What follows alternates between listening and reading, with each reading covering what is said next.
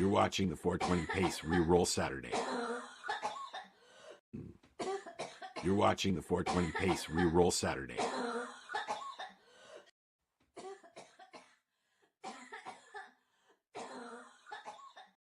So what are you doing? Nothing.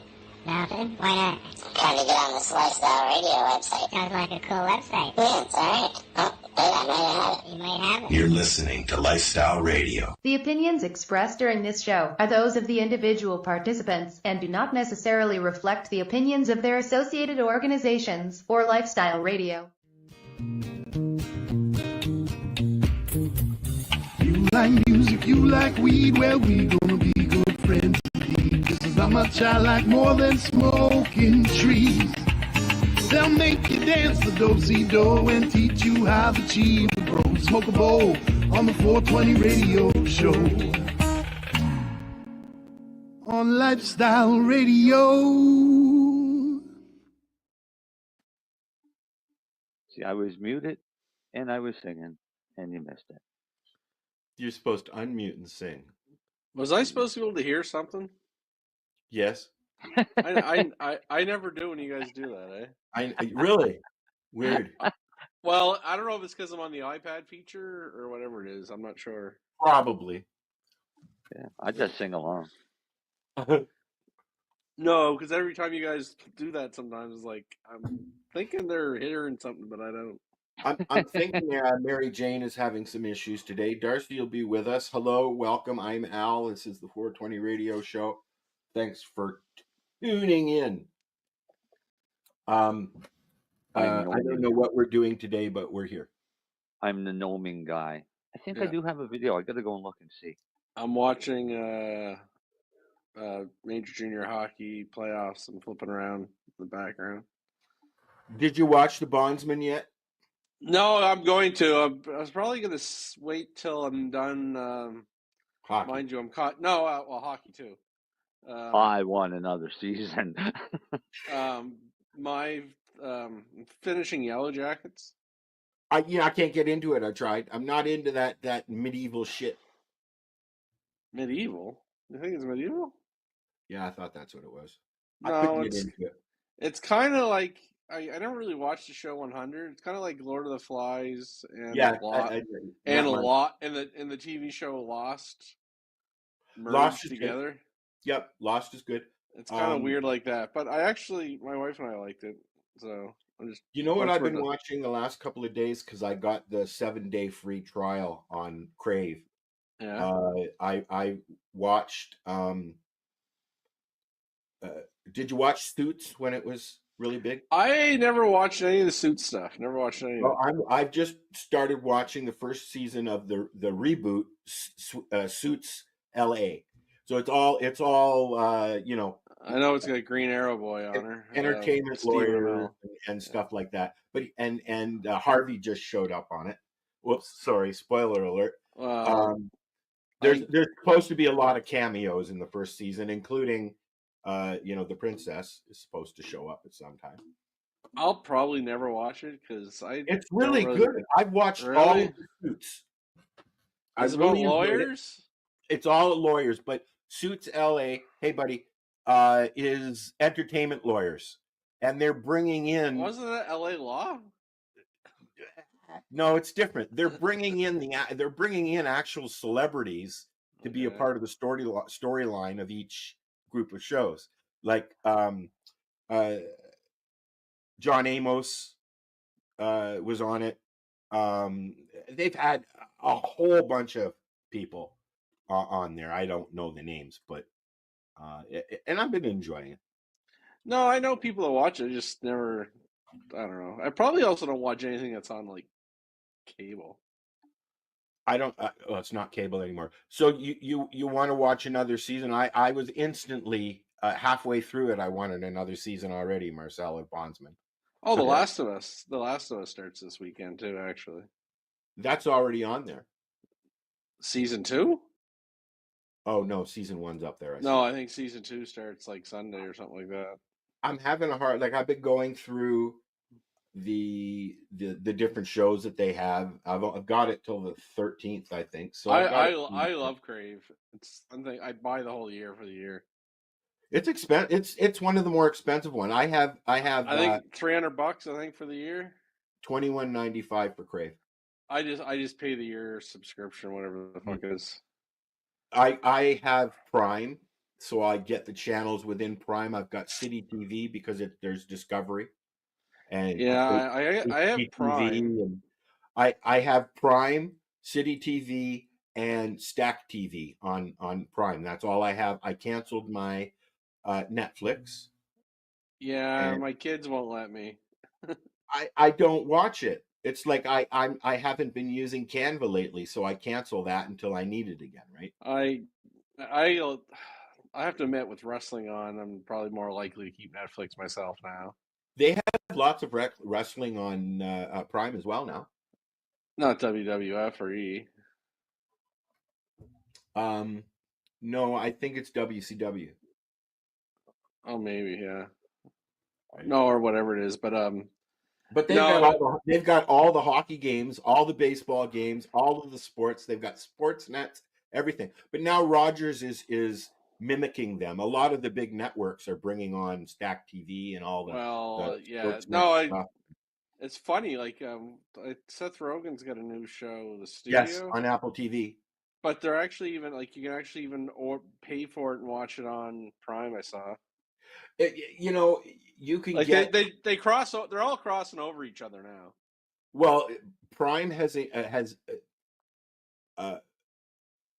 Bell owns Warner Brothers stuff now in Canada, so that's Discovery, TLC, all of those DIY shows.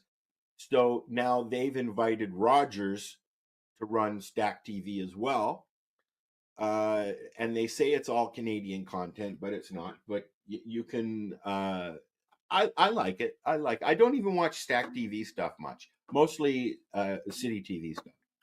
No, but the one thing I do like is Crave. Like out of all my streaming, whatever, Crave's the one that I'll probably always. One of the kids was over the other day, and they saw that I had Crave, and he was like, "Hey, you got Crave?"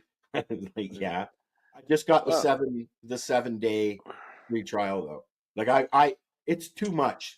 Oh, it's expensive as fuck. A lot of them, you end up paying more than cable TV at some point because of the subscriptions. Because so I've got 1, 2, 3, $12.99, $14.99 plus $19.99 or whatever it is for Prime. So you're looking at $40 a month for all your channels, right? Oh yeah, no, my thing right now is I'd like to get rid of Prime, but like apparently I don't really order off Amazon. You save a lot of money, except for like for instance, I'll give you a for instance. Apple TV right now is $5.99 for your first 3 months if you go through Apple TV. But if you go through Prime, it's $8.99 a month. Okay, I'll order Apple TV like a month a year. I had it for a month. It's not enough content. I had it for a month, and I watched what I wanted to watch. Ted and then I Lasso canceled it. Like I got the Crave one the other day, and I watched a couple of shows, and then I canceled it so that it doesn't renew. Right? Oh yeah. Well, I just find there's so much content in Crave. Like I can't go through it all. I did it for the movies because I was lacking really good movies. So I watched One Ranger, which was really, really good. I enjoyed it. It was basically a Texas Ranger being recruited by the FBI to help capture a Mexican cartel member. It was really well done, right? Okay. No, I actually watch more like HBO stuff, like in series and Showtime. That's where I watch more Crave. Like it's got Letterkenny. It's got Shoresy and Letterkenny on there too, right? So I'm not. You know what? I'm not really a Letterkenny fan or a Kenny fan at all. Even though we're friends on Facebook, I'm just there's not. But some of the things, the clips they do, like that Mennonite one that we played the other day was fucking hilarious. Noah Dick? Yeah, some of the stuff Kenny does is very funny. Now he's starting up again, but it's not Kenny versus Spenny. It's Kenny and there's another guy. Right? They're doing commentaries now or something like that. Are you talking about Kenny Holtz? Yes. He's not part of Letterkenny, though. Isn't he? I thought he was. Oh, no. Okay. I couldn't get into it anyways. I am a Kenny versus Spenny fan. They're actually doing their little road show. I didn't go. No, that's what I mean. Yeah, they've started up again. But Yeah. it's not with Spenny, it's with somebody else. The road show right now is with him. Oh, is it? Okay. Like I said, I know him on Facebook. We've chatted a couple of times, but I don't know. I'm not really into his show. Mary Jane's having problems. Let's see what's going on with Mary Jane. Hello. Oh, uh-oh. Let's not see what's going on with Mary Jane. Oh, come on. We love to see frustration in your face.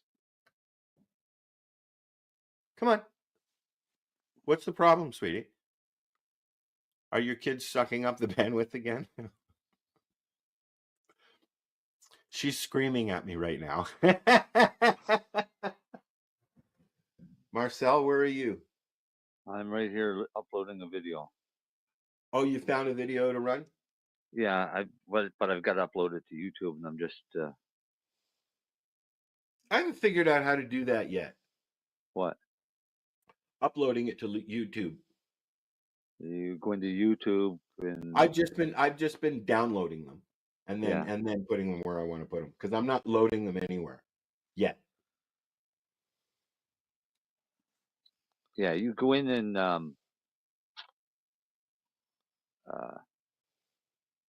into the YouTube Studio. Oh, okay. You can get it right from that.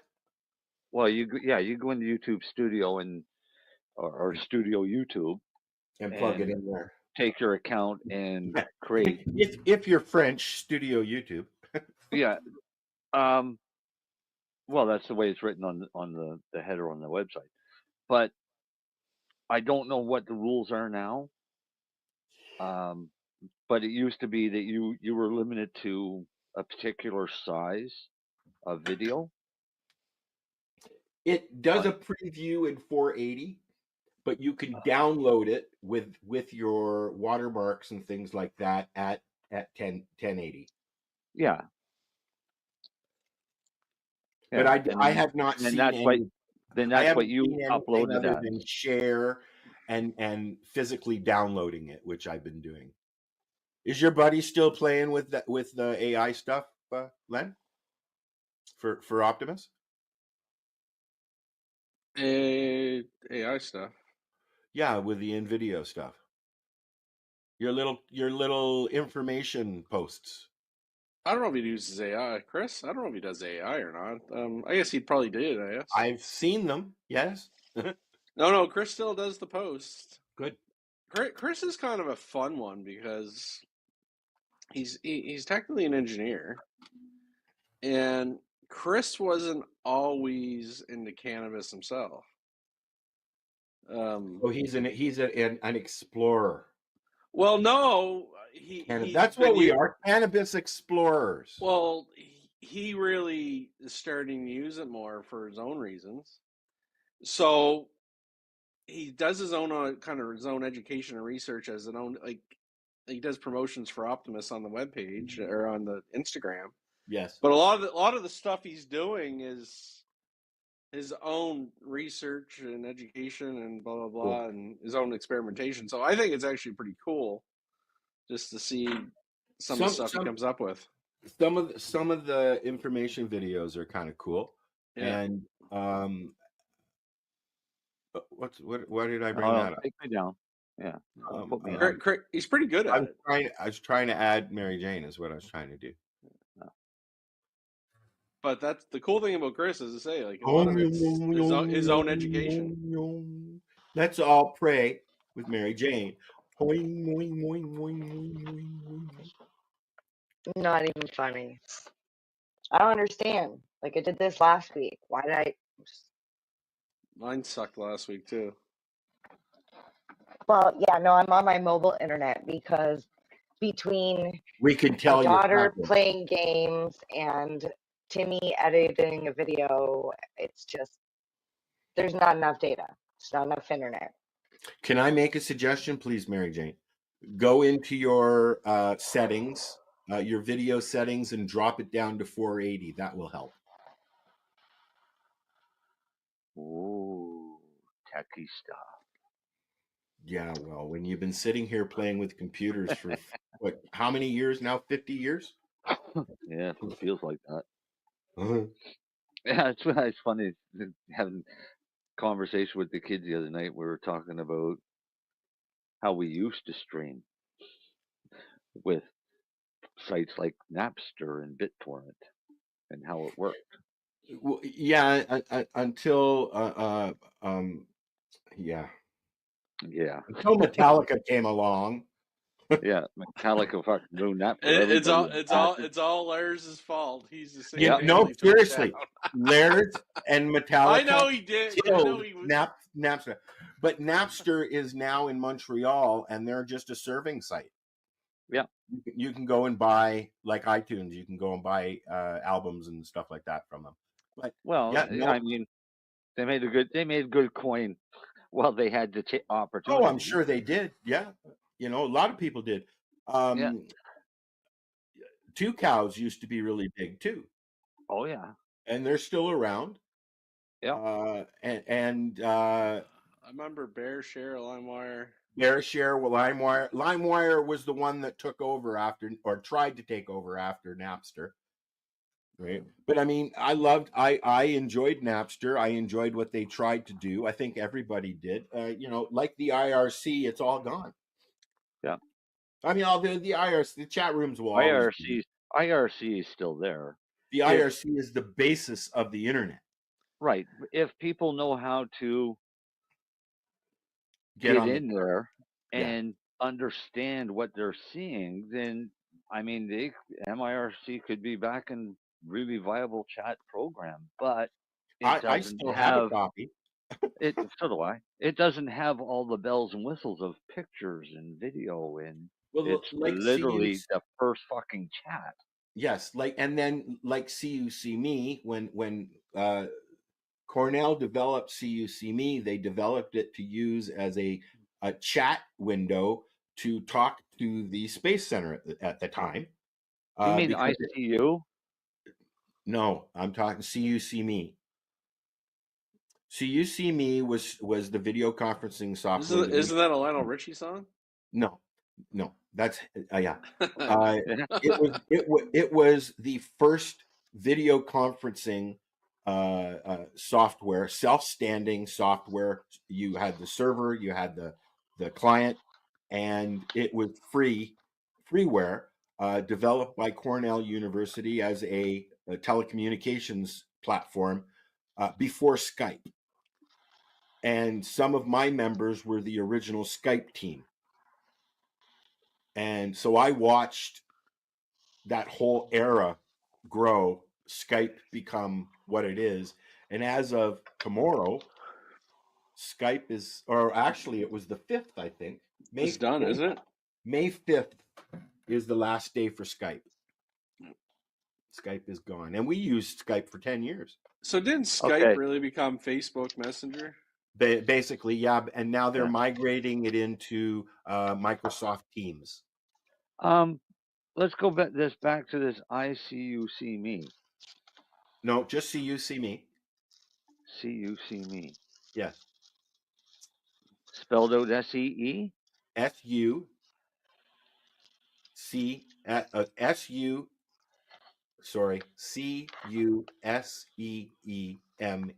Ask a dyslexic to spell something. I thought you were spelling fuck off. I know. I thought you did say FU at the start, right? And then C. Oh. Yeah. No. Tell us how you really feel. It was basically your first teleconferencing software and server setup, and that's what we used back in the early 90s. I hated it. You what? I hated it. I didn't like it, and that's why I liked didn't. it because of the visual aspects of it. Looking at it now, I just went to look at it in Wikipedia, and yeah, I remember it, and I remember I hated it, and I stayed It away was the from it. freeware software that was developed for educational and research purposes, basically. Yeah, it was That was ideally meant to go to schools and stuff like that. yes. Well, you see, that's initially what they wanted to do with it, was bring it into the universities and stuff. So it was sold off from an educational grant. It was sold off into to White Pine Software, who tried to turn it into a telephony suite, and unfortunately, shortly thereafter, Nat came along and killed it, because you can't it the way that the server side was set up, the client couldn't get past the NAT when they started using generic IP numbers and stuff like that, as opposed to everybody. When we first started, everybody had their own address, basically, and then it went into different things, and Rogers came along and blah blah blah blah blah. But it was very well used. Let's put it that way. Thank you, Cornell. Yeah, I have stories that I shouldn't really tell because legal issues. me too. That's like when I die and my book of secrets goes out, because I got a lot of secrets. Well, let's just say near the ending, I had been running the servers on a Harvard admin computer, and I got a cease and desist order from Harvard, which basically killed everything. I tried to keep it going, but at that point, it was hard to do when you didn't have a backbone. Right? Darcy, Those Darcy. programs suck a lot of. Oh yeah, That's Darcy, a lot of unmute your mic and tell Dale where you are, because he wanted to know where you were tonight. Yeah, he's being nosy. Where I was tonight, I was. Now, where were you? I was looking for a dryer. A dryer for your hair? Yeah. Yeah, because he's got a lot of hair. Oh, dryer. Did you find one? Well, the one that I went to look at wasn't what they said it was. Oh, new or you? Classic. Was it a stick and a fire? No, it was supposed to be a front load, one of them newer front load dryers, and it was not a new front load dryer. Oh, was it an old front load dryer? Because pretty much all the dryers are front load. Yeah, but I think the dryer's older than me. Oh, my dryer broke the other day. I can't close the door. The magnet popped in. Mine sounds like it's a fucking army tank going down the road. Yeah, I get that. Yeah. Mine's vintage 1979 kind of thing. Yeah, mine's the one I got down there is lucky from the 80s, but it's on its last legs for a while, but it keeps going. It just sucks because it's his power bill. My landlord, my power's included in my rent. My landlord must pay a fucking fortune for power. He had just popped in when you asked Dale. That's what happened there. Oh, yeah. Yeah, that's why I did that. And then I stopped at Superstore and ran in and grabbed some blueberries and raspberries and some yogurt, and that's what I have for my snack. I just had to Google some grass-fed Greek yogurt. Yes. I had to go Google because when Darcy said the front load washing machine was older than him, I was like, bullshit. I thought all washing machines were top load up until like the 90s or 2000s. Apparently not. They came out in the 60s. Yeah, I've never had a front loading washer or dryer, and I've only seen the top load. That's all I've ever had. I've had both. for ever until like the early 2000s. You've been able to get them since the 80s, anyways. A front load washer uses less water. Yes, if I'm going to get a new anything, I'm going to get an all-in-one. Yeah, I just want that's to say becoming my quite washing popular machine, right now. my washing machine is the coolest.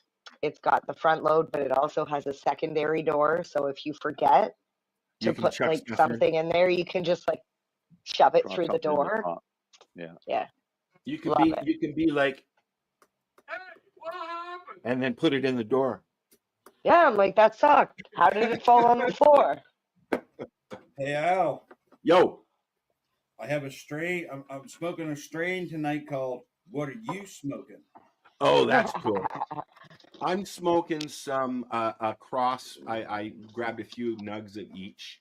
I've got some master. Oh, wait.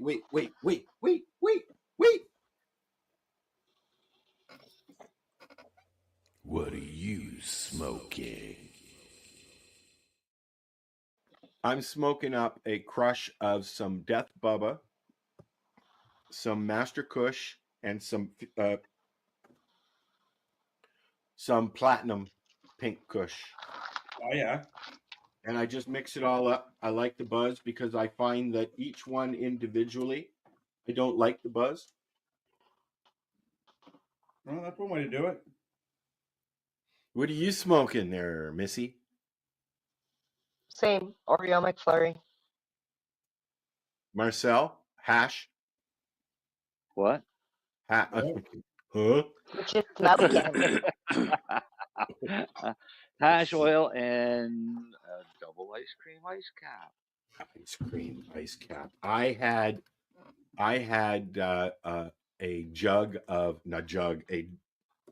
carton of Cherry Garcia the other day. Love me some fucking Ben and Jerry's. Cherry. Ben and Jerry Cherry Garcia. When the show's over, I will try the vape that Nick told me to try. Haven't you tried that yet? No, this is a new one. Why didn't you try before the show?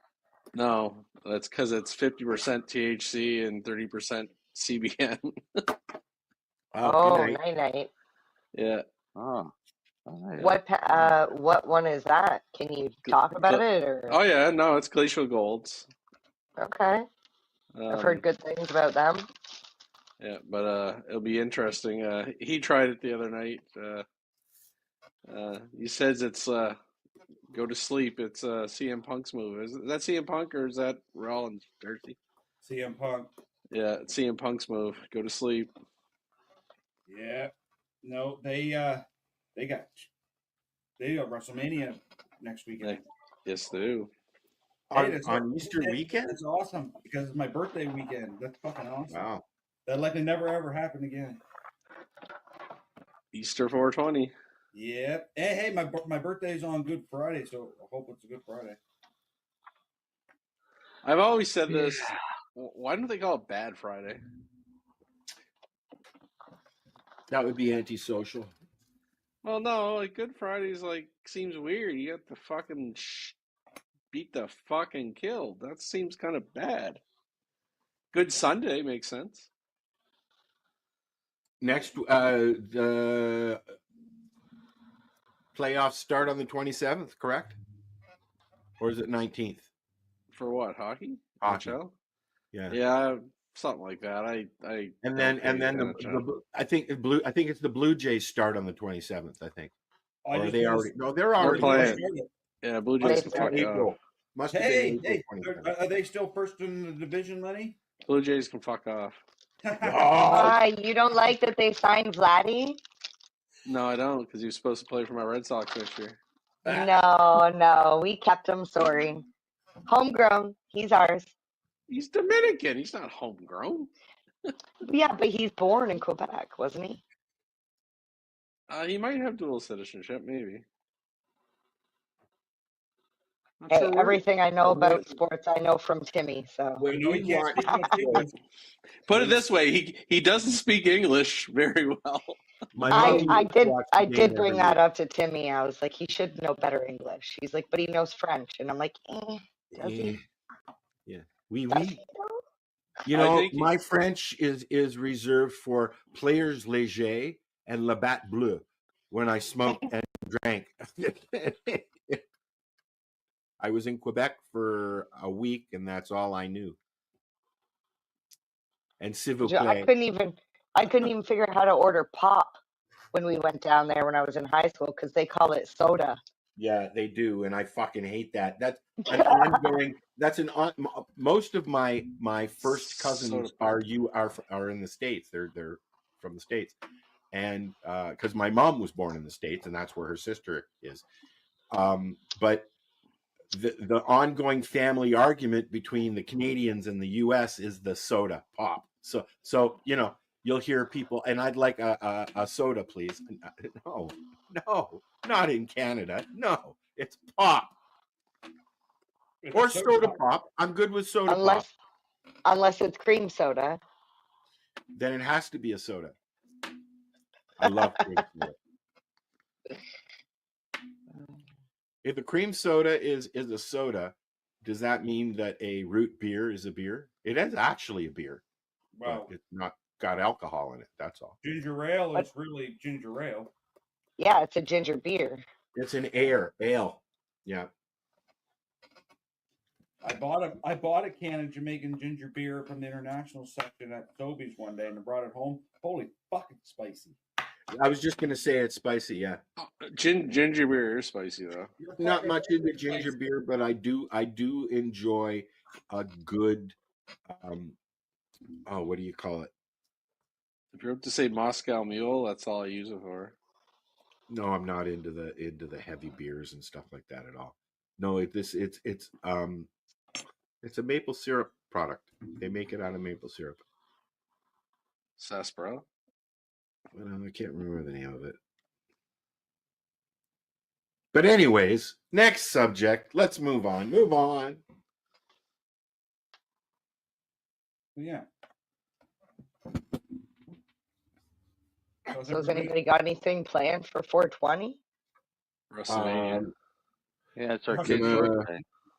Going for they're having my friends are having dinner on the Saturday, which is 420, or 420 is on the Sunday. Yeah. Just because kids and families and mixed families and stuff. And the fact that it's Easter. And it's the fact that it's Easter. Yeah. On 420. On 420. Yeah. So all the little eggs should be before. filled with buds. Well, what you got to do is you got to have an Easter egg hunt, and what you do is you go to the drugstore and buy a whole bunch of legs, and then crack them open. Give the nylons to your wife. Take the eggs, put buds in them, and then throw them out in your garden, and have an egg hunt. Or I could go to the dollar store, get empty plastic eggs that come apart, fill them up, and throw them out, nice and brightly colored. Yeah. I don't put as much bud in because they're much smaller egg than those legged eggs. And I don't like people, so I'm still not going to fucking do it. Marcel, you love people, and this is why you are going to do it. Yeah. I expect a cake for my birthday. When's your birthday? Is this your bad Isn't Friday? your birthday like the fucking 19th or something? Bad Friday. 18th. Next Friday. Yeah. All right. Happy birthday. I didn't tell you all I wanted for my birthday was to see my friend. Wow. Mary Jane, is that your new riding crop? Marcel, you should show up, but just don't bring a cake. Darcy, we'll do a video call. Whatever you were playing with there a minute ago. Looks like a riding crop. No, it's wire. Oh, okay. Drum wires. No, they're just loose wire. I'm gonna make a tree. You are a little bit of a loose wire, so that's all right. Thank you. You're welcome. Hey, that's okay, Darcy. Easter Bud Hunt 2025. The other one didn't ask me for a birthday cake yet either. Well, I'm gonna tell her not to ask for one, then that way there I might get one. Okay, Dale has a question. Yes, Dale. I can't hear him. I can't see it. Anybody think of outdoor varieties for this season? No. No. What do you Probably got for me, whatever's Dale? available on the reserve. Whatever's available. They usually go out May 2-4 weekends, so there'll be a plenty soon. Yeah. Yeah, but they're just small when you buy them. You gotta buy them ahead of time and grow them inside a little bit and get them bigger. So when you put them out in May, they're already nice size. When I went on my way here, when I closed up the farm, I brought some back from Sweetleaf that I had gotten. And I was still in my apartment for a couple of months. They just sat in my window for a few months. When I got here, they were put out in the backyard. And that first round, they were fine. They just didn't have enough time to do what they needed to do. That's why I got the greenhouse. Yeah. So no, I have not yet, Dale. Although I've been going through your seeds and the skunks. The skunk is going to get started soon. How about this? I'm going to go with purple satellite crossed with whatever the fuck it's crossed with, Durban poison, and Kush mints. I'd like to try some Durban poison here. Really? That's what No. Isn't that a sativa-ish strain? Yes. Yes, but it's an 8-week sure sativa. is. It is a great sativa Yeah. because it finishes outside here. But it's a shorty, isn't it? Yeah, I just worry about Al because you're so high up on the parallels. Durban poison? No. Well, what do you mean short? In height or flowering time? Flowering time. Short flowering time, not short height. No. Yeah, I'm not bothering with fucking sativas again this year, other than the one that I liked, because that was a big fat fucking waste of time last year.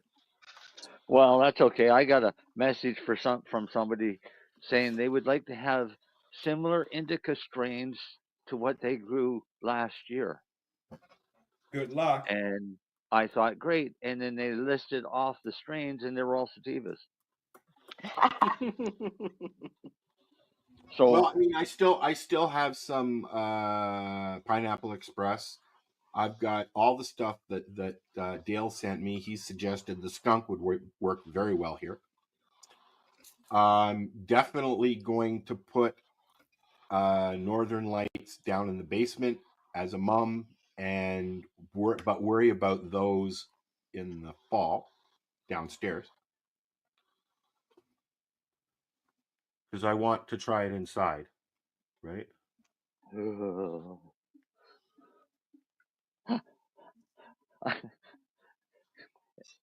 Yeah, inside's great. Well, I don't want to grow inside. It's an extra expense, but I don't really have a choice up here. Inside is also, you're in there twice a day, on average. It's just downstairs. Yeah. I'm looking at bringing somebody in to redo my stairs downstairs, because I don't really enjoy going up and down a ladder. Put in a chairlift, Al. You know what? It might be cheaper. You can find them all over the place. You can get used ones really cheap. I've seen them on the internet. Yeah. Fuck yeah, people die all the time. Yeah, and I'm sure there's most of this village is retirement people. It's retirement village here, right? Golf and water and tennis and yeah. But town's coming alive. We're having the great melt now. Melt. My street looks like a river. We're having our typical weather of snow, rain, sun, rain, snow, all in the same day. Yeah, we've got rain coming. We've got snow and rain coming this weekend. We've been under a fog warning for 3 days. It's like creepy movie or fog time of year. Nice. Yeah, I like it because you can get some really cool night shots. We get double digits in rain tomorrow. We have not had double digits. We have only had maybe up to 4, which is Shit, it was like coming up next 14 week. degrees. Yeah, last no, week. we're still in the minus at night. Yep. Oh, you should move further south. Yeah, I was wearing a t-shirt Should have to the gone to mall fucking today, Florida. so I thought it was But crazy. then I'd be evicted. Yeah, you wouldn't be able to grow there. Which is sad because it's like good growing conditions. Mm. So, Marcel, what's your video? Oh, you want my video? Well, yeah, we need something because we're already 45 minutes into this show and there's not been anything really Okay, so informative. here's the problem that I have with this video. I don't have a problem with it. But where the problem lies is I don't remember what I asked it to do. You don't remember the prompt? Yeah, well, I know it was something along the lines of make me a video showing from flower to harvest. I have one of those as well. Okay. Yeah. So this is what I come up with. So if Al wants to share me. Where's my mouse? Which mouse? Which mouse? Hang on. Side are special. All right, start it over. You ready? Are we ready? I'm ready. Cannabis is a fascinating plant. It is more than just a source of relaxation or medicine. Hidden inside are special chemicals called cannabinoids. These cannabinoids interact with our bodies in unique ways. They hold the key to understanding the plant's effects. From pain relief to altering perception, cannabinoids are the magic within. We will journey through the life of a cannabis plant. We will see how these powerful cannabinoids develop. From the first appearance of flowers to the moment of harvest, the plant changes. So too do the cannabinoids within. Understanding this process is crucial. It allows growers to maximize the plant's potential. The flowering stage is critical. This is when the cannabis plant truly comes alive. Small resinous buds begin to emerge. These buds are where the magic happens. Within these buds, cannabinoids first appear. One of the most well-known cannabinoids is THC. This is what causes the high feeling. Another is CBD, known for its therapeutic potential. At the start of flowering, these cannabinoids are present, but they are still in their early forms. They are not yet potent. They will transform as the plant grows. As the cannabis plant matures, the buds swell in size. The plant pours its energy into their development. Inside, the cannabinoids are also changing. They are becoming more complex. Think of it like baking a cake. You start with simple ingredients, flour, sugar, eggs. They are combined and baked. Through a chemical reaction, they are transformed. Similarly, cannabinoids are transformed. Through a series of chemical reactions, they mature. Section 4. Time passes. Cannabinoids mature. The passing weeks are crucial.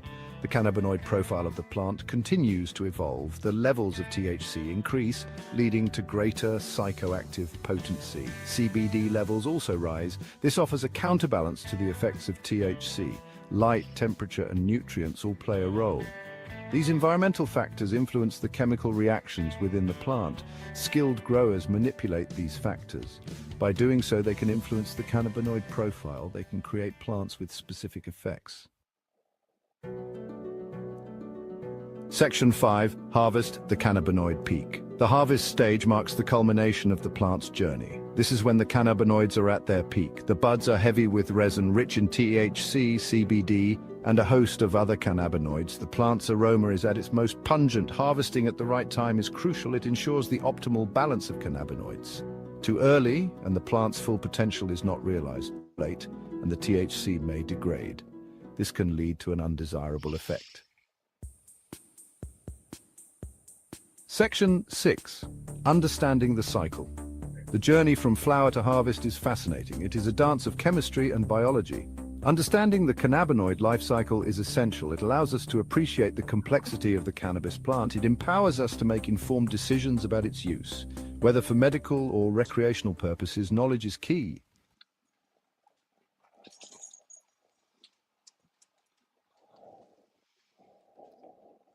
That was a And shorter one. And there you have it. That was over 3 minutes, surprisingly. Not bad. Now, have you found in any of the ones that you've done, have you found any incorrect information? Nope. No, I mean, the one thing that find that's incorrect with that video is the use of other plants like fucking dandelions and shit like that, for demonstration purposes. But other than that, no. It seems pretty bang on. One of the things that they warn you about when you're doing the videos is they say, please note that the AI can be wrong. Oh yeah, because you got to remember, it's only taking information that That it finds. Yeah. it finds virally, like in the wild. AI is kind of cool. It's scary at the same time. Yes. Lay down, babe. But it is kind Now, of well, cool. we're entering into Hal's universe, right? Oh, come on. We're talking about Terminator. Terminator. Oh man, Hal from Space Odyssey, man. That's the first AI. I know, but it wasn't as cool as the Terminator, Skynet. Yeah, but Skynet was much later because he came back from the future. Yeah. Which I think technically is right now. Yeah. I got to remember what that timeline was because I saw it, and we're pretty close to when Arnold should be coming back. Arnold is not coming back. They're trying to find a way to continue the whole line of movies without Arnold. I just read something about it the other day. Keanu's doing number 4. They've figured out how to bring him back from the dead. It was all fake. What are you talking about? What? You talking about the Matrix? Yeah. No.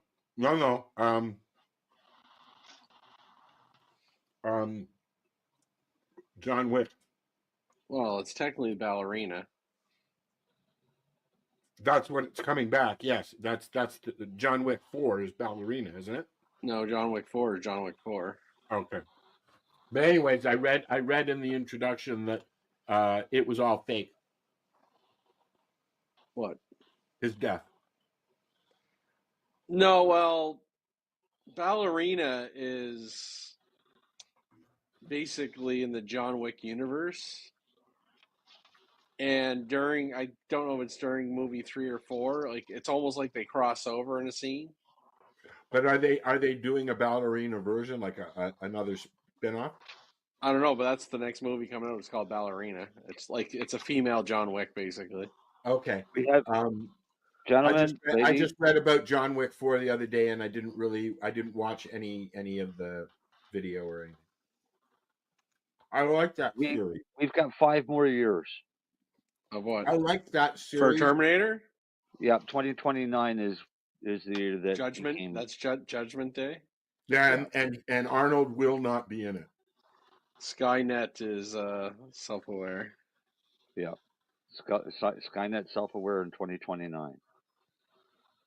I liked all the Terminator. I enjoyed all the Terminator movies. I know Hi, D. How are you? I like a lot of the movies with Arnold Schwarzenegger, not because I thought he was a good actor, because he wasn't. It's because his movies stories had good stories and a lot of action. Well, there's a reason involved.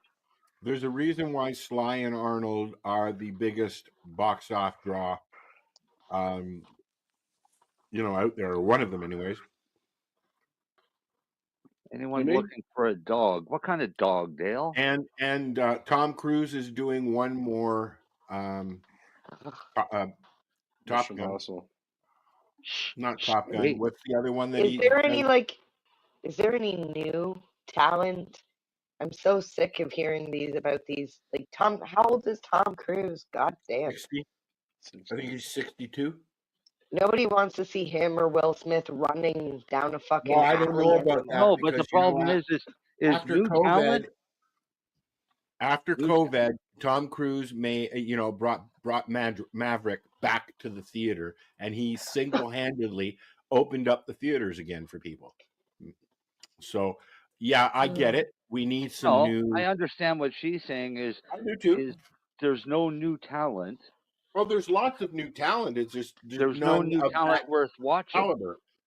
No, it's Right. that Hollywood, for some reason, keeps casting the same people over and Because they make over money. again. How much, Because they make Dale? money. How much is that doggy in the window? Why are you trying to get rid of your dog now? Your other dog? Who? Dale. No, I don't think. I think he's probably trying to help the breeder unload some really big. Who, you hawking your garbage. puppies now? No, but if it's a half decent price, I might know somebody. Females are 15. Any all black? With papers? I don't care about papers. I want. I spend $1,500 on a fucking dog. I want papers. I want 2 black cane corsos, and I want to call them Apollo and Creed. One of the and I've one of wanted the to kids, do this for a very long time. One of the kids has one, and he's fucking huge, Yeah. but he's a beautiful dog. He's just like he's probably 3 now. Oh yeah. A Corso he has. Yeah. Right? See, they're very obedient dogs if you train them right. Right. I love Corsos, and a Corsos would be a little bit smaller than Sadie. Oh yeah, but this one is pushing 200, and it's only 3. So yeah. Yeah. Well, you think a Mastiff is big? Guy jumps on your lap and you're fucking done for the day. What do you mean? Think a Mastiff is big? A Cane Corso is a Mastiff. I realize that, but it's the larger one. It's the large. It's one of the larger. There's larger Mastiffs than Cane Are Corso. there? Oh fuck! English Mastiff is larger. I didn't know that. Oh yeah. Hey Marcel, Cane Corso's cannabis question for you, Marcel. What? Go for it. What's the best carrier oil? Best carrier oil? Virgin olive oil. Nope. Anything high in omega-3s if you know how to do it. Oh, okay. Other than that, I would look at something natural along the lines of olive oil or unrefined coconut oil. What's the difference refined and unrefined?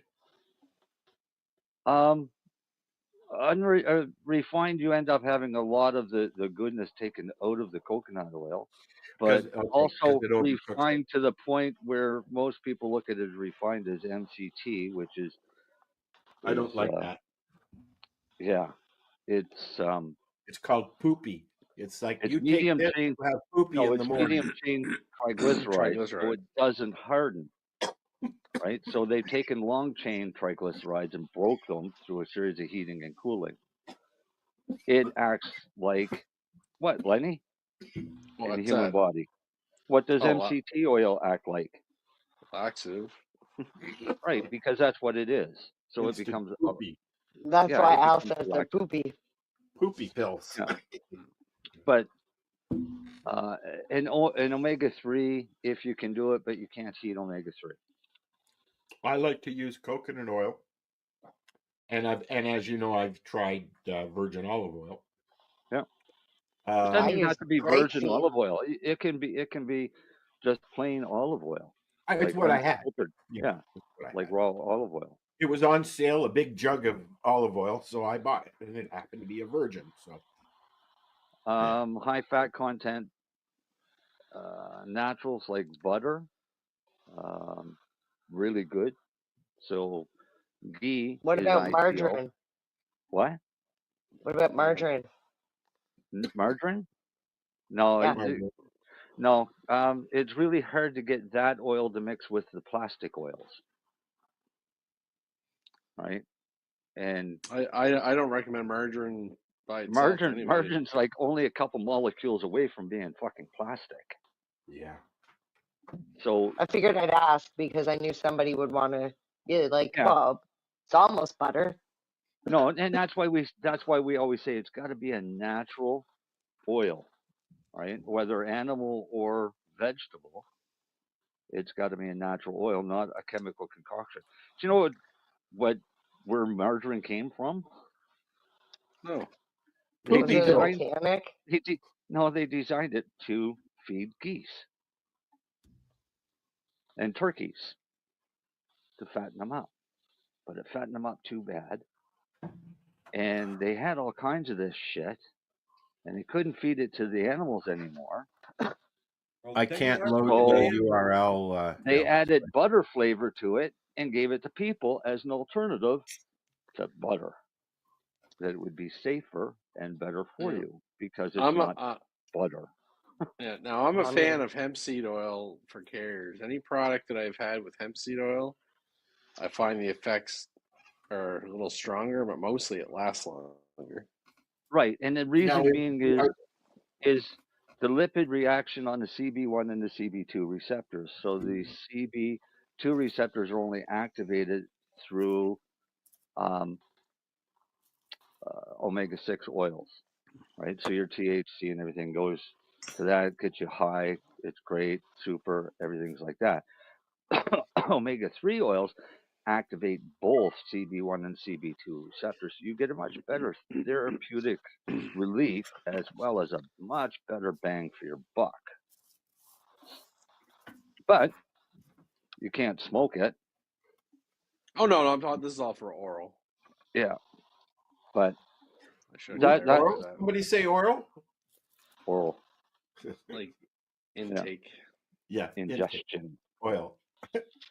Yeah, And I then- like to infuse mine with grapeseed oil, but I'm not eating it. I'm using it topically. You could eat it. I know, Grapeseed but oil, I you can just eat like. grapeseed oil. I know, but the reason why I use grapeseed is because of the way it feels on the skin. Well, Does it for feel great? massage oil basis, grapeseed oil is probably your best base, even over the synthetic basis. And the reason being is it leaves a more velvety texture on your skin Yeah, than it's any the of the other absorption. carriers. Yeah. So my massage oil I make is a grapeseed oil base because I talk to massage therapists and ask them what's the best base. That absorbs the skin. It breaks that barrier, from what I understand. Not. You don't feel oily. No, it's nothing like DMSO that's made to cross a barrier will break the barrier.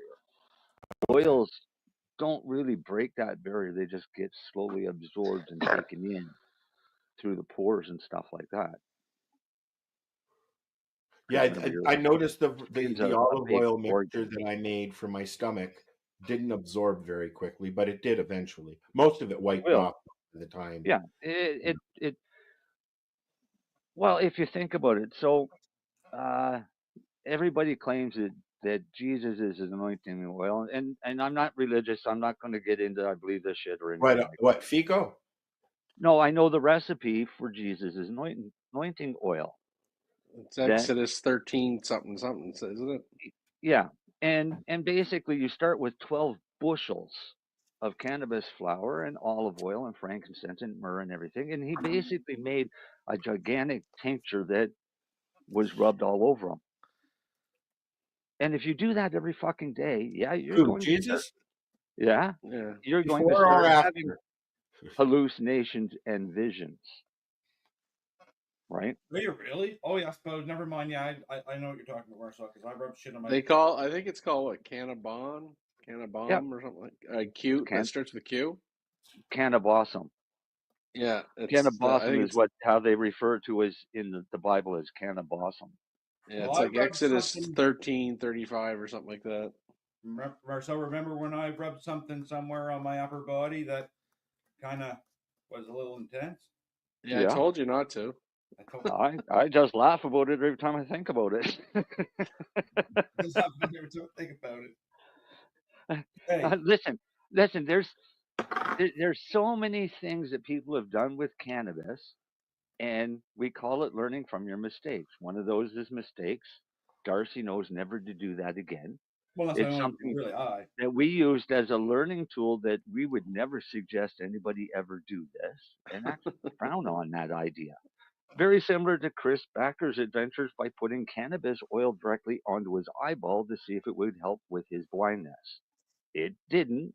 It hurt, but now we know. Right? Of course it hurts. I get crystal in my eye every harvest season. Yeah, but he was putting full oil for a week into his eye to see if it would make a difference. You can imagine the amount of pain that he went through. I wouldn't think there'd be much absorption there. No, because I think as soon as it hit the eye, the amount of tears would start trying to wash that shit out. That's what I mean. It would wash itself out before it had any use. Yeah. We just lost 2 people. Come on, people. What the fuck? Right. What 2 people? We were at 7 people watching, and now we're at 5. Maybe we should go back to talking about movies. It's because you were talking about Jesus. I do have a question about a movie. Did you guys watch Self-Reliance yet? No. Who's in it? I don't remember the name of the guy, but it's got like Christopher Lloyd is in it. Andy Samberg is in it.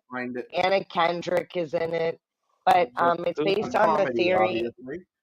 No, it's a dark comedy. It's based on this like. Yeah. Are you sure that's not the conservatives' platform? Well, I've seen it listed, Mary Jane. You've seen it?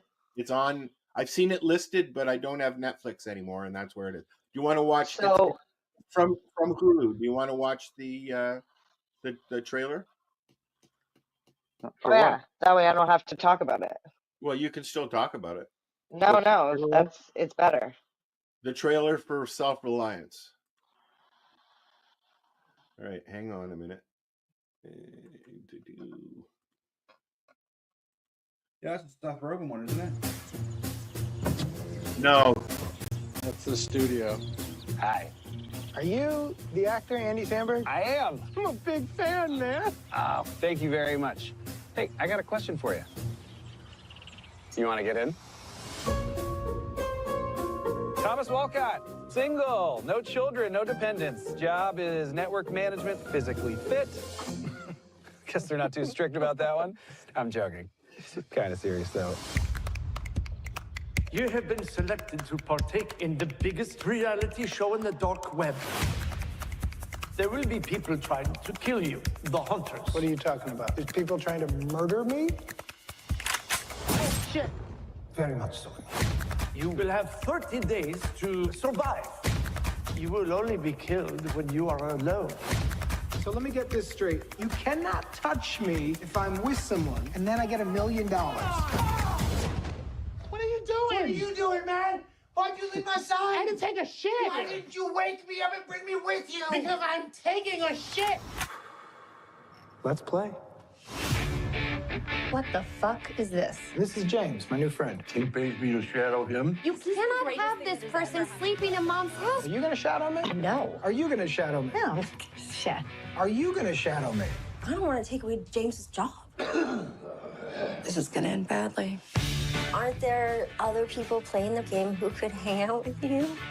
Just say it. You're not gonna. No, I'm not gonna murder you. Are you gonna murder me? No, I want to be on the same team as you. You want to spend all our time together after knowing me for 5 minutes? Let's fucking win together. They can't kill us if we're together, right? Stop. Oh, okay. Good night. I hope no one murders either of you. Wake up. You are not as safe as you think you are. Hi, guys.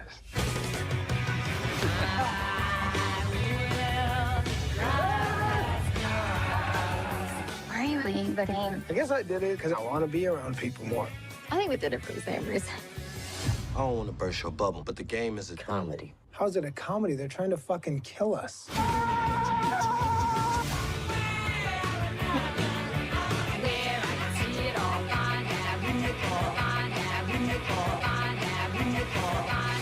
Get in the car. You been having fun? Did you just ask if I was having fun? Yes. No. Rerolled Saturday. Check it out. Nothing but non-stop cannabis and psychedelic programming. Find it at 420piece.ca. Hi, I'm Timmy. And I'm Mary Jane. He's the newbie. She's the doobie, and this is the show where we toke cannabis. Talk. From both sides. Is that even possible?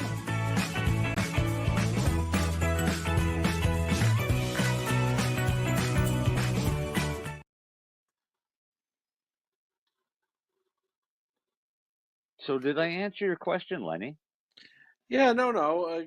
Have you noticed anything different as far as like effects when you try one versus the other? Like I say, my whole thing, I've been trying to convince certain suppliers and people coming up with things, and I was like, if you're not doing hemp seed oil, you're kind of being not where you should be, in my opinion. A dick? No, Yeah, but most of them do MCT oil. I won't use anything with that in it for the obvious poopy reasons. Is it because they don't know how to properly mix it, Lenny? Is why they're not? No, it's because it's cheaper. It's cheaper, both in raw product and in labor. And it's what people started with, right? They all just... Yep. But I know anything that I have had that's hemp seed oil based, and there's a couple companies and things doing it now. I can just tell myself anecdotally it works better. Yeah. Most people I found have said the same thing. Well, it kept me alive, and I've tried a lot of different carrier oils over the years. Yeah. And that's the only one that I can honestly say worked. Or worked with the best effect. It works better. Like I said, I've had some MCT. Mostly, again, to me, once it's in a soft gel. Well, once it's in a soft gel, it doesn't really matter what it is, right? Well, well, no, it does. Taste-wise, it does. Tell that to your stomach.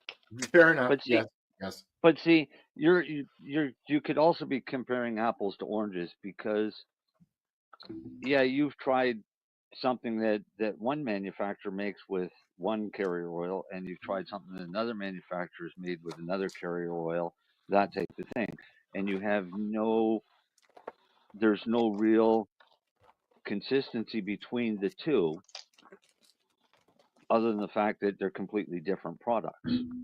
Whereas what I've done is use the same base product of the cannabinoids with all of the different types of oils. And that's how it resulted back to an omega-3 oil. Can you mix it with different oils? What? When you make it, could you use MTC and coconut oil and like to mix it all together? You could. I just don't know why. If you wanted to, yeah. Why would you want to though? Right. That's the point. I guess that's the point. Yeah. But I mean, no, I've just if you're just looking for a carrier oil and you want inexpensive carrier oil, easy to do, olive oil. Olive oil works perfectly fine as long as it's olive oil and well, I mean, canola oil worked, but it's friggin' canola oil. That was not really meant good to be for you, motor oil, right? It's like getting margarine. Yes. Yeah, pretty much. Right. Well, I kind of group MCT, canola, and margarine all in that same category of oils that you shouldn't use. Right? But I just think there's a cool factor to using the problem hemp is oil. if you go to the grocery store and you don't read the labels, you don't know what you're getting anyways. Because some labels will actually tell you that it's canola oil flavored with olive oil. Vegetable oil is usually canola oil and or palm oil, which means it's all vegetable oil. And then canola oil is canola oil.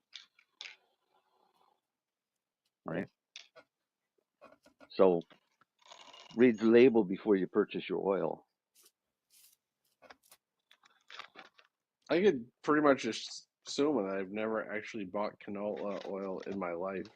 If you've ever bought a jug of vegetable oil, You I don't buy that probably either. you probably bought a jug of olive oil or canola oil.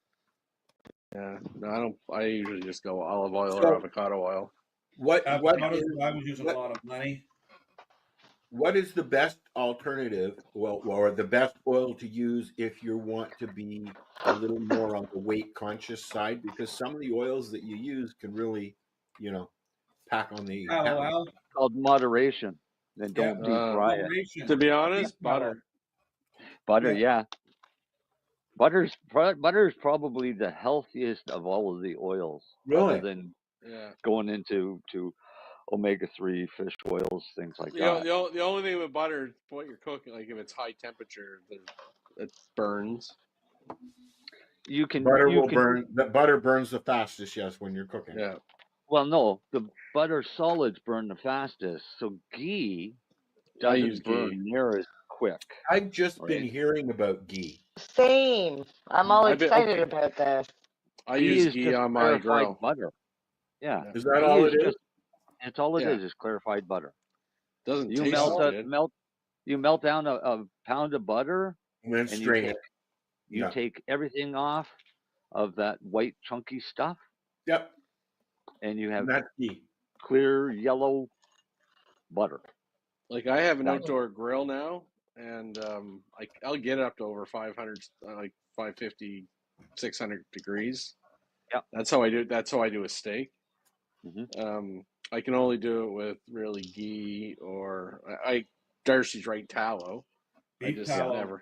I never get it or make it, and The problem with beef tallow is the price.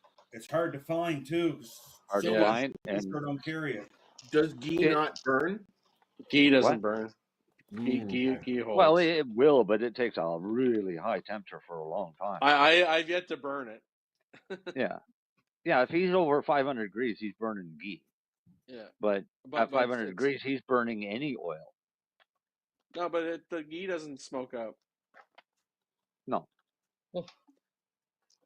Plus, it's not as flavorful as just melted butter. No, it's but not. it still It's- does They- have a butter flavor So they to it. use ghee for things like basting and stuff like that, correct? Sure.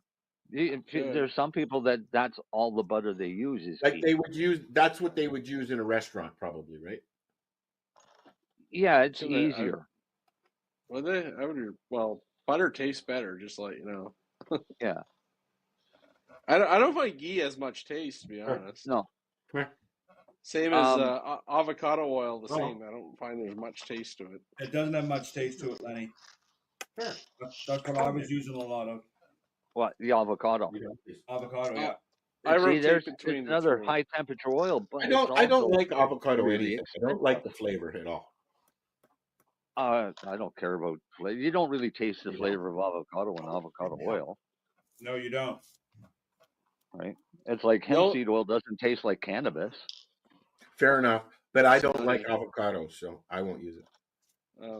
No, but you really don't taste avocado oil. Maybe on my eyes a little. Yeah, I don't like avocado either, but I love avocado oil. Yeah. So, just saying. Take that for what you will. Okay. Wow. Sounds like I tend to use it. I'm using much less olive oil. I don't know why. I just started switching to the avocado.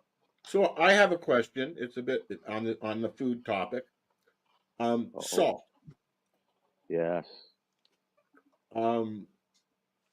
Salt and your prostate. Salt and prostate. Salt and your prostate. Would using too much salt aggravate a prostate issue? I will tell you in a second. Well, Al, here comes ChatTP. Well, Al, I will say I've never had that problem. I switched my salt from pink Do Himalayan. women have a salt. prostate? No. What? No. No. So you Well- wouldn't have that problem. It's a joke. That's what she was going with. I get it. I switched All my right. salt to Yes. to Atlantic sea salt. Your answer is yes, Celtic sea Al. salt. I know because I did it the other day to look it up. Excess salt intake can potentially aggravate symptoms associated with an enlarged prostate or benign prostatic hyperplasia.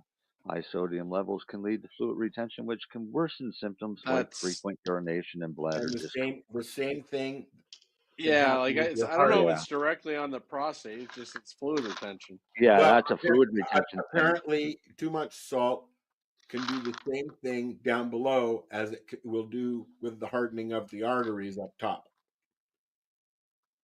It constricts the arteries to constrict the blood flow, which can cause problems with your heart and the flow down to your prostate or something like that. Yeah, but you also need salt. Yeah, but I'm talking too much. Like seasoning while you're cooking is one thing. Dumping a half a can when you've cooked and you're eating is not okay. Right, Right? exactly, and that's a matter of moderation. Nothing in excess is good for you. Right? Well, It doesn't matter what it is. because of my deviated septum and my sinus issues, I'm losing my taste. And so I'm using more salt and now I'm having issues.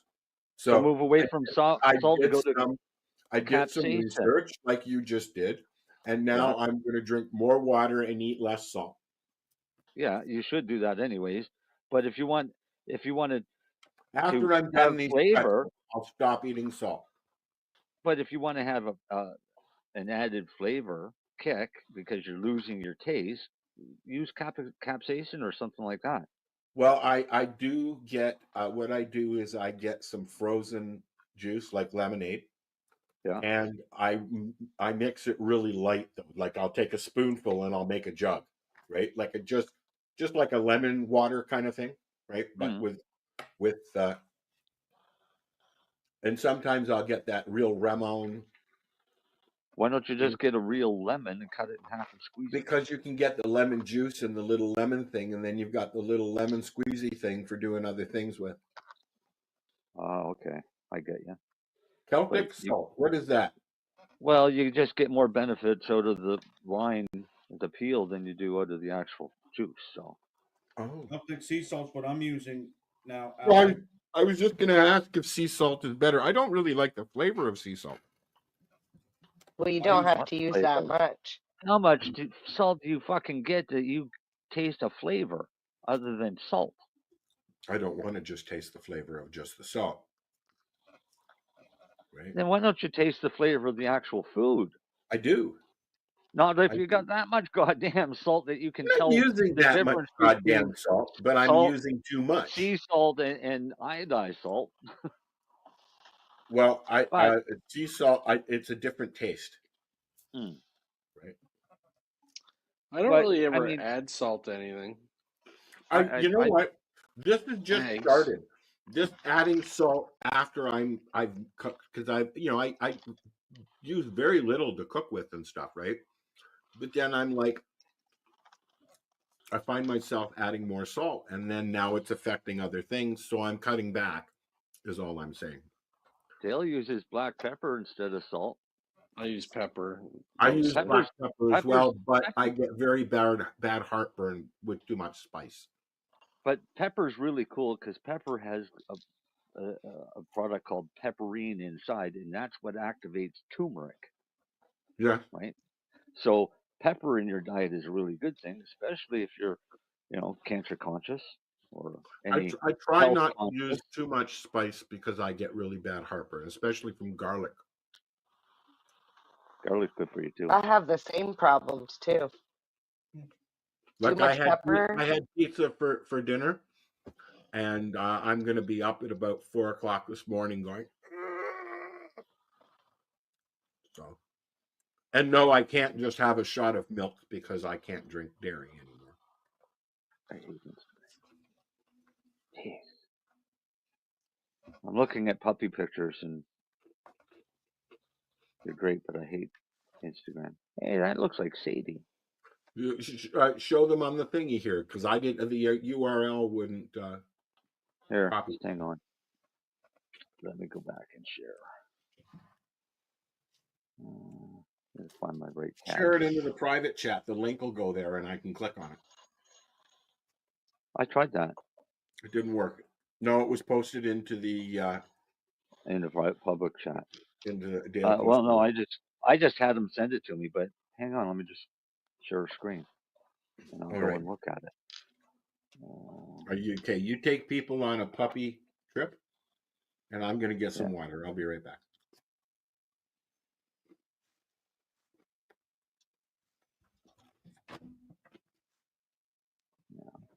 On. I'll go back up here. That movie trailer, by the way, looked really good. I was just gonna say, you guys were talking about movies, and then you stopped talking about movies, and I was like, I didn't even tell you the best one, which was the one I think Lenny actually went to bring up with Rogan in it. With Rogan movie? Yeah, Seth Rogen. Oh, the studio TV show, you mean? No, maybe it's not the one you're talking about. I was talking about Dumb Money, the GameStop story. Oh, yeah. Well, yes, we watched the trailer, but then we came back.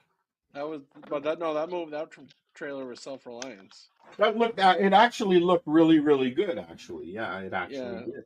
So that guy. Aww. That's that cute. guy was from what's the TV show, New Girl? So these are English mascots. Was it New Girl? I think he was also in Brooklyn Nine-Nine. That's going to turn into 175 Andy pounds Samberg of dogs. 200, over 200, right there. Yeah. Because but no, I think the other guy was too. Jake Johnson. He may have had a small role, but he wasn't a recurring role. Al, that dog is the size of Sadie, and Sadie's 200. Wow. Come here, baby. So that was a you had to bring up dogs. Come here, Rose. Did you ever watch the movie Pop Star with Andy Samberg? Probably. Yeah. I'm not a big. I'm not. Never Stop Stopping. Never Stop Stopping. One of my favorite movies of all time. Anyway, Lonely Island Boys is his group. Him and the three guys that were in that Pop Star. That's the group. The old Lonely Island Boys. So that's movies done by them. Lenny. I love that funny movie too. I love that. I love their music video. I'm on a boat. What's that? Their music video. I'm on a boat, motherfucker. I'm taking this off, Marcel. Yeah. Yeah, take it off. Yeah. Because, wow, stop sharing. But they used to do a lot of the SNL movie song skits, like Dick and About. I think that was all of them, right? It was, yeah. Yeah. See, SNL is going to the UK now. I haven't been a fan of SNL They're since doing an SNL the UK originals now. left. Are they? Yeah, it starts spring of 2026. They were talking about it the other night, actually, on the news. Surprisingly enough, I haven't watched SNL in so long, mostly because I can't stay awake. I watched their special, 50th anniversary special. I've started watching every night. I flip back and forth between Steve Colbert and Kimmel. I don't like any of those guys. Yeah, I would rather Letterman because I'm a huge Letterman fan. I can't get into John at all, Jon Stewart, really. Although I used to like him. Hey, Al, do you have an iPhone or a Samsung? I have a Samsung. Oh, then you should go on Samsung TV because they have Letterman I've been TV. seeing posts, people telling me that. Yes, so I'll look. I just have it. A whole channel that's just and it's all free. Letterman. It's all free. But I'm on his YouTube, so I get all the updates as soon as he puts them out, and he's doing. Oh no, these are like classic Letterman. I know, no, he puts out classic clips all the time, but he's got the channel Letterman channel, and they've started putting. He does new stuff with Paul, and he's got a new interview with Paul, either on Netflix coming up or something. Oh, that's great. Yeah, I enjoy his interviews. He's entertaining. He was quirky. I miss Letterman. I also miss Craig Ferguson. I really enjoyed Craig Ferguson. I do like Craig Ferguson. Yeah. And we used to have Jeffrey Peterson on the show all the time. and he does not like that at all. He actually said, "I'm the real Jeffrey Peterson. I would like to come on your show," and they never contacted him back. So he's doing really well, though. By the way, did you hear back from him, Mary Jane? No, When I are did you not. going? July. I'll let him know. What's Jeffrey doing right now? He's bouncing around Vegas doing comedy clubs. Yeah. And hosting. He does a lot of emceeing, right? That's the 420 comic we're talking about. Oh yeah, no, I know what you mean. Yeah, no, Yeah, I'd love to. But I told you to get a hold of him when you went down to Vegas last time. You didn't? I didn't actually. I don't think I didn't end up going. That was COVID. Oh yeah. That's when I was supposed to go down. And I haven't been in the States really since COVID. I have no interest in going down to the U.S., and it's not for any political reasons or anything. It's like expensive. It's just because that travel is that yeah, it's expensive. Well, you lose 30 cents every time you go down there. Did I tell you guys the travel hack? What's travel? Did I tell you the travel hack that I did to get my flights included for free? No. So I was looking up flights, and it said I was on Expedia, and it said get this flight free if you book a hotel. Oh, okay. But I had already booked a hotel for the 4 days or the 3 days that we were going down. So I checked to see what it would be if I booked a day early, and I said I only needed a partial stay. So I ended up paying like $600 for the two of us to fly down to Vegas, there and back, and a hotel for a night. Like, I love Las Vegas, but for me, I've never been. It's so much fun, but I like going to the shows. Like, I like Cirque du Soleil and stuff like that. We used to go to Florida for the March break and for spring break and all that. And but have you been to Vegas?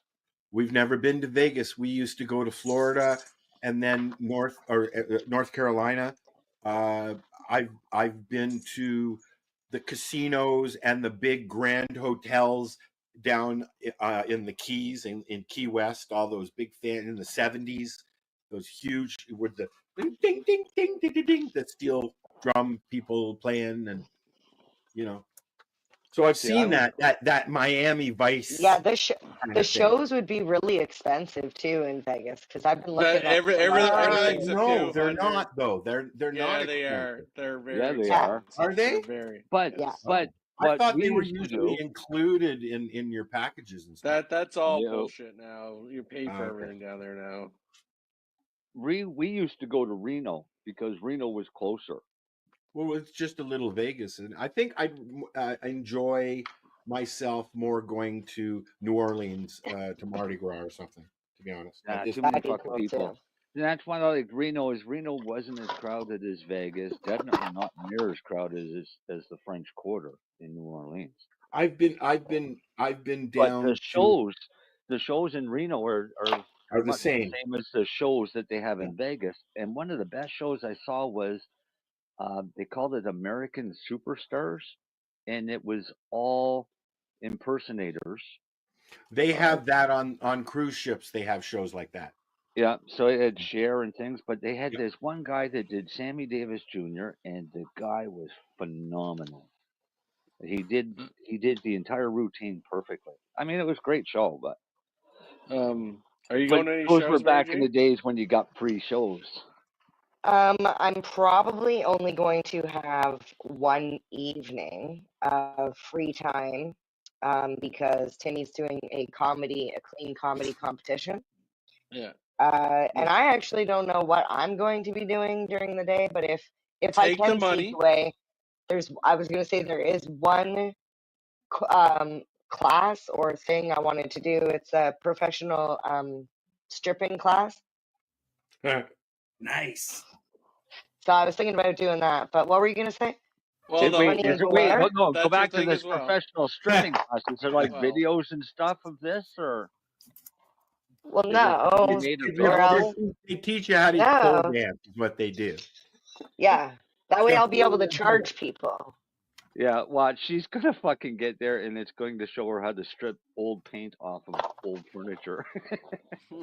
Let's do it. no, I actually already know they how to do that. they do Yeah, have well, those classes down there. yeah. The best course show they that I've do. ever saw there was it is Michael Jackson one. Okay. Circus. It's Get worth over it. here. It's expensive, Go but away. it's amazing. What? Benny, you need to go. If you go back down now, you want to go to the Sphere. I Yes, would check I'd out like to the go see Sphere that. too. Yeah.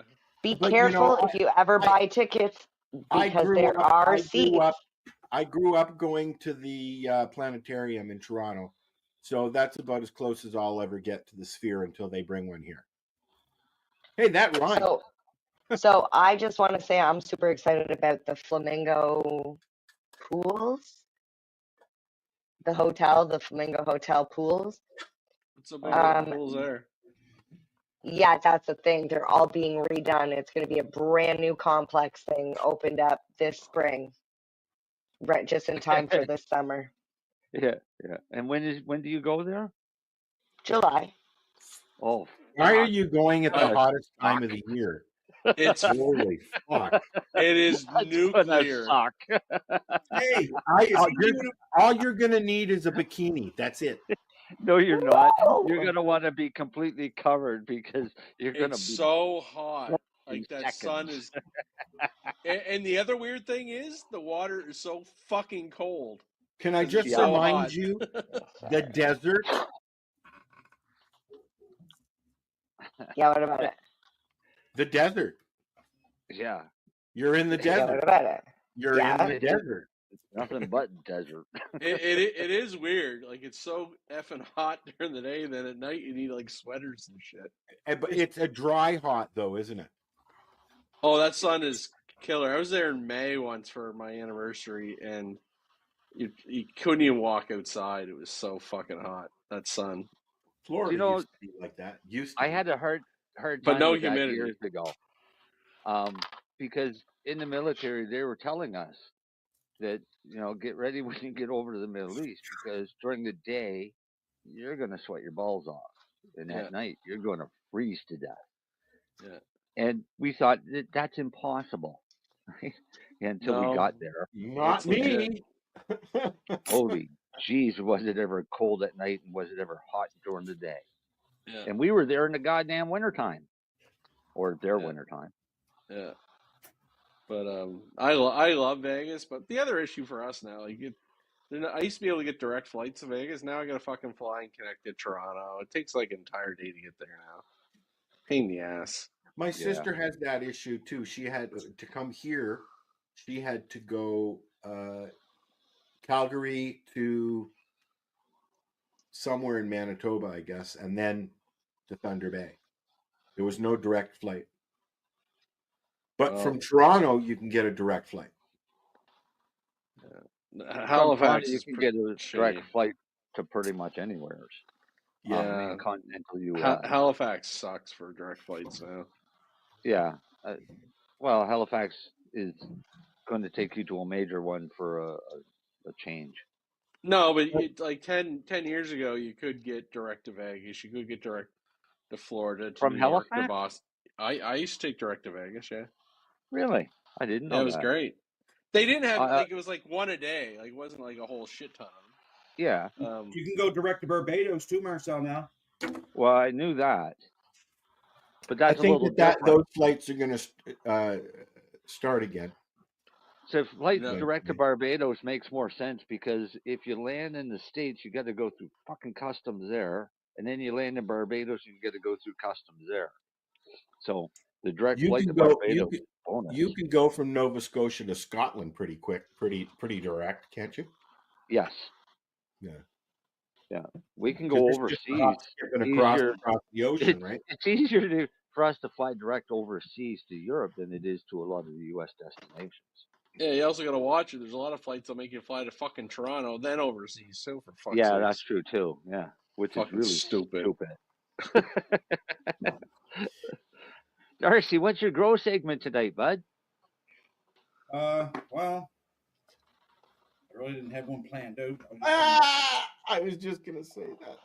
Oh, Oh well, my no, I God. didn't because I had a bunch of shit on my mind. But Yeah, but Darcy, can I just remind you? Yo. That's one of the reasons you're here, buddy. I know. No, I actually talk about what Dale asked about. People start thinking about what varieties to get to grow because it is getting that time, or it is that time up to start your seeds. It's time to start seeds. Yes, that's why I'm looking at stuff. So I mean, if you're going out to look for seeds legally, go look at your NSLC and see what they have, Or the OCS. Yeah, or OCS. Or wherever you are. I Wherever mean, your whatever province you're legal in. entity you've got, you can get seeds. Yeah. If And you if want you're to really get gonna away be, from seed plants that are being tracked, then you can go to pretty much any corner store and buy a pack of fucking seeds. Yeah, Because well, I was going seeds, to say seeds aren't you don't illegal. if you don't see the strains that you like, there is a million websites, and I mean, use your discretion. Just do your research on that stuff because read reviews And talk stay to away people. from crop kings. Yeah, stay No, away I from mean Crop Crop King. King is everywhere, and the cool thing with Crop King is it's Crop King's probably the one that you're going to find in a corner store, to be honest. well, yeah, and a few of its little subsidiaries and things like that. But the cool thing with Crop King is they're inexpensive seeds, so they're great for beginners because you're not losing a whole lot of money. I've noticed because I've been searching seeds as a whole, the prices have come way down. The first time I bought seeds, they were $10 a seeds. I got 5 seeds for $50 from the bikers down on Lakeshore in Toronto. And that was, Bought every one of my seeds out of the American Emery Seed Catalog for years. Yeah. For years. Well, I mean, there wasn't, unless you ordered mail order, which at the time you could get arrested for.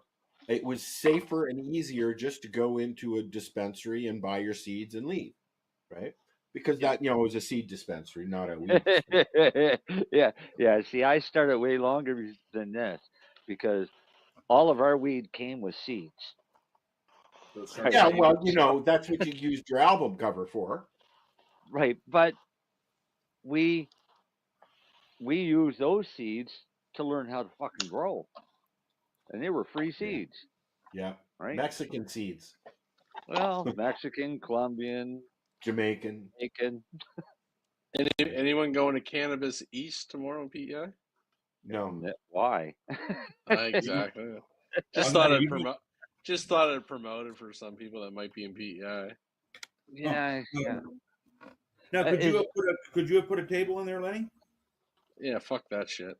Okay, no, I just didn't know if you could or if you couldn't. I don't know. Bro, cannabis is there. It's all recreational shit. I wouldn't be. Okay. Bro, cannabis is there. But you could if you wanted to. No, it's more about highlighting PEI cannabis. I don't sell it like shit like that. So. No, this is true. No. Lenny's all strictly medical patients, so. It was just more of it's on tomorrow. Just figured I'd give it a shout out. I have a question for you, Lenny. Are you going to any of the concerts in Halifax when they have them on the Hill? What's that got to do with the grow segment, you dick? It doesn't, but I was just asking so I didn't forget. You're just trying to get out of your grow segment. No. The answer is no. No. If you were looking for a grow segment, you might as well leave now. No, don't leave. Darcy got high. He's not even looking at his messages. I'm going to give him shit here in a minute. My phone is like nowhere near me, Marcel. Well, how the hell are you talking to us? Computer. My computer. And you don't have your Facebook on your computer? I do, but it's shut off right now. The only thing Always excuses. Well, he's asking, so I'm gonna give him an explanation. Mm. So Now you know that. Now you First- know you're getting messages. You might as well go and look. Well, I will here in a second. But far as seeds go, once you find which ones you want and you get them, because I had a friend message me and said, I'm in desperate need of seeds. I need something that I can grow in Newfoundland. Well, you're very limited right off the hop because you are in Newfoundland and they have such a short grow season. Do they have a shorter grow season than I do? Way shorter. I would say. I don't know if it's way shorter. If they've got a greenhouse. No, they ain't got a greenhouse. Like not even the Al greenhouse. Not even an Al greenhouse. Oh, like Al's is extra ventilated now. She But was very discouraged with her last crop because she had a lot of mold in it because, well, it's Newfoundland. Well, it's Newfoundland, and they growing in outdoors in Newfoundland's friggin' hard. But is. ideally, you can pull off autoflowers. I'm chatting with her and I'm gonna send her something and see how that works for her. Send her autoflowers. I got something. Because I mean, they have such a short growing season. You want something that's going to finish ideally in the end of August. Mm-hmm. Is where your target has to be, because by September the amount of moisture in that air is going to be phenomenal. I was wondering if purple satellite would be one for over there, but then I got thinking, and them buds aren't. I mean, there is big tight buds on it, but depending on how you grow it, you could let them go a little airy and make it so it's not so mold. Like make it exposed because it is. But yeah, you're talking something that an experienced grower is going to do, not an inexperienced grower. Yeah. Right. So there's a difference there. So if you think of how much experience does this person have growing if they lost their entire crop to mold? They had some experience, but not enough to stretch out and make nice wispy flowers instead of tight buds. Yeah, well, I suppose I could tell her they follow directions pretty good. So, yeah, I don't know. I would go with autoflower. Start them now and finish them in beginning of August. Wait a second, 60 days, 70 day. You could look to do some super autos over there, Marcel. Get a little bigger crop. Well, what's of course, the difference super. between an auto and a super auto? Super auto is anything over 80 days. Okay. What did you say? Anything over 80 days. Yeah, it's longer flowering time, which means it's a much larger quantity. So anything, 90 to 120 days usually. Oh, okay. That's from from the day you start the seed to the day you're done. Yeah. So that would be a better option. Well, so you got to remember, Nova Scotia, we got about 90 to 120 days of growing. That's it. Yeah. Like good grow. You could grow. Well, lots of people do grow in greenhouses, and depending on where you are in the province, you can stretch that a lot. Like people down the South Shore. Well, I mean, I've gone into December here because of the greenhouse. Yeah, but I'm saying like here in Nova Scotia outdoors, my harvest here is totally different in Truro than it is someone down the South Shore, say like Shelburne or like Caledonia. Actually, it's even different between here, my house, and his house. Yeah, because I was 2 weeks later than Marcel. Wow. Yeah.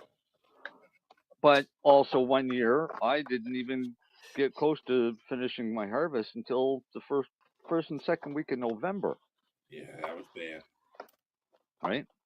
And not a spot of mold on any of my plants. Just way too much because fortunately, I've got a long growing season. Fortunately, there's a good amount of wind coming at us, like always, because of the lake. Right. So that's the fortunate thing. Since I've been here, I've had well, I mean, I had to grow last year. It wasn't that great. The year before, it was going good, and then everything switched. But I've never had let's knock on wood, I've not had a mold issue outside because of the circulation that's going on out there naturally. Good. The big fan leap stuff. I see so many people. And I have a fan in there as well, Marcel. But Al, I see so many pictures of people sending me pictures of plants, and they're beautiful plants. But pick a lot of that. You could pick half of that leaf off there. You're not growing leaf. You're growing bud. Yeah, yeah. Pick Well, as I found out last year, that happens even naturally in a greenhouse. You need a certain amount of leaf there to push root, so you can get it. Once you're up in the air, you don't need it anymore, right? Well, once you get to that certain point in height, yeah, you don't need it anymore. Well, that's why I said in the air. I agree with Buddy that a photo period with light depth would work well, but the problem with that is if they don't have a greenhouse, it's pretty hard to make it dark. Yeah, and make sure you got good ventilation in that light depth, because you got to remember we are in Nova Scotia. The humidity will be skyrocketing in that from the middle of July on. Well, no, they're in Newfoundland, so. Oh, Newfoundland? I wonder what the humidity will be like over there, myself. Higher than ours. Would it be higher? Yep. Suppose they are rock out in the middle of the ocean. Oh. And it depends on where they are in Newfoundland, too. She sent me her address. I'm going to look. I don't know if she's interior or not. What the hell are you doing, Al? I didn't mean to post that. Yeah, I hope not. Holy. I should share that on the screen so everybody can see what you just did to them. No. I apologize. No, no, because I'm deleting. You guys have now got me stressed out about the weather in July. Holy shit. What? It's an average of 41 degrees. Yeah, we told you. That's what we told you. Hey, we didn't pick when the competition was. Is he going to America Got Talent? No, it's the clean comedy competition. He should do America Got Talent. Because Howie Mandel's on there. Howie's Canadian and he's Canadian. You guys are both from Ontario. Yeah. Well, Timmy's half American anyway, so he's got dual citizenship. Oh, nice. Yeah. Yeah, I like traveling with him. Hey, Trump hasn't tried to take that from him yet? No. Something tells me Timmy it'd be a tough call. I don't know. Which one to keep? I know which one I'd pick. Give him the weed. Here, hold this, Tim. No way. No way. He's a good boy. Clean comedy. That means he can't talk about any Canadian politics and like any joke with them. You know what? He just did a show in the States, in Indiana in March, and did he say he was Canadian? Yeah, I think he opened up about how he just came from the 51st state. Oh. Did he get food? They loved it. They loved it. Yeah. No, a lot of them, I think, they're just like us. They're like, we don't understand why we're fighting. Like, what's the fight about? What's going on? Yeah, I don't get it either. We've got to why? We've got to start wrapping it up. It's 10-2. Wrap it. Anybody want to give a pop out or anything to anybody? Well, I tried to do Cannabis East, and you guys shit on them. I didn't shit on it. It's just I'm just joking. It's a rec market of rec products, and I'm not a rec person. It's event. You're a direct person. I might be wrecked at times. No, you're direct. Oh yeah, I'm very direct. Yeah, but that's only because I don't more have than direct. He's got no filter. I don't have a filter. I use my filter I don't think a lot. you have a filter. Yeah, for rolling doobies. Well, no, what I've done is you'll notice that I've stopped using the word retarded a lot because I still use it, sadly. Well, no, what I've done is I've looked up the proper definitions, and I've realized that some of these people aren't actually retarded that I'm calling retarded.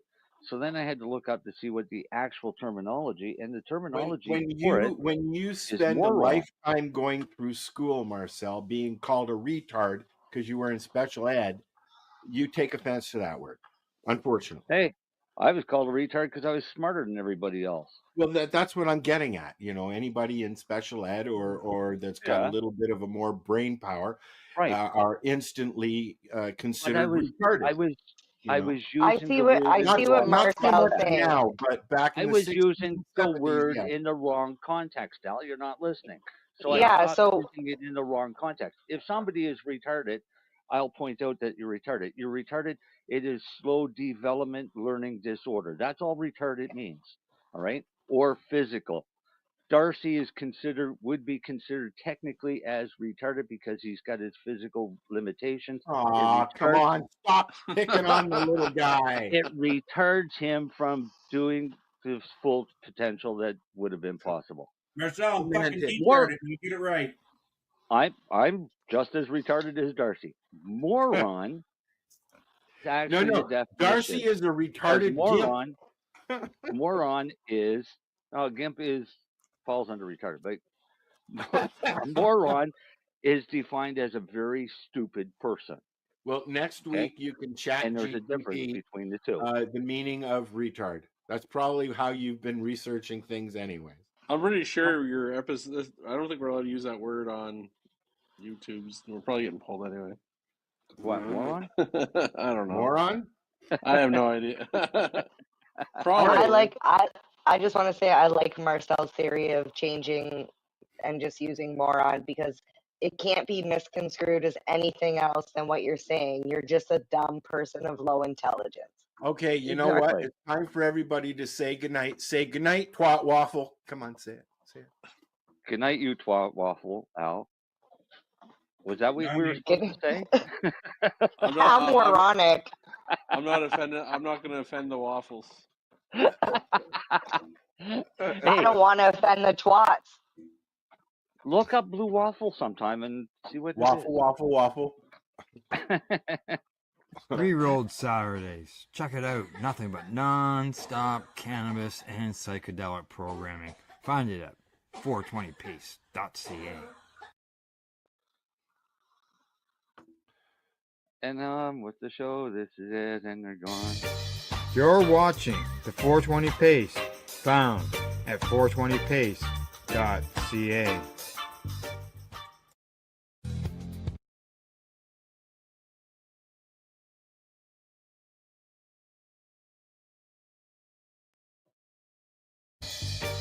You're watching the 420 Pace, found at 420pace.ca. You're listening to the Pace Radio Network here at paceradio.net. The views expressed by the individuals during this broadcast are their own opinions, and they may not be the same as those of their group or other organizations they may be involved with. All medical advice during our broadcast is not a medical opinion and should be checked with your medical physician.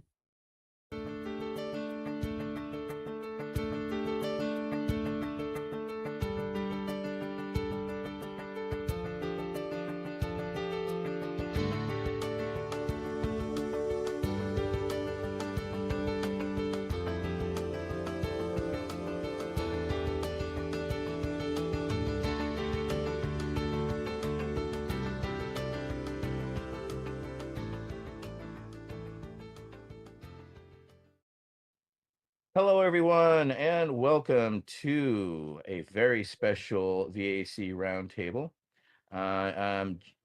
As we go through the various discussions, we want to touch on various aspects of cannabis. And when I was I still am a cannabis activist, needless to say, and I was very fortunate to work with one of the wonderful ladies who we're going to be interviewing tonight. This one is very special to me because my baptism in hemp was an outright baptism by fire of literally jumping in and trying to figure it out, or as we described it, as building the airplane while flying it. Which was a reality that unfortunately a lot of us in the industry have realized that there's not a lot of infrastructure that we thought or that we think are the normalcy that fabrics belong to, hemp has been a challenge and a unique challenge. So tonight, we're welcoming Barbara Philippone and Summer Star Haskey from Enviro Textiles. And these are the top women in cannabis as far as I'm concerned, because they've been importing, exporting for decades. And their experience is pretty much unparalleled. So we wanted to have them in for a discussion to see where things are going, what's been happening, and then to see where things are going. So we're going to jump right into it. And the first question is going to go out to you both. And it's kind of a multi-level question. So how did you originally come to cannabis is a multi-tiered question, such as when did you first hear about cannabis? When did you first get turned on? And then when did you realize it was your life's work? So, Barbara, gonna start there. Well, usually the first thing I say when I hear the word cannabis, are we talking about industrial hemp or are we talking about cannabis that we can ingest? Well, the initial question's about cannabis to ingest, and then you'll go into the other parts. So that's why I Oh, said it's a multi-part question. Says cool. because usually you aren't turned on to, hey, you want to check out this hemp fabric? You know what I'm saying? It's Right. I think I was the first one ever busted in ninth grade. New Jersey Task Force raid. Luckily, I was tipped off and I was able to clean 5 55-gallon trash cans of ditchweed from Nebraska out of the house before they raided. That was, I don't know, 1970. I don't know.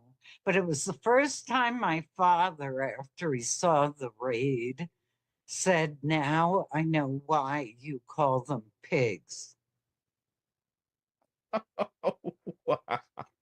Because the cops weren't even waiting for us because I cleaned it out. Get to the house, it was a commune, and I get to the house, my puppy's outside, nobody's there. Then everyone started coming home. The house was destroyed. I mean, axe the door open, couches cut open, and we're saying, what the hell happened here? And somebody looked up and taped to the chandelier was a 5-page warrant that that all they found was 3 marijuana seeds, a pack of Bambi cigarette rolling papers, and a marijuana roach. Because I was on top of it. Somebody tipped me off. I even emptied the vacuum cleaner bag. Wow, you were very forward thinking for your day. Well, my first introduction to smoking weed was my sister telling me I had to smoke this so I wouldn't tell on her.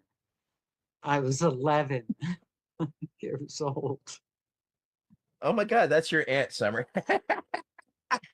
Yeah, too bad she's not that cool anymore. All right, so Barb, so when did you realize that hemp fabric was going to be your future? 1989. I saw a roll that was about 12 inches wide, very stiff, and it was burial cloth from the Hmong tribe in Thailand. It was the very first hemp I saw, and thought, well, how can I design apparel with a 12-inch wide cloth. So it kind of went on the back burner for a little while. There were placemats. Couldn't use it for napkins, it was too rough. But it was the very first. And then it went on for decades between different continents, different qualities, which will get answered later on. And Summer I'm curious what Summer says. She's my daughter. I know, so that's why I was wondering if y'all had this conversation prior. So, all right, Summer. So She called you. She called Steve. I called the office. Yeah, but that was a different time. That was a different time. I just had a flashback of the first time I met ATN and he about fell over.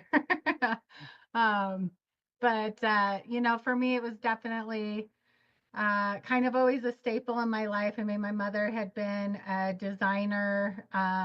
She kind of skipped that part with her introduction. She was already a very known fashion designer.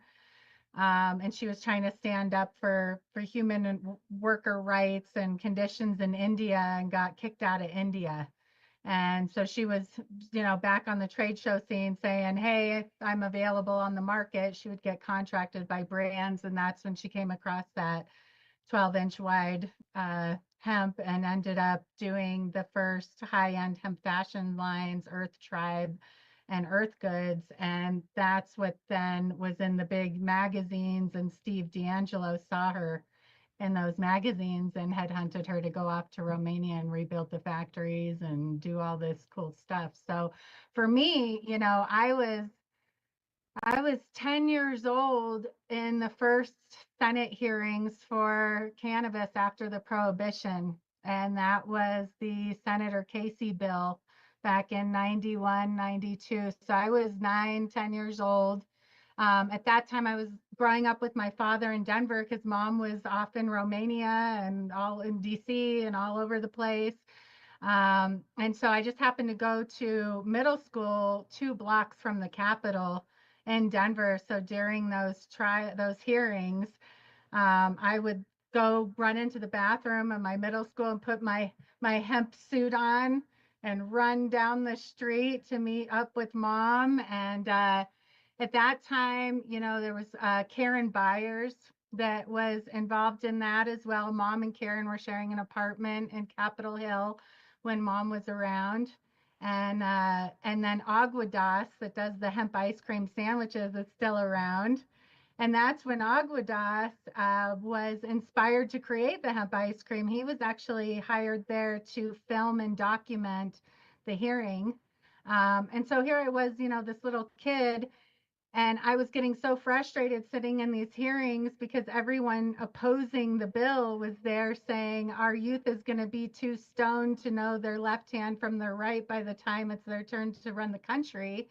And I'm over here going, we're not here to talk about, marijuana, cannabis. We're here to talk about industrial hemp. And as a 10-year-old, I knew more than, our state leaders. And it was so frustrating. I asked if I could speak in the Senate hearings. They said I was not 18 and that I could only speak to them behind closed doors. So I did. I made a point. I was a very adamant little kid, kind of playing cheerleader for my peers because I had learned so much and just couldn't understand how our nation ever went the direction it did with so many things. So, of course, I was very lucky to be surrounded by all these awesome and innovative, pioneers and freedom fighters and warriors for our causes.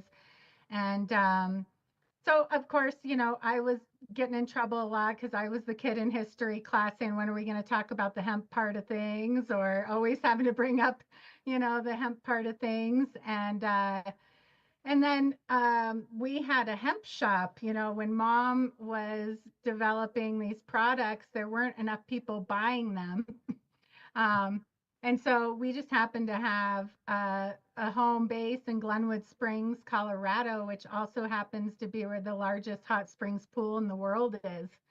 And we got this old hole in the wall location literally across the Colorado River from this big hot springs pool.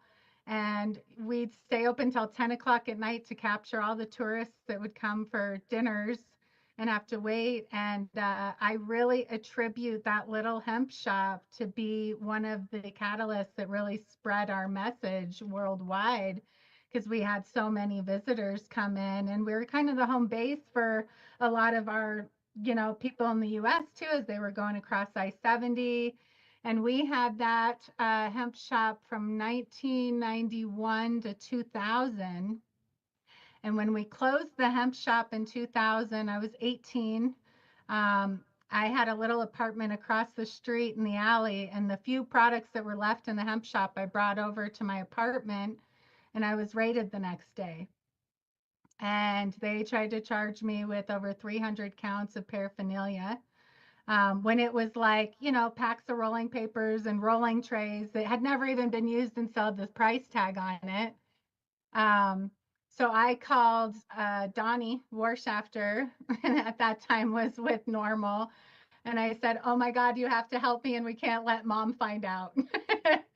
and she didn't find out until a few years ago. Actually, it was kind of funny. We like slipped all hanging out one night, but Yeah, but you got busted before that and called Steve. oh yeah, that was in high school. I was going to East High School, and it was like a snowy day. I hated school. I thought it was a waste of time. I knew everything they were teaching me and didn't think I could learn anything else, although I was always very good at math and science. So I'd go to those classes, and then I learned that I could go to lunch detention and do all the rest of the work. And I'd go behind this old theater where they had a little dugout, and we could get away from the weather and smoke with my friends. And I got popped, and they brought me to school in cuffs because we had a police station in the school. And Mom was in Romania. I knew my father was going to kill me. So I called the office. I didn't know she had left already. And I was trying to get Mom. And I called the office, and I'm pretty sure it was Steve that answered the phone. I don't know if it was, I don't think it was you, ATN. I think it was Steve. And he totally was not following what was going on. I'm like, I just got in trouble. I don't know what to do. I need Mom. And he goes, oh, she's already on the plane to Romania. And I was going, oh no, I'm dead. I'm dead. And he goes, wait, what happened? And I said, I'm standing here. I'm like, don't know what to do. And I hear him cover the phone and say, hey, everybody, Summer just got popped. Light a joint. And I was like, oh no. He goes, the first kid just got popped. And so that wasn't very helpful, but it all goes hand in hand. I mean, we were able to use our amazing hemp products to open the eyes and minds of so many people to all that cannabis can offer on every level. People that were never open to medical or recreational, we're able to finally see it in a whole new light. And so I really utilized that. And, ATN was like the first real sales rep to bring hemp products out to the markets and to new customers. Number one Yeah, sales rep. yeah, number one.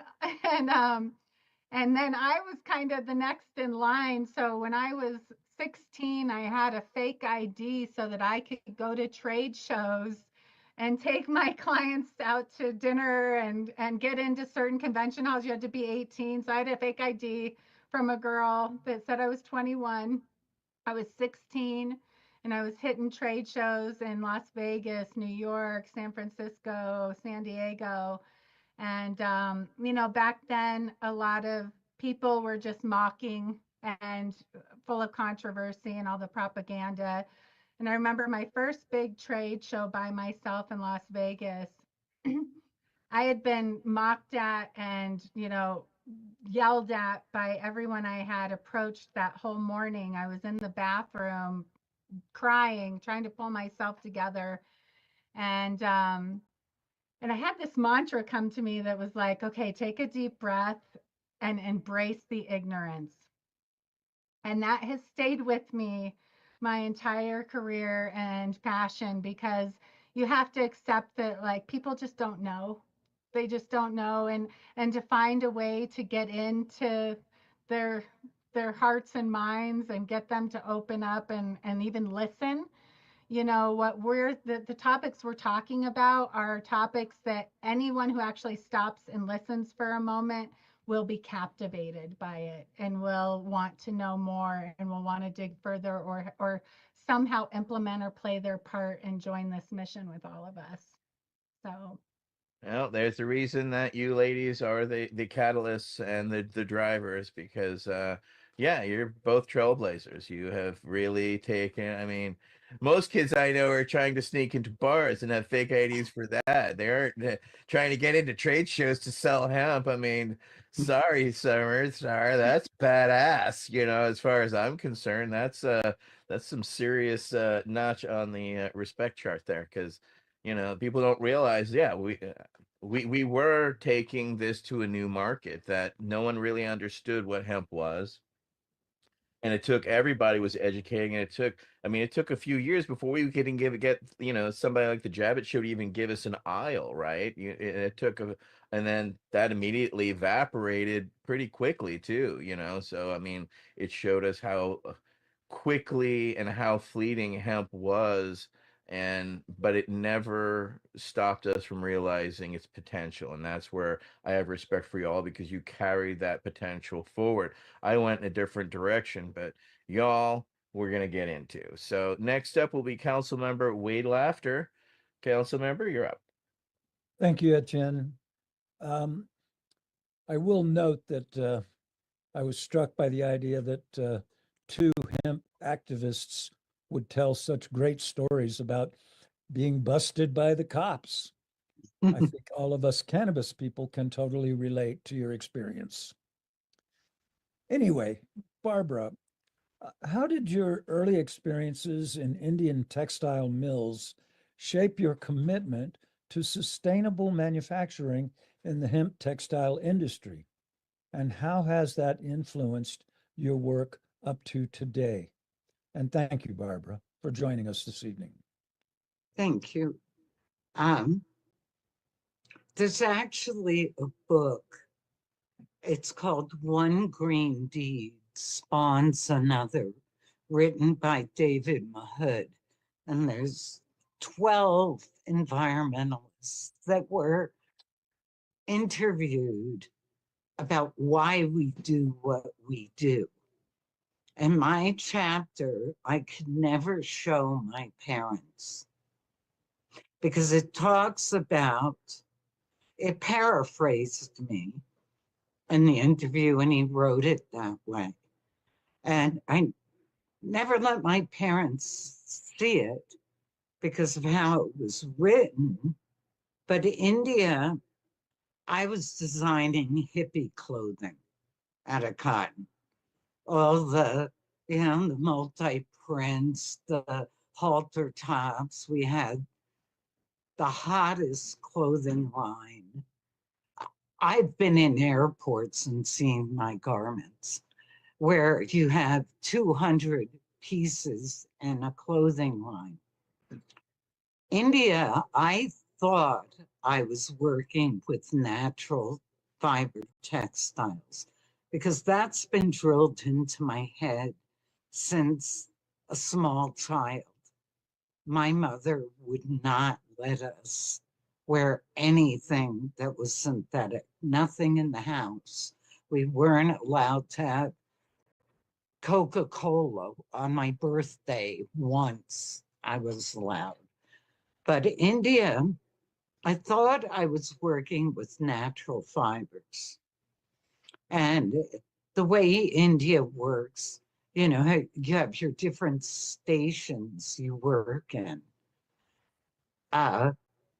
To give a couple examples that scarred me from my entire career, even to this day, as I speak about it, I see the images. Fabric being dyed outside in concrete uh, like pools with men standing in there with a wooden stick and these toxic dyes. I would walk through the cut and sew factories, and the women would always be working in the office, and with the designers, the men were sewers. And if the company I worked for employed 28,000 people. And he was, when there's someone of that stature, they have a G at the end of their name when they're greeted. And I was walking with him, and he always carried this stick with a brass ball on the end of it. I never knew what it was, and he would tap his hand. He hit a man in the back of his head onto the sewing machine and told him to work faster. Well, people obviously around me didn't have enough food. Everyone was so thin. And they put designers in five-star hotels and treat you like royalty, and you get anything you want. Well, all I wanted to do was hang out with the bellboys and, the waiters, because they could speak English. And at nights, I would hear screaming like it was people, but it was actually wild boars fighting for the trash from the hotels, with the people, the untouchables, trying to get food from the trash from the hotels. So since I was able to get whatever I wanted, I would order everything on the menu and drop it off the balcony of my hotel, because no one will ever suffer if I can do something to help them. So I learned about the caste system, that there's only rich and the very poor, which is still to this day. And the younger generation, maybe in India, will change, this new generation. But from what I can tell, there's still a superiority issue with the poor and the rich, the untouchables.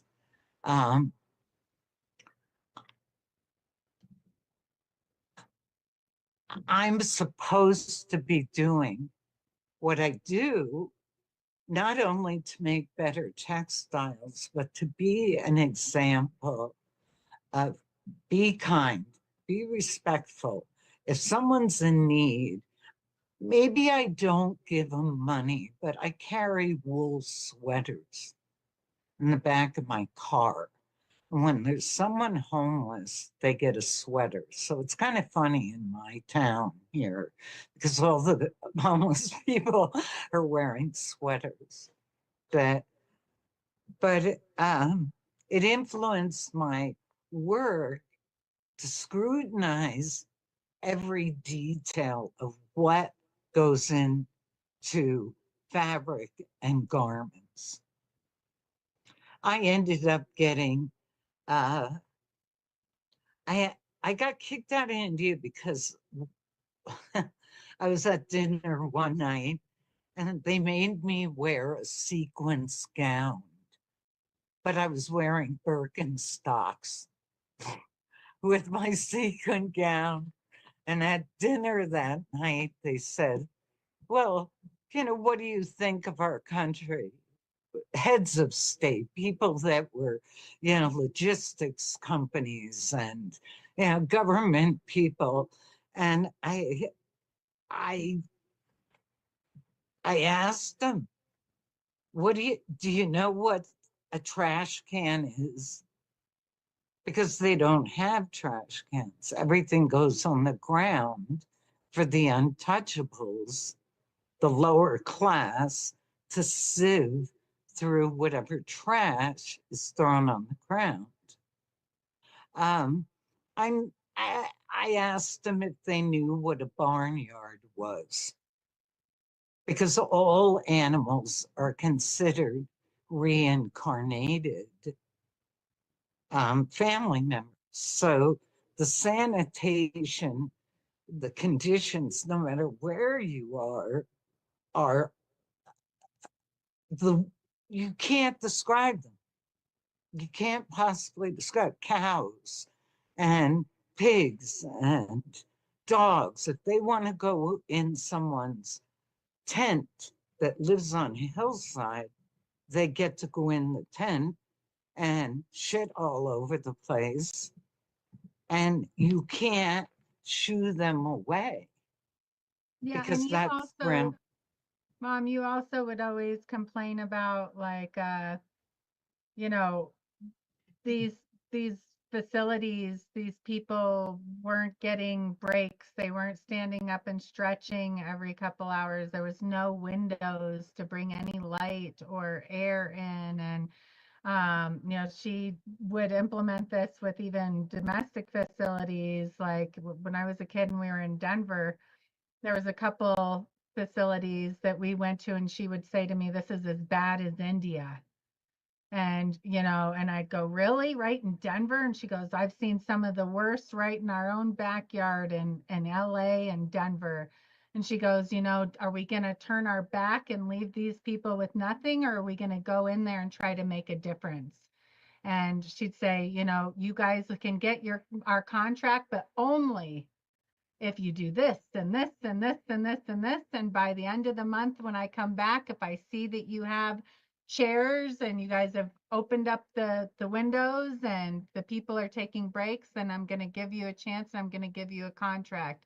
And if you don't, then you don't get it." And I think it was everywhere in the US but once. And we went back a month later and they were gone. The place had just like disappeared. But everywhere else, you know, they actually really appreciated her giving them the opportunity and also helping to better their way of life there. They were sweatshops. Yeah. With a lot of Vietnamese people. It was mostly Vietnamese. Yeah. In the United States. Okay. So it's kind of funny, not funny, but ironic that we scrutinize the world when we're as bad, if not worse, in our own country. And this is right here in Denver on Federal Boulevard, Los Angeles. And I'm sure they're still there, you know, and sooner or later, I'll probably be utilizing. But this is, you know, what we wear. I think of what's the objective and then working backwards in that objective so that every single part is healthy spiritually, physically, for who's ever wearing it. Mm-hmm. Because look at, we spend 99.9% of our time in a garment. Pajamas, suit jackets. I wanted to change things. And it's because of my dear mother. My mother was the one that was like this. She taught me from the age of 3. I lost her last week, a couple days ago. Our dearest condolences. Thank you. But she's with Dad and my brother now. They were all buried in a compost cemetery. They took my brother's ashes, my father's, and my mother. She didn't want to be cremated. So She wanted to be buried in a compost. So that tells you what she was always, from as long as I remember. So when, sometimes when I hear the word organic, there was no word organic when I was 3, 4 years old. These were things that were just part of the family, what we did. It's Yeah, that's a responsibility, and you taught us. I mean, remember the Adidas hemp shoe when we finally got the recycled sole? You went and found, I do believe, a factory in Thailand that was responsible to actually then do the shoe because we had to do it right. And so I've never forgotten that, and I've respected you greatly because you led by example and taught us to lead by example, to not just think about hemp, but think about how what our hemp is produced and who is producing it and how they're producing it. And that really set home to me because it Yeah. was the message of hemp. It was all about compassion and doing things right from the beginning, and hemp is part of that. So I cannot thank you enough for your continued leadership there. So Mary Lynn is up with our next question. So Council Member Mathry. Okay, well, yeah, I am so glad to hear from both of you.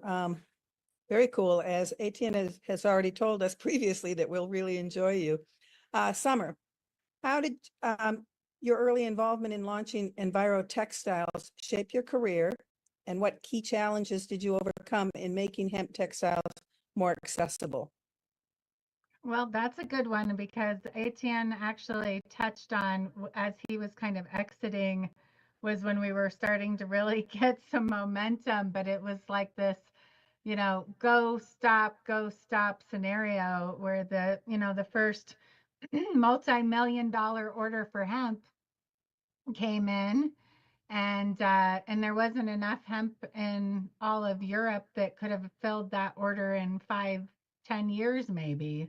um, that's actually come back up recently, Etienne. That the part of the order that was filled, there's a part of it still sitting in a warehouse in the U.S., and we are now offering it as our novelty collection. Oh my God, that's hilarious. Totally nuts, right? So we'll have to talk about that. But such special fabrics. But for me, when we started Enviro Textiles, mom had left Ecolution and had been approached by 2 other women to form a company. Our name Earth Goods went through many different phases in the early hemp days. So originally it was the first high-end women's line that mom designed. Then it was the name of our hemp shop. Earth Goods was our little hemp shop here in Glenwood. Then here come these 2 partners with mom, and they say, we want to actually, invest in you and offer these fabrics. And so it was like the first fabric focused company. Earth Goods was the fabrics, American Hemp was the twine, yarn, and cordage. And while mom was off at this point, when she got that big order, she went, oh my God, we're never going to be able to fill this. We're never going to be able to really, truly mainstream. Like, what are we going to do? And that's when she started researching and found that China had been growing hemp for 8,000 years, and they had state-of-the-art natural fiber facilities. And she thought they're going to have everything we need. And she goes there, and that was all true, but they had only ever developed like 1 or 2 fabrics for their military use. And that was it. So they had been growing and using it traditionally as a companion plant for their crops, lining their shoes with it for the antibacterial properties, eating it, making, homemade lotions, things like that. And she got there and she's like, oh shit, like yes, they have everything we need, but no, it hasn't been done. And, if these guys are willing to sign up and hold off and let me take the time to develop here, we can fill this order eventually. And so she is very famous in China for revolutionizing their ancient fiber into all these amazing fabrics we have today. And while she was in China and I was doing the trade shows, the two partners back here were spending a ton of money and not investing it where mom felt it was needed. And it took her over a year of compiling different, violations on the contract before she could finally walk away clean. And so and obviously I was in the know behind the scenes of, uh-oh, mom's gonna, this is the trip that she's gonna go and quit and throw this pile of violations in their faces.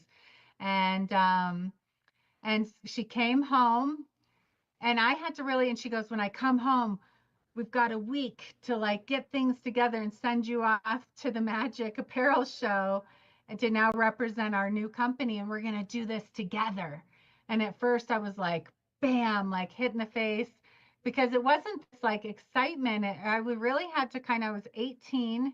I had just been raided for closing our hemp shop, and I had to really ask myself, like, oh my God, am I really going to do this? And am I going to, fight for the right, like I've watched my mother do for, a majority of my life at that point. And I saw all the trials and tribulations and controversy and the hearings and every level and every which way we turned. That I really had to go, am I really going to do this? And I thought, you know what? It's a fight worth fighting for. And I'm going to put a 10-year plan in place.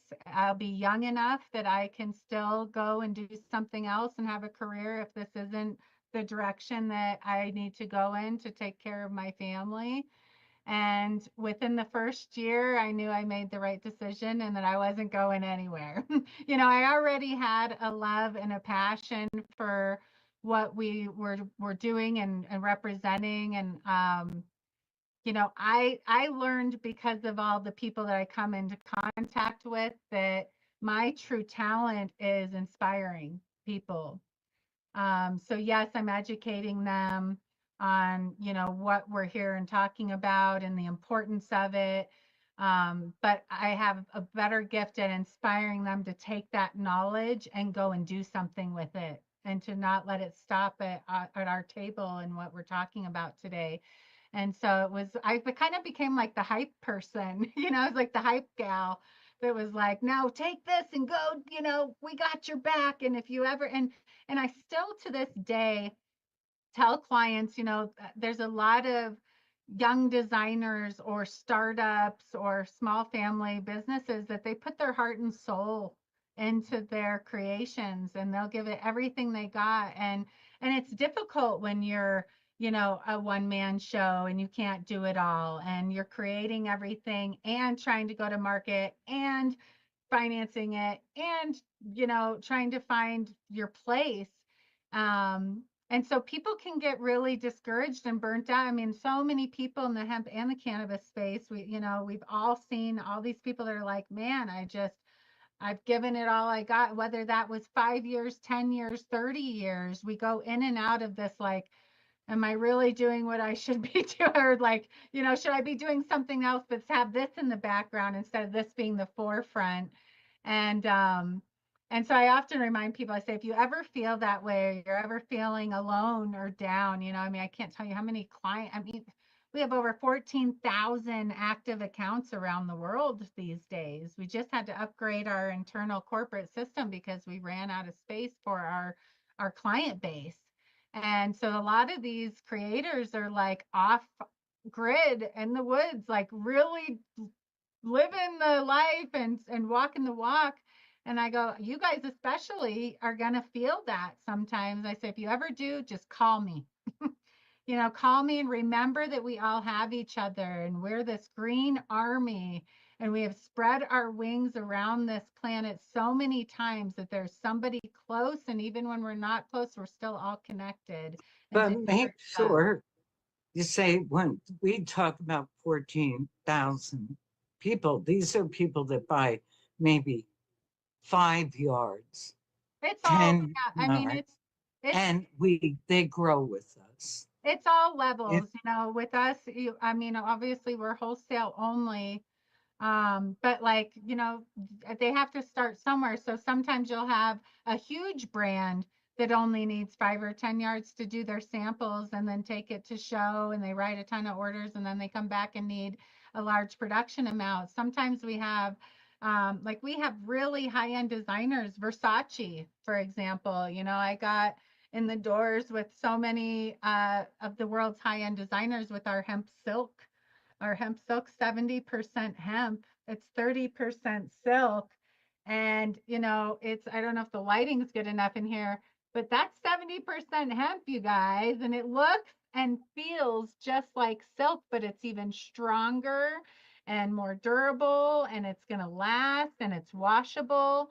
And, we got in the doors with companies and brands like that. But Versace, it's like, even though it's Versace, they only go through like 100 yards a year because they're only selling, 10 of these high-end $10 to $30,000 gowns a year for the red carpet, or for their music video, somebody that got it for a music video or something. So it's interesting that sometimes the smallest order could lead to the largest impact out in the mainstream market. Yeah. And balancing that, yeah, I mean, it's its own set of challenges, and y'all have negotiated that very well. Next up will be Councilmember Tony Landry. Councilmember Landry. Hey, Barbara and Summers, an honor to be here listening to your story. It's such an interesting story, and thank you for being forerunners in the hemp fabric industry. I think it's very important. My question is to you, Barbara. What role did you play in standardizing hemp textile production in Romania and China, and how have your quality control systems influenced the industry today? Well, if you were in on the beginning, you would see burlap sack type material. Romania, how did I influence it? All the way down to the field, where, Etienne, you'll remember we used to have in the retting process. By the time I would get the fiber to be spun into a yarn or woven into a cloth, there'd always be black lines. So I had to figure out where this black was coming from. And it's actually due to the retting process that they're still trying to do today in America. I should have been on the round table for America, because I'm seeing the repeat of things that were mold developing. That specific mold is Aspergillus niger. It's deadly if you're breathing it. I don't want to get off topic because I really want to be able to discuss what I see today. And we're going down the wrong road again. Again, it's the third resurgence, but to standardize in Romania. When I went there, we didn't even have light bulbs. It was a couple years after the assassination of Ceausescu. There was very little equipment for cutting and sewing if we made the fabric. There was a few looms. There was about an 8-head spinning line. There wasn't the infrastructure to fulfill what we needed for Ecolution, let alone Ralph Lauren, and let alone Rug Barn, who was the second $1 million order.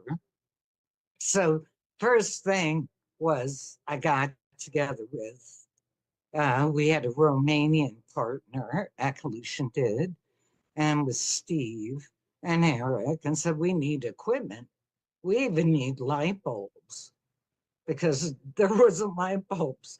There was 3 foods that you could eat. There wasn't even food. There was sauerkraut bread and pork chops. There was no hot water. You were lucky if you got hot water or water every other day. But the standardizing of hemp, first of all, nobody planted hemp. It was broadcasted. America, you see all these machines planting. And other countries, Romania, Hungary, Poland, South Korea, Canada, was always broadcast. There was 2 types of redding. There was water redding in a pond, in a cinder block pond, or it was called dew redding, where you'd lay it in the field. So the dew redding is what was causing the molding. So we in Romania said, we're going to do it in water, the water redding. And when it dried, it was dried in the TP stands of stalk. You would still get a little bit of mold development. The spinning systems in Romania and Hungary, they were accustomed to making twine and cordage, which was a dry spinning system. We needed a wet spinning system, and we could only make one size yarn. There was only 6, 8 spinning heads where there was water dripping over it in order to get that wet spun. But I'm skipping a step. There are Mom, tell them like how, with fabric creation, because a lot of people don't understand all that stuff. There's a warp yarn that runs on your looms, and then your weft comes through. And one of the ways she manipulated the production, so instead of having one warp and one weft, she'd have a common warp, and she'd switch out the weft, so we didn't have to run a machine with all one fabric.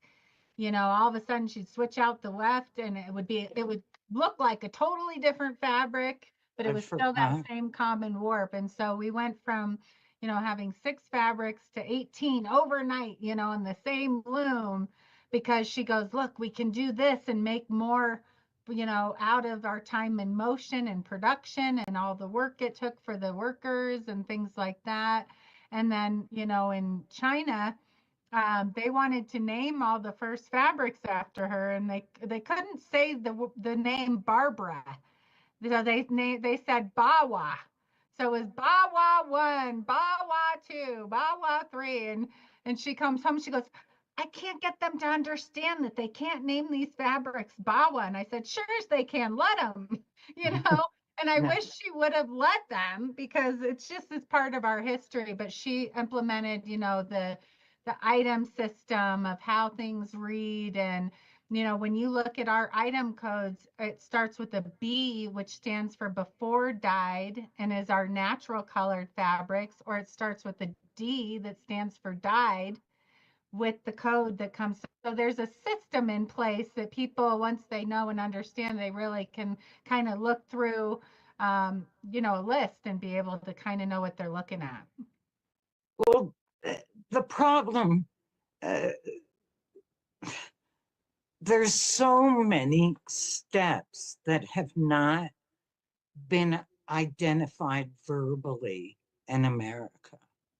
And the infrastructure that's required to make some, I might as well, I'll wait to get to current day, because my job has always been protect the owners and the investors. That is the most important thing. Do not let anyone put a penny into any hemp project without a full evaluation. And that includes logistics. What's the roads like? What's our power systems? How much water allotment is allowed? What are the, before anybody puts a penny anywhere, these are things that are really critical. And when people say, I'm going to grow hemp, I'm going to process it, I'm going to make yarn, I'm going to make clothing, that is not humanly possible. And I don't want to use anyone's names in America, but trust me, the hound dog is on it over here. Because it's not possible. The infrastructure needed to do this is at least 5 factories and 2 purification systems for effluent waters. That's about a $300 million investment if you want to make t-shirts and clothing. If you want to use the method Romania did, it's more mechanical. Right. It's Very much more mechanical. yes, but in America, I mean, we're probably going to go off this line of questions. I'm actually going to skip to question 5. Mom. Because no, we're on question 4. Oh, okay. So this blends into 5, where it says, the blends of fabric. All right, a hemp stalk, the stalk, if it's planted correctly, and if it's done according to a method that I'd love to show everyone. I've been at so many events in America, and we can do this.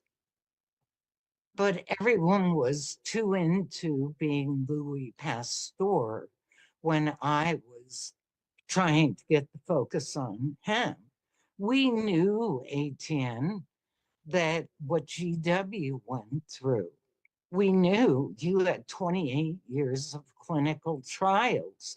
You can't make a medical claim without satisfying the white man in the blue suit that you got to get through all the hoops when it's utterly absurd. It could have been, and it did turn into, I guess, a nutraceutical. I don't know anything about the medical side of it, really. I know it works topically for me. And I dosed my dad before he died while he was in hospice. I was sneaking it. So I'd love to talk about the medical side and my perception of it, but I need to explain, are there people watching this that we can't see? Yes, this is live on Facebook, so it's out live to the world right now. Oh, good. I hope there's a lot of you, because the stalk in America, I'm hearing the term, I'm growing for fiber. I'm growing for fiber. They're including the herd with the fiber. The fiber, we always gave it historically a percentage of 15% of the outer part of the stalk. 15%. Now, whether you're processing it mechanically or whether you're degumming it, you are only going to get 9%. You're lucky if you get 9% usable fiber. Out of that 9%, maybe 4% can be used in 100% hemp yarns because the staple length and the spinning systems we don't have in America. The shorter staple lengths from after it's degummed or mechanically combed, those short fibers are ideal to blend with other plant fibers, or silk, which comes from a silkworm. We are never going to have enough bast fiber in America to make the products that we've heard people proclaim they were going to do. But what is likely to happen is the herd will end up being processed into lyocell.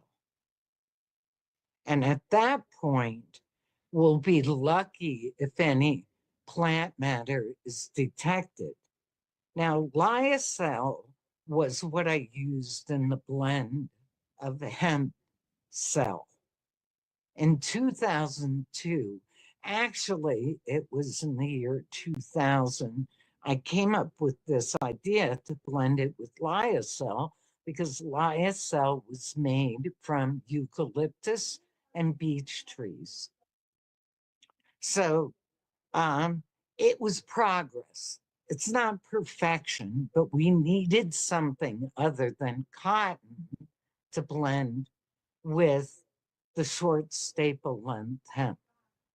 So in America, we better be careful because if you look at what's happened, we've seen the PLA fabrics derived from corn, which I could write a book about that, and who I've approached and threatened about that.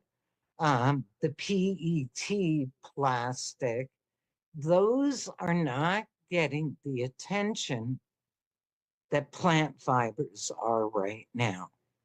But we can't have it be the corn, not only because most of it is, high pesticide use or Roundup Ready seed, or there's so many issues. I could talk hours about that, but it's highly flammable.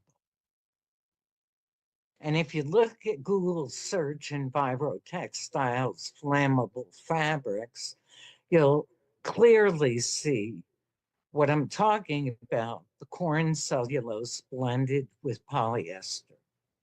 Now, you don't want to be wearing that. Our epidermis is the largest cell of our body. You got to take care of that because your pores are like if somebody takes a pill through their mouth, our pores are taking in what we are clothing ourselves with. And the two most prevalent cancers are prostate cancer and breast cancer.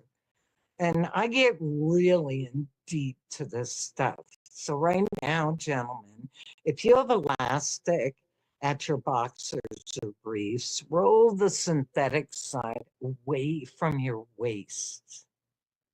Wear them because a man produces the most heat at his waist.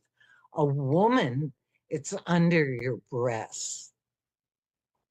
And what are we surrounding our breasts with? Synthetic materials. We're getting many more breast lumps. Some are benign, some aren't. I could write an encyclopedia on this subject, and I'm not talking out my dupa. I've paid out of pocket for tests to prove what I'm talking about. Hence, If anyone's sacrificed, I think I'm the only person with a 10,000 square foot building with a multi-million-dollar mortgage that lives in a camper. Okay. I will do whatever it takes. And here I am in America begging for people to listen to at least a plan. The investment groups, either they're going to be passionate and want something great, or they're con artists, penny stock pump and dumps. It's one or the other. And if they're passionate, they need to hear me and get on a path that we can reach an objective, because we absolutely can. California had these fires. Okay, if there's a God, he's telling us we need a different building material. Period. Definitely. And we can do this, but without standards in the herd. And I'm not saying standards. You're not going to be able to pass the ASTM tests, structural tests. You're not going to be able to meet code. The herd has to be standard. And it's quite easy to do it. And I'd like to put on a conference and do this for the 150,000th time and show and tell, because there's only one company I've seen apply this method. And I can't disclose it because I just got tricked into signing an NDA. But if it was yesterday, I would have blown the whistle on that one. Wow. Well, let's that is what it All is. right, Summer's telling me I'm going off. Coming over here with her. And All right. I have to stop. Okay. So I'm gonna let you said that you did not want to answer question 5, but we do have questions. So Leslie's gonna I did ask it, want to. and Summer's gonna answer her part of it. Okay. Thanks, Etienne. I have to say that you both are so inspiring to me. I grew up in a textile family, but they sold synthetic naugahyde, and I was one of those people that had my hemp Adidas shoes a handful of years before I even tried marijuana. So it's great to be here with you guys today. So both of you have been innovators in hemp fabric development. How did the creation of blends like hemp silk, hemp cotton, and your trademark blend hemp cell contribute to the mainstream acceptance of hemp textiles as both sustainable and commercially viable? Well, honestly, once the blends started coming, it opened the doors tremendously. And one of the big reasons, of course, was kind of keeping the cost down. 100% hemp was about double the price point of blends. But then we also had a lot of developments where when Barb was talking about, being more limited in Romania compared to in China, we started doing knits. So with fabrics, there's knits like t-shirt materials, fleeces for hoodies, towels. Those are your knits versus your wovens that are like your linens and your canvases and muslin weights. And we started doing jersey knits for t-shirts, and there was no elasticity to the shirt, so a t-shirt would turn into a dress on somebody throughout the day just because it was stretching out and we don't need the technical terms though for everybody. It's called elongating, but it would just stretch out, and of course you'd watch it and it would go back to shape. But that was no way to get new designers and brands to be adding it to their line, let alone getting the masses to go, I love this hemp t-shirt. And so when Mom started doing the jersey knit, she started with 100% hemp, finding that was not going to work for knits, and started doing the development phase where the sweet spot was this 55% hemp, 45% organic cotton. And that was what really allowed those fabrics to shine and keep their shape and be soft and comfortable and affordable. You know, over the years, because more because of our blends, we have also due to duties. well, okay, and the duties, but that was also part of the cost factor, you know, when you're then importing your developments. And, you know, over the last 25 years, we've outbeat the price of linens, we've outbeat the price of silks, we've outbeat the price of upholstery weights, and we are right there with high-end conventional commercial goods. So we really had two main goals. One was, you know, how do we make sure we have a fabric for everyone?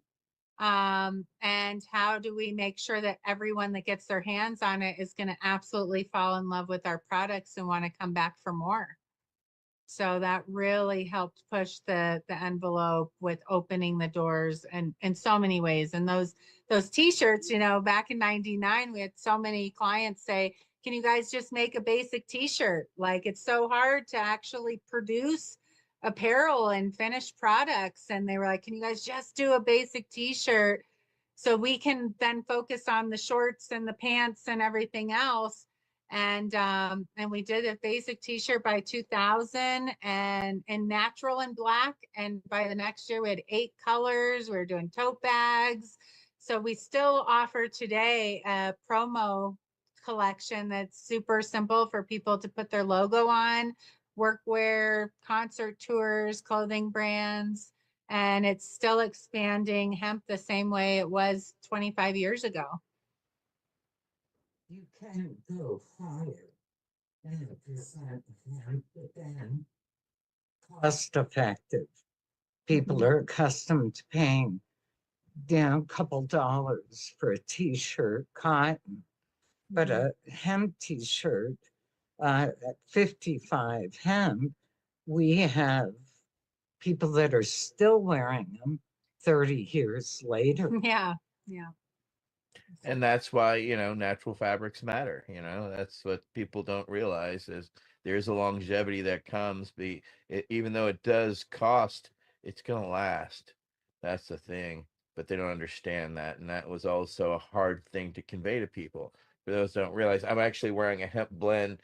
Well, this is all 100% hemp that Barbara worked on back in Hungary and Romania, that I sold back in the 90s, and some of her original innovations, and not just, you know, weaving, but colors and then blends, and then, you know, doing these types of weaves, which were early, but these helped afford us other lines, which I have the black and white one in the other room as well. We are people advocating cannabis education here at paceradio.net. Limestone City Hydroponics is Kingston, Ontario's hydroponics shop. Take your growing to the next level and create the optimal environment with a tent kit, or maximize your yield with an ebb and flow flood table kit. Either way, Limestone City Hydroponics has more sizes and options to fit your needs. Are you looking for the power of the sun that adapts to your budget? Then look no further, as they have professional grow lighting. They have indoor grow systems that are easy and cost effective, with many options to fit your living space and lifestyle. Cultivate your growing potential. We have everything you need to succeed. And if you can't make it to the store, they offer local delivery to the greater Kingston area.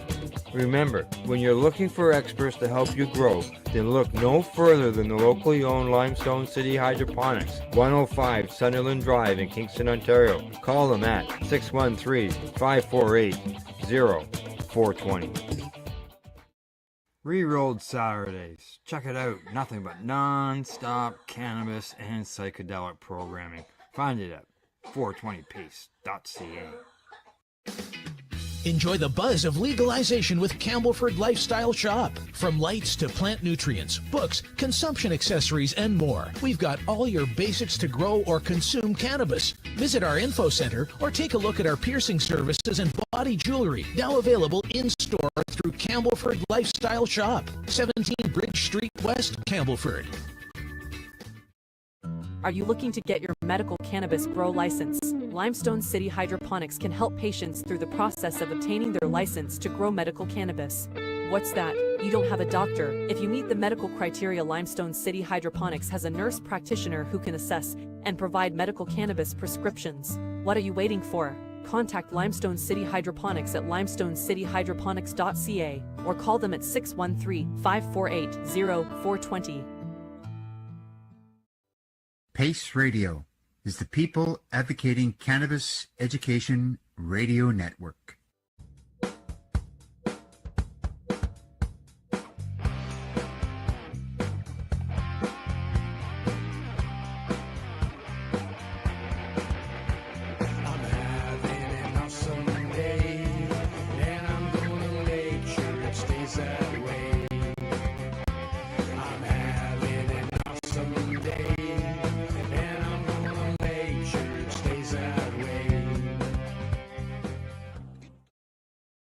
You're listening to the Pace Radio Network here at paceradio.net.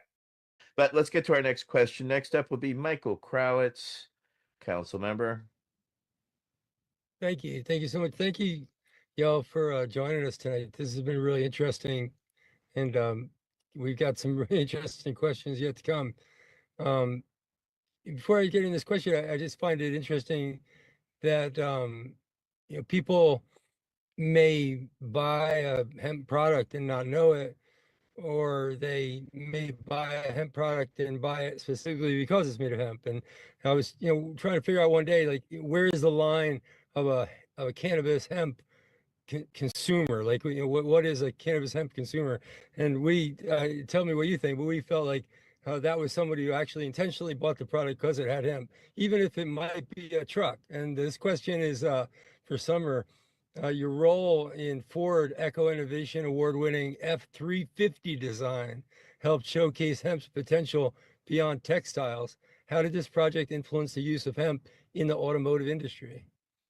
It's been pretty cool.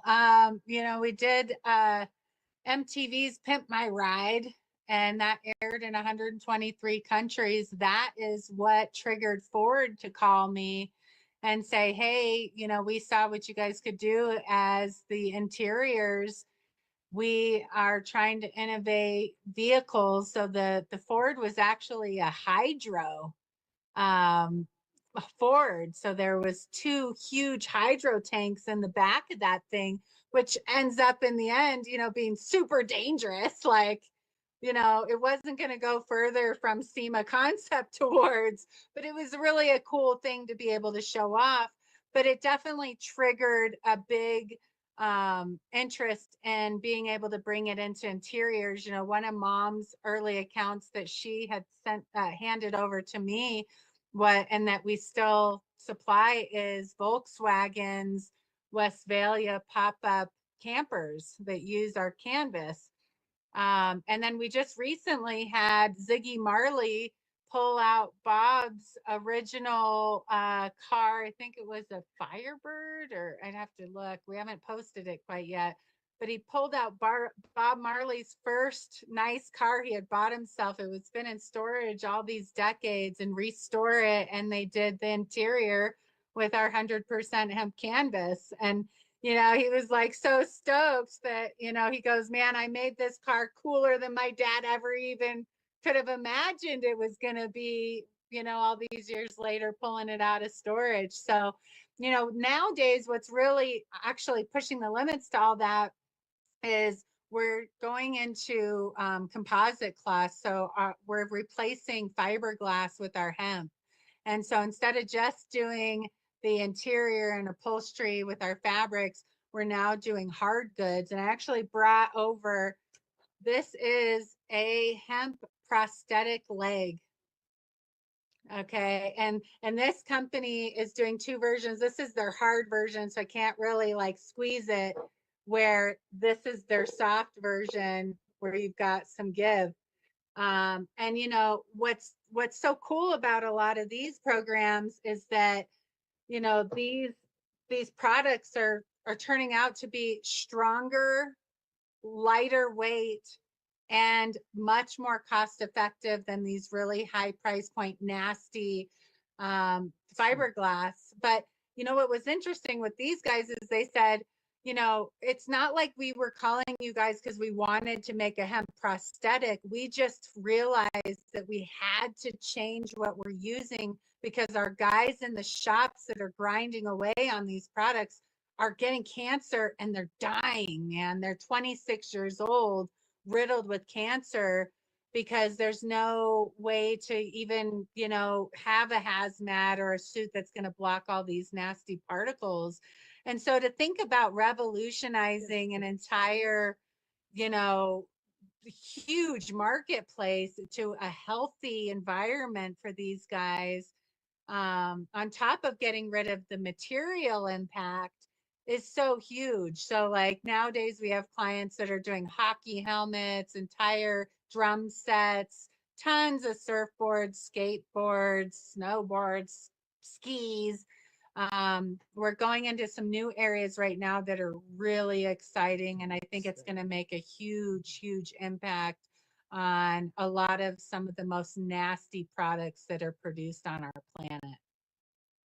So, Well, I know that Ben Dronkers has been using his hemp as a sound dampener as well as insulation in cars. So is yeah. that starting to catch on with some of your product and some of the American car manufacturers? Yeah, I mean, there's, it's definitely more novelty right now. I think the largest, no, but for like our interiors, the largest contract I've seen so far come through for actual like hemp upholstery for cars. They did a very novelty limited edition run of 5,000 cars. So, when you think about the market, percentage of that, we're not even coming close to like a 0.01% of a market yet. But I think that, we're just starting to see that really come to life right now. Hey, we have veterans who, of course, have lost limbs, and how would they find out or get information, or could they reach out to y'all to get contact on those hemp prosthetics? Yeah, this is Human Plant Solutions out in Nebraska. Right on. Thank you for that. Yeah, I mean, people are looking for, natural solutions, and unfortunately, our service members are leading the edge, unfortunately, due to loss of limbs due to recent warfare. And yeah, that is something that, wow, thank you for making us aware of that, even in those productions, because those are a whole other industry unto themselves, the medical prosthetics. But that even that is environmentally sound, and that you all are at least in there, championing it is warms the cockles of my heart. So next up would be Council Member Wade Laughter. Yeah, thank you, Chen. And I must say, Barbara and Summer, you are hugely inspiring to me. And at least partially because I feel like you're fighting a fight that you're probably not going to win in your lifetime, but you're fighting for it anyway. And I have so much respect for that kind of determination. I share that kind of determination with you. And specifically, I'm really struck by in the hemp industry today, most folks who work with the plant in the hemp industry are harvesting cannabinoids, which was never the intention of the Farm Bill. You folks are doing the work that was the intention of the Farm Bill. But a loophole was left that, shall we say, certain actors are taking advantage of. And I realize I'm way off base here on the question I was going to ask you, but I feel like it plays a part because our culture is increasingly accepting cannabis. And I think a lot of that is because of hemp. And that's why our culture is increasingly accepting cannabis, because they're seeing their uncle or their mother or their sister responding well to a preparation that's, is it hemp? Is it cannabis? Who knows? It's, it's green. So anyway, my question to you is, what part do you think mainstream media exposure has played in the resurgence of hemp? And specifically, Summer, how did your collaborations with Pimp My Ride and The Tonight Show with Jay Leno help bring sustainable hemp textiles into public awareness? And again, thank you for your determination and your bravery. Bless you. Thank you so much, Wade. Thank you. It's all of us together in this, or else we wouldn't be getting anywhere. I will say, to touch on one of the things you just said, though, never in a million years do I think any of us, even Etienne in California, like all of us that were part of just the cannabis whole scene, want to see everything move forward. This wasn't just all about hemp, but we want to see all of it move forward and everybody embrace cannabis in all its forms. But we never thought in a million years in Colorado that it would be Amendment 64 as a medical marijuana initiative that just happened to write industrial hemp in the back end, and nobody even knew, like that was also going to push it forward. And it was kind of one of those like, wait for us. And at that point, people were going, well, we thought that you guys had already legalized. We've seen all these great hemp products and everywhere from the body shop and airports to my local Whole Foods, or even Dr. Bronner soap in your local King Supers. Like, it was everywhere. So people didn't realize that we're still fighting for where we need to be, on these products today. And of course, the mainstream opportunities that have come up, or that I've gone and, been incessant on, really getting their attention, has really pushed it forward, because there's a lot of people that never noticed those products might have been right in front of their face, and they never even realized, like, oh, that's a hemp lotion, or that's a hemp chapstick, and why that hat or chapstick was so important, and so the mainstream was kind of one of those opportunities where it was like, when we did that Pimp My Ride, it was an Earth Day special that brought in Arnold Schwarzenegger, who was the governor of California at that time. And Arnold, being a foreigner, you would think would have a little bit more understanding about industrial hemp. And, even on the episode, he's feeling the interior saying, oh, this is really nice fabric. And they said, yeah, it's hemp fabric. And he pulled his hand away really fast and said, oh, no, we have a bad enough problem with this in California as it is. Now people are going to think they can smoke their car. And it was like, oh man, no, he didn't just go there. And then he goes on to say, I just outlawed hemp in California. And it was funny because we had a call from the Capitol 2 days later saying, can you guys make any announcement or put something on your website? Because we've had so many calls from that Pimp My Ride from upset Californians thinking that Arnold had just banned their favorite lotion from the store. Like, nobody got it, and then he didn't even say it properly when he said, I just banned hemp. Like, no, you had just vetoed an initiative that nobody even really got to know about. You didn't ban hemp in California, dude. So it was really strange to kind of see the disruption that a lot of mainstream would result in. But of course, to be able to show the top of the top with, Pimp My Ride and Miss America, we've done, Miss America having hemp wedding gowns on the runway, and Project Runway, and different chefs shows, and it just continues to bring the topic up and keep people excited about what they're going to see next. Right on. Oh, very proud, because I mean it's yeah, I had people contacting me and like I know those people. They're great. All right, next up will be Marilyn Mathry, Councilmember Mathry. Boy, this conversation is absolutely, it is very just captivating. I'm so excited.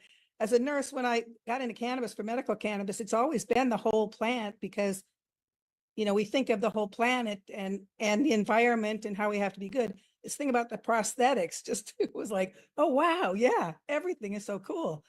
I've been thinking, hospitals need to be of hempcrete just for the mold resistance and all that kind of stuff. But anyway, this question's for Barbara. You developed the SBP, the Sustainable Biodegradable Products trademark rating system. How has it impacted eco-friendly textile certification, and why was this standardization so crucial? It at the very moment I launched this, I got approached by the USDA Bio Preferred program.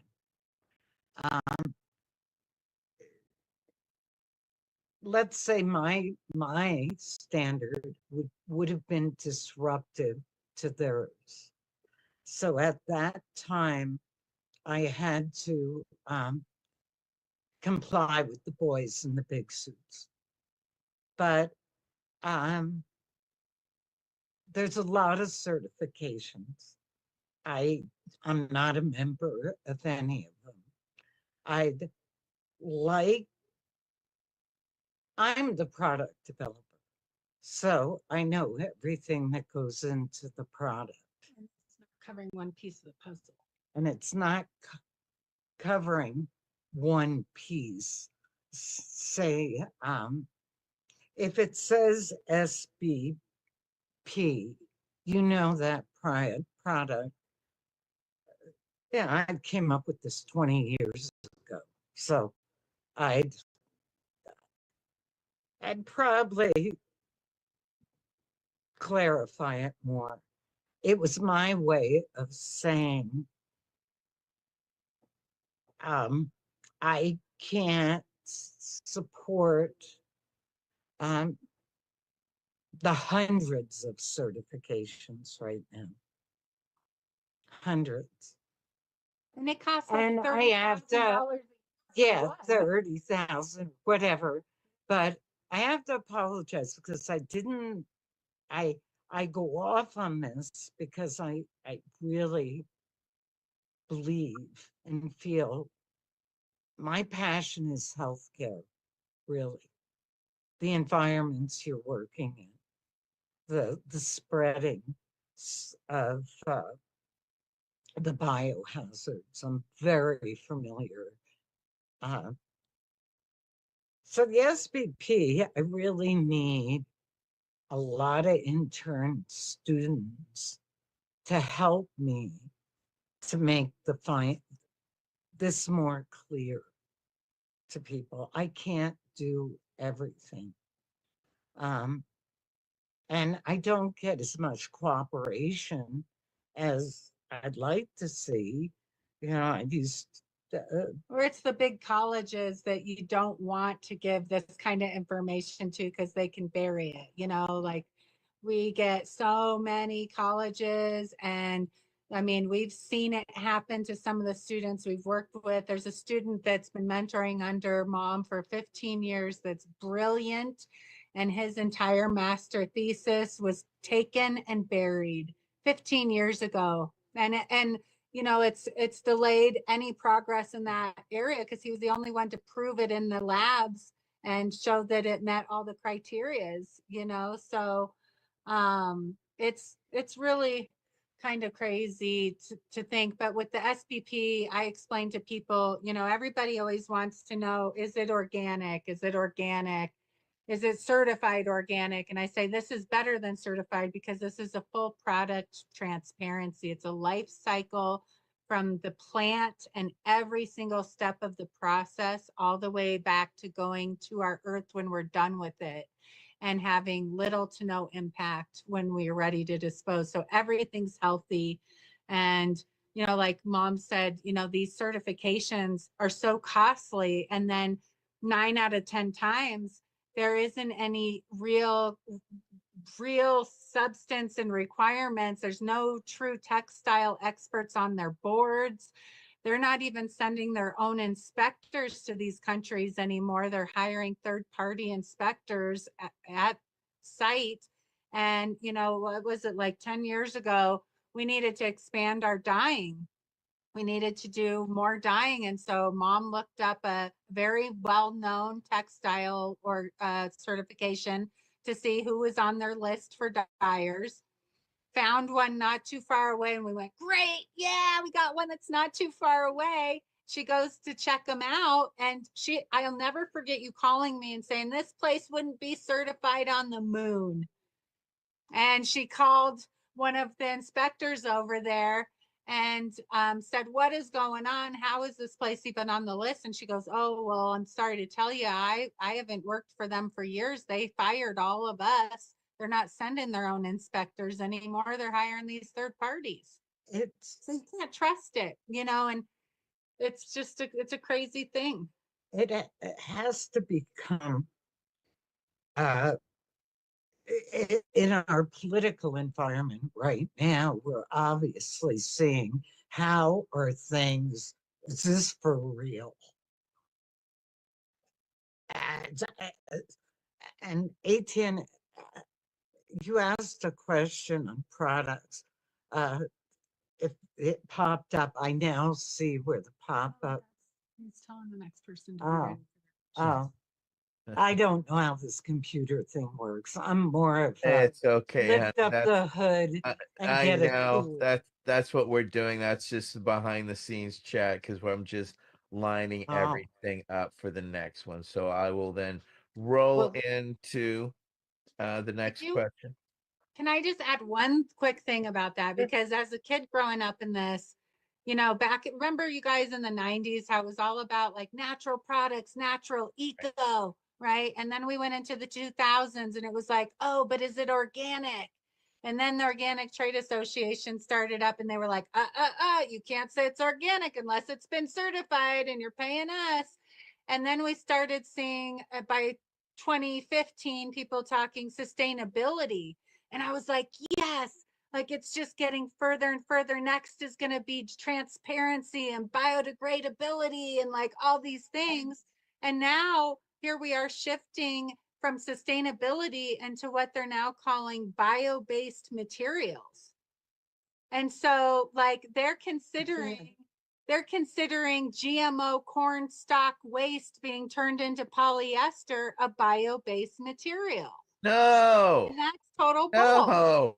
So the greenwashing that goes on, and the bigger that conscious consumerism gets, and the bigger our market gets with all these different companies and products, the more greenwashing and the further we're seeing them get away from what the true intention was. Yeah, it's gonna come back. I don't remember what year it was. It was 2 decades ago. We sponsored at FIT the first sustainability conference to introduce a curriculum to the students. Yeah.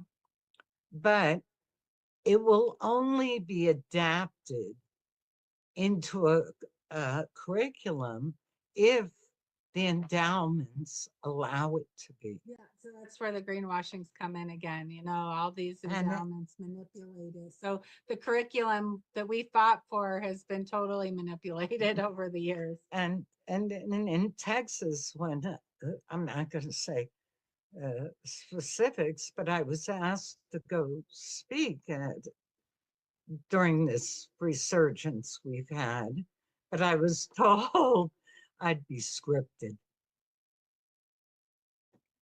No, that does not surprise me for some reason. Yes. So I didn't go. When most people, well, people that went and talked, we won't say names. I was, if Harvard asked me to go, and most people would go, oh, I spoke at Harvard. Well, I'm sorry, I didn't. Because I can't compromise this plant, along with many others that have been ancient fibers, future fabrics, and this office is full of them. And you ladies lead it, and we cannot thank you enough for, every aspect of what you're doing and why, because you've helped educate us on there is a forethought in every aspect of what you do, and you've helped us understand also why it's important, and you will continue to. So thank you. Next up will be Council Member Tony Landry with our next question. Yes, thank you. I second ATN's comments. It's wonderful that you're so concerned with the environment. Both of you have worked with major global brands. What innovations and environmental standards helped attract companies like Ralph Lauren, Adidas, and Nike to the hemp textile market? So I think in the early days, like with Adidas and Nike and stuff, it was more just kind of doing something different and out of the box. You know, I mean, they knew there was a small market for it, but they knew they could play on it and just have something much different than anybody had seen, and it worked well for what they wanted to do. Patagonia, places like Patagonia. I worked with hemp vortex in China. Okay. But that's a brand that like focuses no, on they eco-friendly. were able to get. We had Patagonia, we had Gramici, we had big outdoor lines. A lot of people were using him, but it goes back to the fact there wasn't enough supply, even out of China. There Yeah. wasn't enough supply. And so they might do really well at a trade show. Good example, one of my first really big accounts when I was a teenager, this guy, you know, it was his first trade show, 3-day trade show at Magic, and he wrote $800,000 in orders on his first trade show. You know, and he was a brand new brand. Nobody had ever seen him before. And that's so unique because trade shows, the buyers show up, they already have their budget planned. They know exactly who they're buying from. If they have any budget for a new brand, they want to see it's somebody that's been there and they know they're going to deliver. So, you know, we started seeing some of these innovative brands coming into the show scene. And I was pushing a lot of these guys. You know, when I was a teenager, I said, you know, streetwear was like a big thing all of a sudden. It was never really acknowledged before. And I went, oh my God, streetwear is going to be the hottest section to have hemp clothes. Well, when you think about it, streetwear is selling to kids who don't have money. So like who can afford, you know, hemp stuff? So it was like, oh, thank God we've got these fabrics. You know, when mom develops a new fabric, or I come to her and I say, here's the next thing we need, an innovation for the marketplace. We also think about not only is this going to fill the gap, but this one material can lend itself to so many things. So like one canvas is going to 100 different furniture companies, is going to coats and jackets, is going to backpacks and wallets, is going to shoes, is going to, so it's really a matter of having a development that can reach multiple industries, multiple products. And, you know, the big brands really help to kind of put it front and center when you walk in a, you know, a big mall and you see that the hemp Adidas is in the front window display and not back on a wall. You know, that's the kind of things that are really kind of getting everybody's attention, and they all go, oh, that's the hottest new thing, we have to support that. So, you know, it's been this really unique balance between, you know, small brands that may like, I don't know, Etienne, if you ever been out to Hawaii, there's this gal, Abby, with Sativa Hempwear. And they were like one of the very first hemp shops. The hemp shop ended up having a fire in the 90s, burning down. And she said, you know what, I'm going to just, and she made most of the stuff they were selling in the shop. And she goes, I'm just going to do the Sunday markets. And I'm going to sell, I'm going to make as much as I can every week. And then come Sunday, and she's still in the same spot every Sunday at this market for 35 years, you know, and she just called me the other day and she goes, I'm at the market and this person showed up that knows you. We wanted to call you on WhatsApp and video you. and it's like that designer is this stay-at-home mom. Her kids are out of the house now, but she's a stay-at-home mom, but she's established this wonderful position in a place that gets all this tourism, and she's gotten to people all over the world, and they buy one of her impeccable quality products, and it ignites them to go and look for more hemp. And so our biggest concern right now that I really want to touch on before we end tonight is, we never thought that we would ever have to say that you have to question anything hemp. Hemp and cannabis, we always want to tell people it's the best of the best. It's always going to do you right. It's always going to perform. It's always going to make you feel better. And unfortunately, in the fabric industry, we're now at this tipping point where that's not the case. And there's polyester hemp, there's cottonized hemp, there's viscose hemp, and there's no label laws for them to have to list it as such. And so now we're getting calls from people going, I bought this thing on Amazon. It's nothing like what I've worn from you guys. What is this crap? And we're going, well, we don't know. What do you got? And they're sending it to us. And then mom will send it to the lab. Okay. And that's why she mentioned earlier, and she sends it to the lab, and the lab comes back and says, no plant matter detected. It's so toxic, they can't even tell you what it's derived from. And, we're starting to see some of this stuff revealed. The Federal Trade Commission is in the largest lawsuit in U.S. hemp history right now against big box stores for bamboozling consumers. So all this bamboo fabric that everybody thought was the next big natural healthy thing, they're all buying sheets from Target and stuff. It is the furthest thing from natural. There's nothing left natural about it once it's been turned into a fabric. And the frustration, because I knew this was coming. The very first garment that someone said, this is bamboo. Bamboo. I was actually in China on that project for it to be a natural process. And some big conglomerate came in and said, look, we can chemically process it, call it bamboo, not anticipating someone would spend $3,000 or $4,000 to have it tested and broken down. And I had to do that. Yeah. And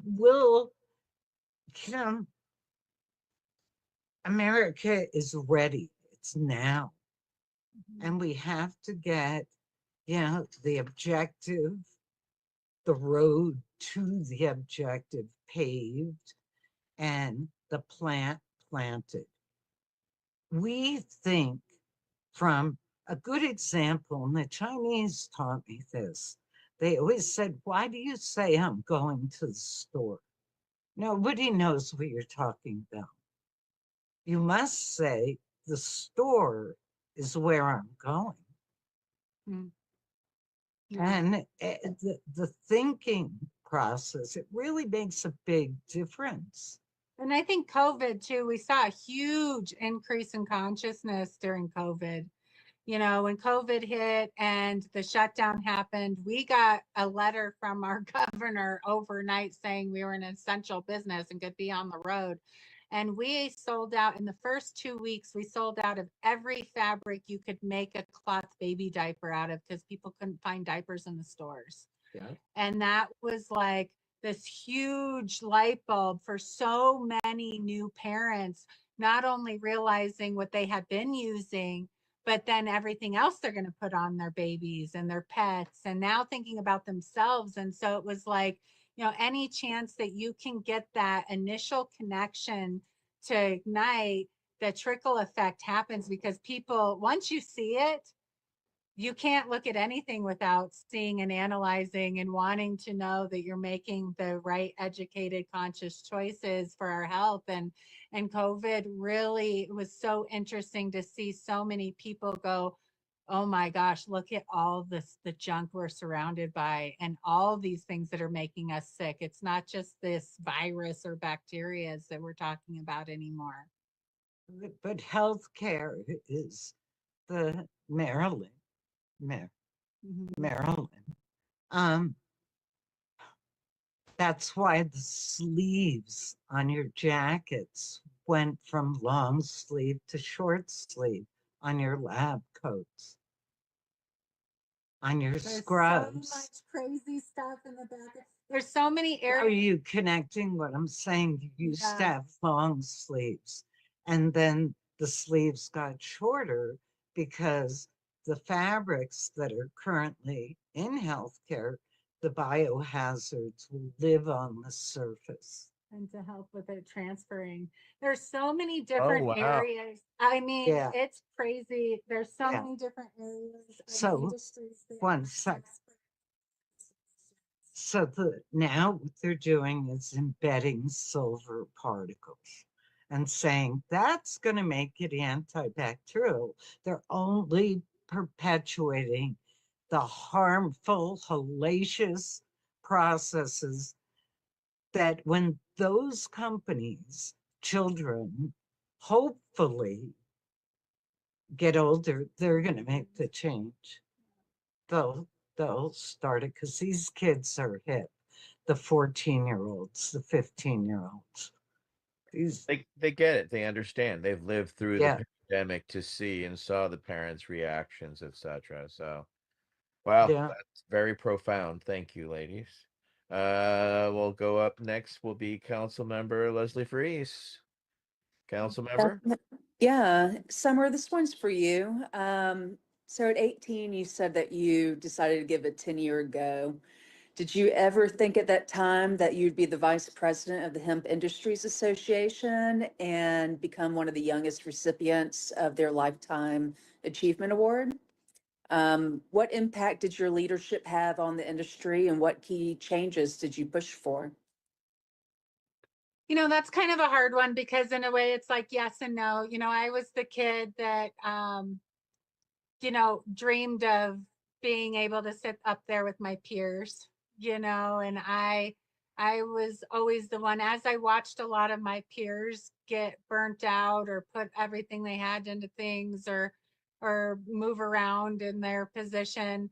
I was always the cheerleader, like, no, get your energy back up and you can't do, you know, and they're looking at me like, oh gosh, Summer, you know, it's her turn. And I said, no, we're not done with you guys yet. We still need you, you know, and so I had some really incredible peers in the Hemp Industry Association. Steve Levine at the time was the president, and he was just such a wonderful guy. He started the what was it, Santa Monica Hemp Fest that went on forever in California. It was like the oldest hemp fest in California, and you know, he did. Yeah, God rest his soul. It makes I know one of the most special people in my life. And so he really uplifted me into that position. You know, he was like, look, you've been putting in the work. I mean, there were times that I got recognition where I was going, wait, no, it should be going to this person that's older than me and that's been doing all this. And, you know, they would say, no, you earned it. You earned it. You've done your part. And but then, you know, when you're dealing with groups and organizations, it's hard when at that point, you know, it was so important to have the HIA because it was like the only place that everybody could come together once a year and share what they're doing and support each other, but just feel that sense of community and energy to leave and go be that much more successful for the next year. And so I was really good at that. It came as a big surprise. You know, I would have probably eventually gone from VP to president, but I had a lot of resistance for things that I wanted to bring and do and change. And at that time, it was only me and one other young person on the board. And so, you know, our board was all very busy with their own companies and their own programs going on. And so when him and I would come up with these ideas, they were like, oh God, these kids are like gonna make so much work for us, you know, and we're like, no, we'll do it. we don't need you guys. We're good, you know. And it got to the point where Steve actually said to me, stop asking and just do it. You know, he goes, you guys don't have to always follow protocol.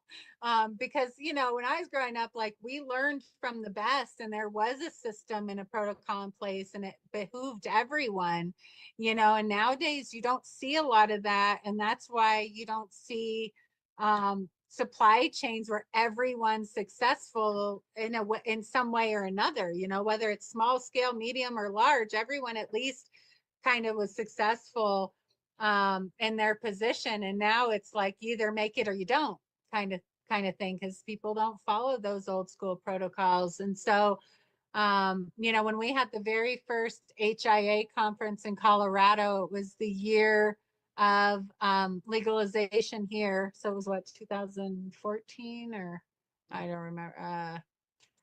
I should know these things, but it's been so many years now, you guys. Mom's saying 20 years, and I'm like, try 25 since you started the SPP. But you know, it's crazy to think it's 2025 now. But when HIA came and did their first conference here is when they gave me my first Lifetime Achievement Award. And Mom's gotten one every decade. So she's got like 4 on the wall, you know. She got another one that night too, but they included me to receive one. And that was my first one.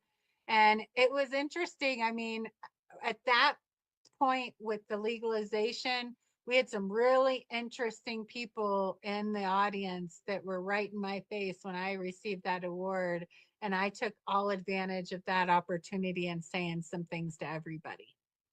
So, you know, I don't just go up and receive an award and thank you. We have to continue to keep pushing what the true agenda is and honoring nature in the way it intended, so that we all receive the benefits that cannabis really provides to all of us. Because the second it is destroyed and manipulated is as soon as we stop seeing all it can really do for all of us. And this is a mantra that I say. In cannabis, you, number one, have to have passion. Number 2 is principles. Number 3, prosperity will come, but it's not going to come without the passion and the principles. Because we're 25 years now. In this company, yeah. This company is probably the old one. This is the 7th hemp company that Mom has developed or been involved with. You know, this is the 7th company in almost 40 years now. Yeah. So, which makes it hard because, like, you know, there's some people out there that are like, we're the oldest and we're the biggest. And I'm like, what? Like, but it's interesting because it's my daughter. She has the passion. She has the principles. And when she says 7 companies, they were little, and I had partners and I had people I worked with. This has been she and I. And we've made it 25 years. And we do it full time all the time, and that's it. There's no like, there's nothing else. Yeah. Well, that's being a business owner. You know, it's people think it's a 9 to 5 thing, and what you find as a business owner, it's a 24/7 thing, unfortunately. And there is no off times, because that problem arrives to you while you're sitting on the toilet. Right. Right. Yes. Oh God. And right? WhatsApp in the middle of the night. The right? WhatsApps. Oh God. And WeChat. And tell Mom she doesn't have to reply to everybody immediately. They can wait. Right? Well, that's makes your mom who she is because she always felt the urgent need, and that's her passion, and that's what rubbed off on all of us is, you know, how she cared. So of course it makes sense that, you know, her passion would absolutely rub off on you. And of course, you know, we were fortunate to be where we were to have that catalyst to reinforce those beliefs. Because remember, we had all kinds of books telling us what was possible, but it was Barbara showing us and clothing us and making it really beyond words. It was a reality, and I can't thank y'all enough. So for what y'all continue to do and why you do it. And you've shared many of that with us, and we appreciate that. So next up will be Council Member Michael Crowitz. Council Member. Thank you, Jim. So, seeing where we are, we've come so far in the last 20, 30 years, but yet, in a sort of a big picture way, we're not that far ahead of where we were 100 years ago, in some ways, right? But where do you see, looking ahead, how do you see the future of hemp textiles in the U.S. and what steps must be taken to ensure the continued growth, sustainable growth in fashion and manufacturing? Well, I'd like to say right now, we've got some good things, not me, Summer particularly, but the industry in the US. We've got some great products coming out. Hemp texture, we've got hemp wood floor. These guys made a product that will be embraced at a very high level. I can see it. If you don't know who they are, look them up because they're great products. But we have to gain the confidence of the farmers again. The farmers lost their confidence because they were growing for medical and CBD. Yeah. And we lost the fruit orchards in Western Colorado, horse pastures, but I'd like to be where I belong, which is, I keep saying I want to retire, but I want to educate and just show what we have to do to create raw materials that get purchased by industries that are already identified. Yeah. They're already here. So what's important for people to understand with textiles is with textiles, there's non-wovens and there's wovens. So in order for the US to ever have hemp textiles, fabrics, there has to be non-wovens that have been done and done right to ever lead us into wovens. And then, the US doesn't have any long fiber systems. Nobody's talking about degumming. Everybody's only talking about decorticating. And it's like, okay, well, that's the first step of the process. And that's easy if you know what you're doing to have the good material. But then it has to have a natural degumming to clean that fiber from all the plant lignin and celluloses and be able to even be millable to go to combing, carding, spinning. And then we have no long fiber systems. So when she said earlier, it's going to be $300-400 million to build out 4 state-of-the-art natural fiber facilities to take on and do what we're able to do overseas.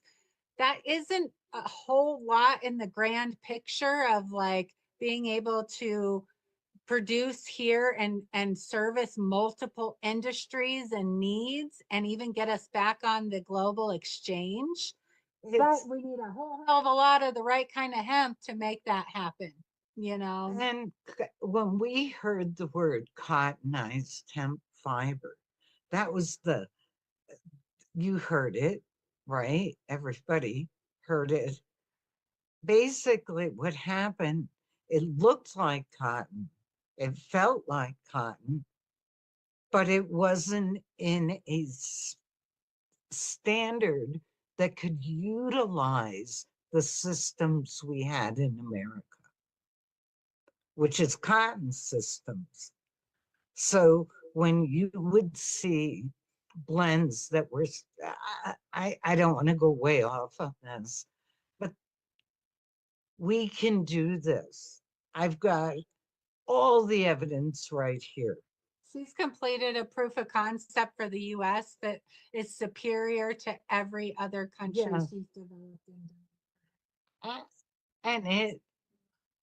And it's mind-blowing, and it considers water conservation, reducing the need for herbicides. You don't even have to, water is precious. It's like gold. Now, you can reduce your water consumption growing hemp if they just follow this method. Follow it. And then you're going to have standards in the stock. I don't think it matters what variety seed. I'd have to do, I don't know about enough about this, when they say cultivars. When I first heard that, I thought they were talking about dinosaurs. Yeah, I did, because and sunflowers, of course, would be a good analogy. But if you plant them a specific way, I have a hunch we're going to get a standard in the diameter, then of a hemp stalk, and then we're going to have numbers that are actually close to accurate on the yields and the application of those raw materials without needing $300 million infrastructure investment. Because It's interesting because like people keep asking us, when are you guys going to start making your stuff here? Or we get a bunch of calls from cannabinoid growers, and they say, when are you guys going to start buying our stocks and making socks? And they don't understand the difference. But it's interesting because like basically what Mom's saying is we'd like to see hemp be able to step in and play an even bigger role in this country. And there's areas that it's needed more desperately that has higher value for the farmer, the processor, and the products than any fabric or hemp building material could ever imagine.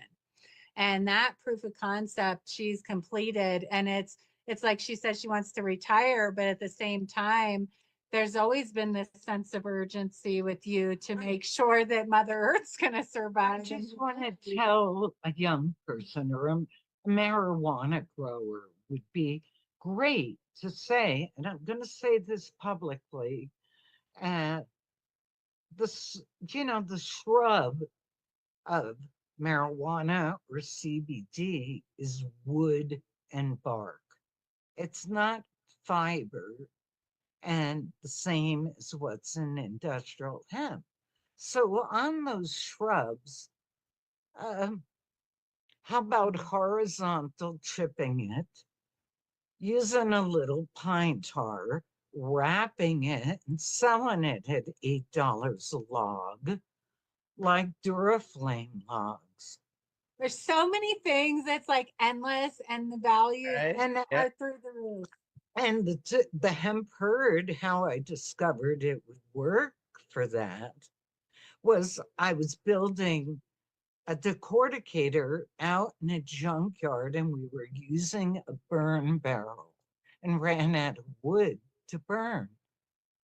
So I took a little bit of Coca-Cola, it was full of sugar, and took the scraps, and we literally let it dry in the sun, and it burned hot.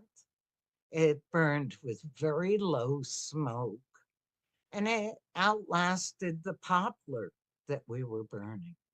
And we're talking about the three most toxic industries on the planet, you guys. We've got building materials, plastics, and textiles.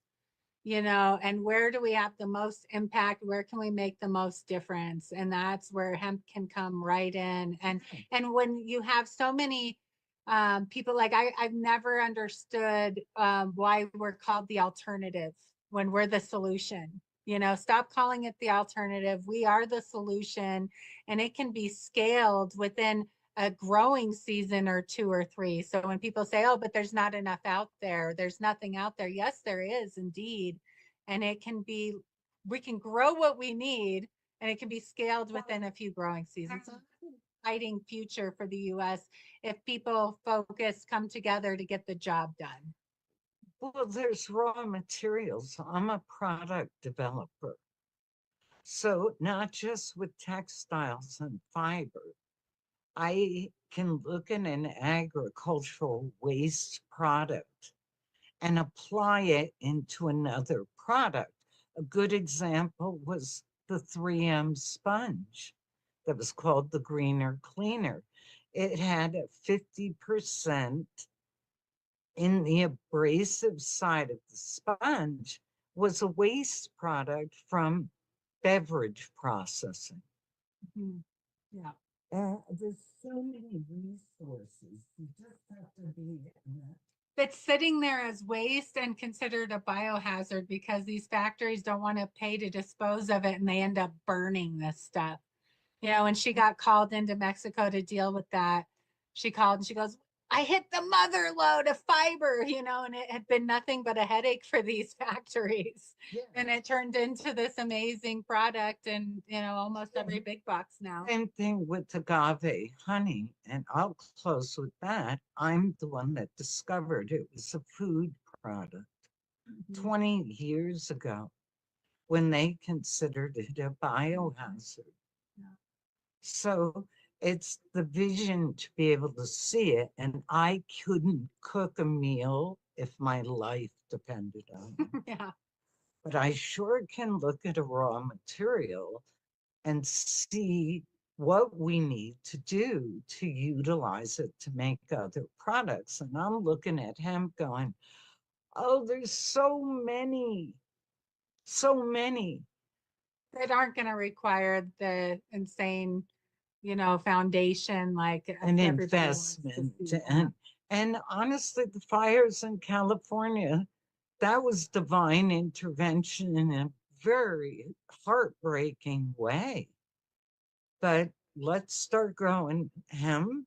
Let's start utilizing it in interiors and structural. And as far as interiors go, there's going to be all kinds of natural fiber textiles. And the food from hemp. And it's important that we continue to support the countries that have developed the systems properly, you know, not always be trying to reinvent or take over. It's like, well, this gives the US the opportunity to take over two of the other biggest nasty toxic industries with a lot less infrastructure needed. So, you know, it's exciting to see everybody's been really listening. We've been keynotes at all the hemp conventions and events, you know, for the last 12 plus years or whatever. And we literally felt like broken records saying the same thing over and over. We've got to see composite decortification and composite done right and clean and properly so that this can lead down the line in the right way. And we're starting to see a couple of those facilities. So it's really exciting. Ladies, Summer, we got to get you out. Council member Freeze and I were actually at the USDA's Cannabis Germplasm I saw Institute that. in Geneva, New York, and they will have another one in September. And I think for sure you should join us and Rob Clark and others out in Geneva, New York, because they could benefit from both of you ladies if you're able to, Barbara, as well. But for sure, Summer, they need your guidance and understanding because they, as Barbara said earlier, they're reinventing the wheel, especially with decorticators and other things that we saw. I mean, the pictures I could show you were an embarrassment for decorticating standards. And then if you saw the harvesters that we saw, you would be appalled by what the U.S. standards are. And I understand that they think they're trying to do the right thing, but they had a full decorticator that fits on the back of an 18-wheeler that we know could fit into a 4x8 area. And the way that the harvest is, etc., they're just, it's the boys with toys. They don't know what they're doing. As you said, Barbara, they're trying to reinvent the wheel again.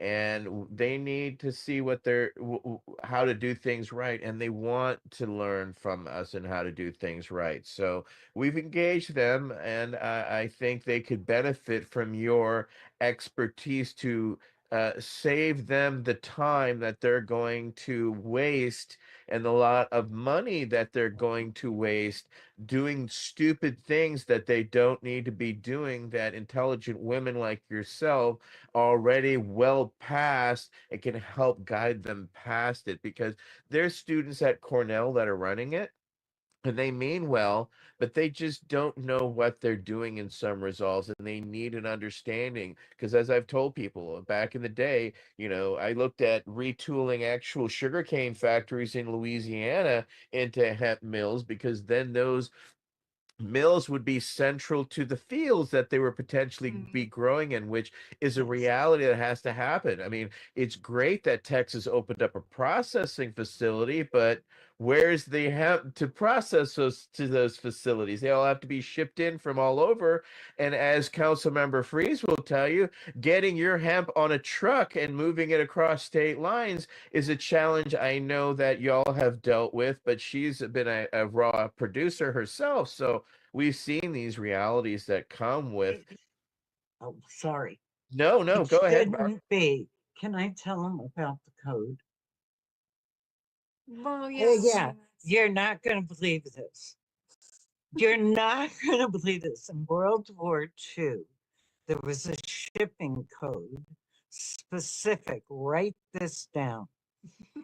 Hemp, jute, or oakum in bales, boxes, or drums. You can, they forgot to take it off the books. We've been using that code. It's class 60, item number 14960 sub 0. I mean, these are all little things we can teach these people. You can move it anywhere you want. You're federally okay. And it's the lowest rate cost you could ever move this stuff under. Oh my God, you ladies are absolutely. I could look at that. Leslie's like, oh my God, if I had only known. But we're here now. We're knowledgeable. So, wow, ladies, I cannot thank you enough. You're. We need to have you on again. You're just such a wealth of knowledge. For maybe next time I can show off a bunch of cool hemp stuff so everybody knows what's out there and what's going on. Let's do that. Let's do a show and tell episode where you can show us what it is, the product, show us some of the car stuff, show us some of that stuff. Yeah, we'd absolutely love to have you guys back for another show. And talk about the healthcare facilities, the various tests that that's have like been a whole done show in itself. For just the uniforms that are being worn in healthcare. There's so much.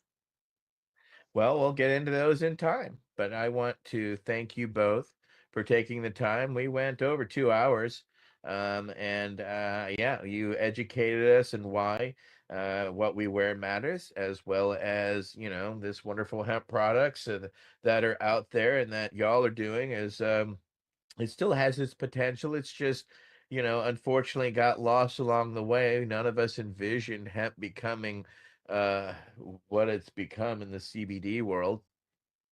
And unfortunately, we have to wrestle it out of those hands to, get hemp back where it needs to be. And I cannot thank you ladies for literally leading the opportunities and reshaping the industry, because you have taken it as beyond a responsibility. You have led by example. So I want to thank Councilmember Wade Laughter, Tony Landry, Mary Lynn Mathry, Michael Crowitz, Leslie Freeze, of course, Summer and Barbara, and myself, Etienne Fontan. This has been the VAC's Round Table number 85. Barbara Philippone and Summer Star Haskey from Environmental Textiles. So thank you very much, everybody. Have a great rest of your night. Good night. Thank you for having us, everyone. Hemp, hemp. The Veterans Action Council is a Pace Radio Network content provider.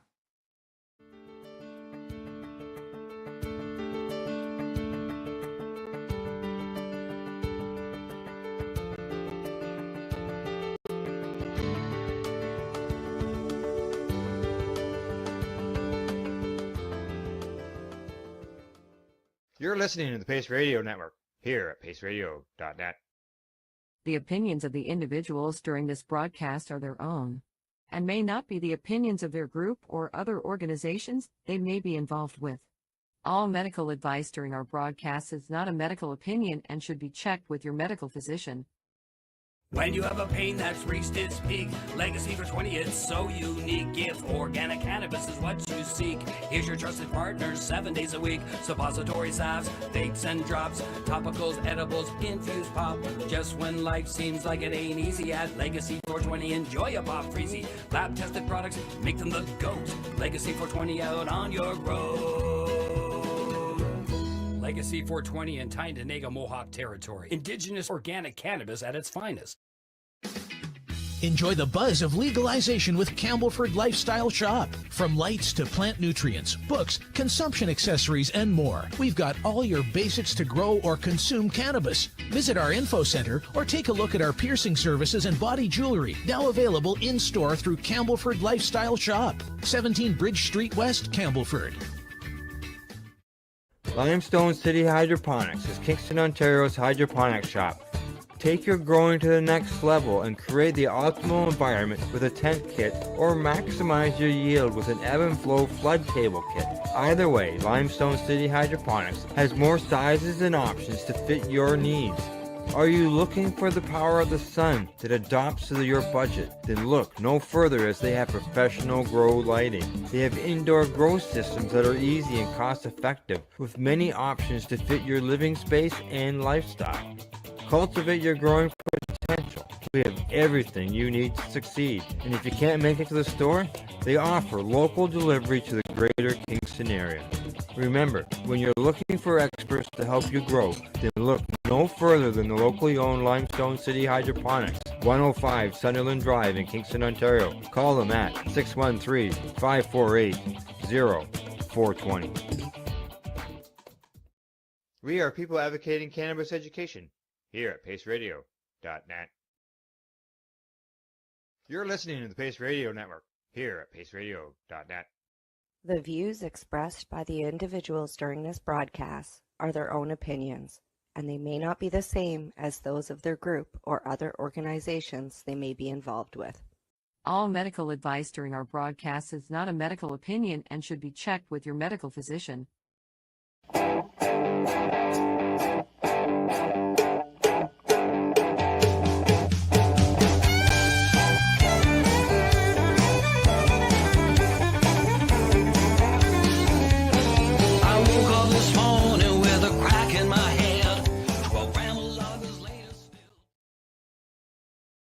Good evening, everyone, and welcome to the Pace Radio Show. We're live here at paceradio.net and at 420pace.ca. Good evening, Tamara. How you doing? I'm a zombie today. It's Wednesday. You're a zombie today. Well, you know, I do that shift late night, wake up early. Oh, yes. And, that I'm does rolling me on every tomorrow time. because my daughter dropped all the dogs off. So now I've got all the dogs back again. And I've seen that. You had the big lad. Breezy's back. yep. And Naya and Chachi and Ari. Oh, yeah. And And then my crew. right. So, And they're on top of your crew. yeah. Well, Breezy's part of our crew, so he's in our 10. And then Right. But yeah, it's crazy because we've got. Anyway, I'm tired. I'm old. I'm getting tired of having to run around after all these pets. It's just like, even with one Yorkie, like I'm thinking he really needs to go somewhere else. Like, I hate to say that, but every time I wake up in the morning, he's crying for somebody to pay attention to him. So I go out and I play with him, and as soon as I'm done playing with him, or petting him and doing paying some attention to him, he starts crying again. But I can't even, like, Moose is in here right now because those two, they're like attack. And they're like fighting and rolling around on the kitchen floor trying to tear each other's throats out. It's just Oh. and Yeah. so I just don't even know what to do anymore because I fix them. It helps eventually, but not yet. Not yet. Well, just so you know, we had a visitor on the weekend. A little orange kitty showed up at our barn. Meow, meow, meow, meow. the day before we heard it across the street, and it was just meowing really loud, like it was sounding like it was in despair. I went looking for it. It went quiet. And then it showed up the next day in our barn. How old is it? Just a baby or? No, we figured it was about a year old. Aw. Yeah, he actually looked like Garfield, but he had a little bit bigger white spot on his chest, and of course he was younger because Garfield was like 15, so somewhere in there. And so he stuck around. It was like feeling like -16 one night. So I went out and I built him a little shelter in the barn that was enclosed with some straw in it, and put a blanket in there for him. Gave him some food because I knew what I was doing the next day. I had a good idea anyways what was going to happen, and took him into the vets to see if he had a chip in him. Right? And we had him on Facebook and everything, so we checked the chip, no chip.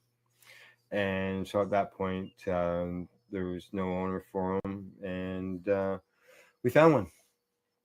Good. Found How old one. was he now? Pardon me? What'd you name him? Oh, our grandson named him Marlo. The vet and the person who took him in the end felt that he was a stray, like it was a wild feral cat. I'll tell you, he did not act like one. Rubbing up against your legs. When we found him in the barn, I walked over to him and I pet him, and then I picked him up and carried him out of the barn. Yep. Like, there was never a hiss, no nothing. So Animals will know if there's a threat, right? So he'll hiss, and if he felt you would have been a threat to him, he probably would have. But obviously, you give off an aura. you must give off a good aura. Yeah. You give off of whatever energy that's welcoming to a pet or to an animal, right? So they're not. I mean, I wouldn't do that with a coyote, or Yeah. like the coyote. But I mean, the cats are I have come across coyotes twice, once here and once at the provincial park, and both of them just turned and went the other way. They didn't run off or anything, just yeah. So, Yeah, we had them on the farm, but they were like in packs, right?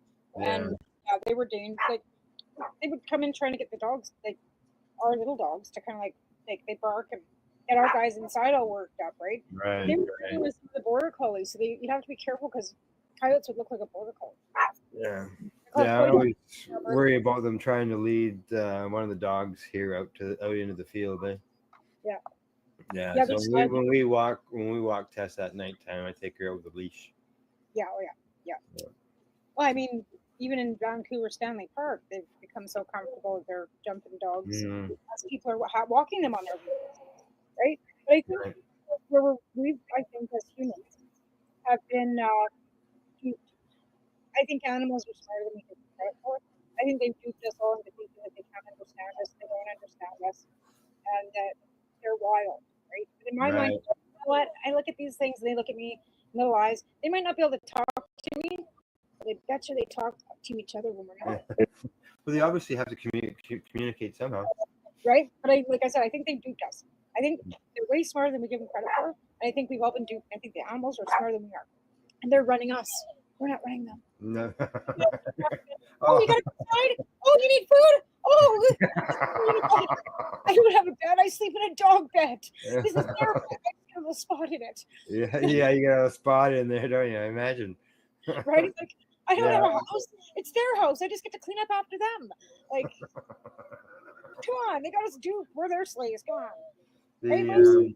Moose is like, yep. He's down here looking at me. Yep, you're right. I've been fucking you the whole time. So this week, CSP, how'd things go? I've helped people offsite this week.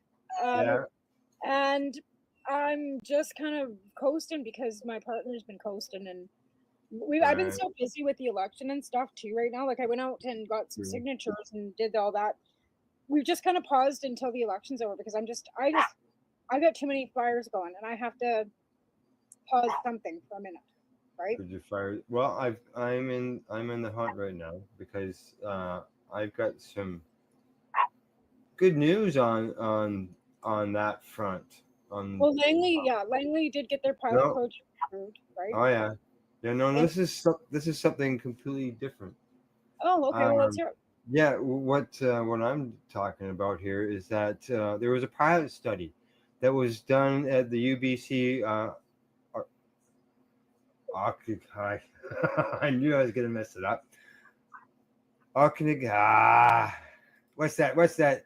OC. I got Occupational? no Okanagan. Okanagan. Okanagan. There we go. Okanagan? See, it should be an O in there instead of an A. Think of Bob Cajun and say, "Oh, Okanagan," like it's Bob Cajun. Same kind of gin. There. Yeah. Okay. So at the UBC Okanagan and Thompson Rivers University, what they did is they examined how medicinal supervised cannabis use in residential recovery homes may support treatment in substance use challenges, which is basically what you're dealing with, right? Right? Okay. And they reported that cannabis helped them manage pain, anxiety, depression, and sleep issues. And they said that our findings suggest medicinal cannabis play a meaningful role in reducing cravings and improving retention in recovery programs. Participants clearly indicated benefits in managing both physical and psychological challenges during recovery. You know, this is stuff that you guys are doing. You and others across the country are doing this, and people say, "Oh, you're just giving them Well, water." you know what? But we don't get that stigma. Everybody that I talk to say, "Good for you." Good. For you. The people that are there. Yeah, I haven't. Yeah. Hang on, I gotta let this dog in because she's All gonna. right, you know, I'll talk more about what I. She's already here at the gate. She's just like. Oh, I see. Okay, I see what you're doing. Letting the dogs in.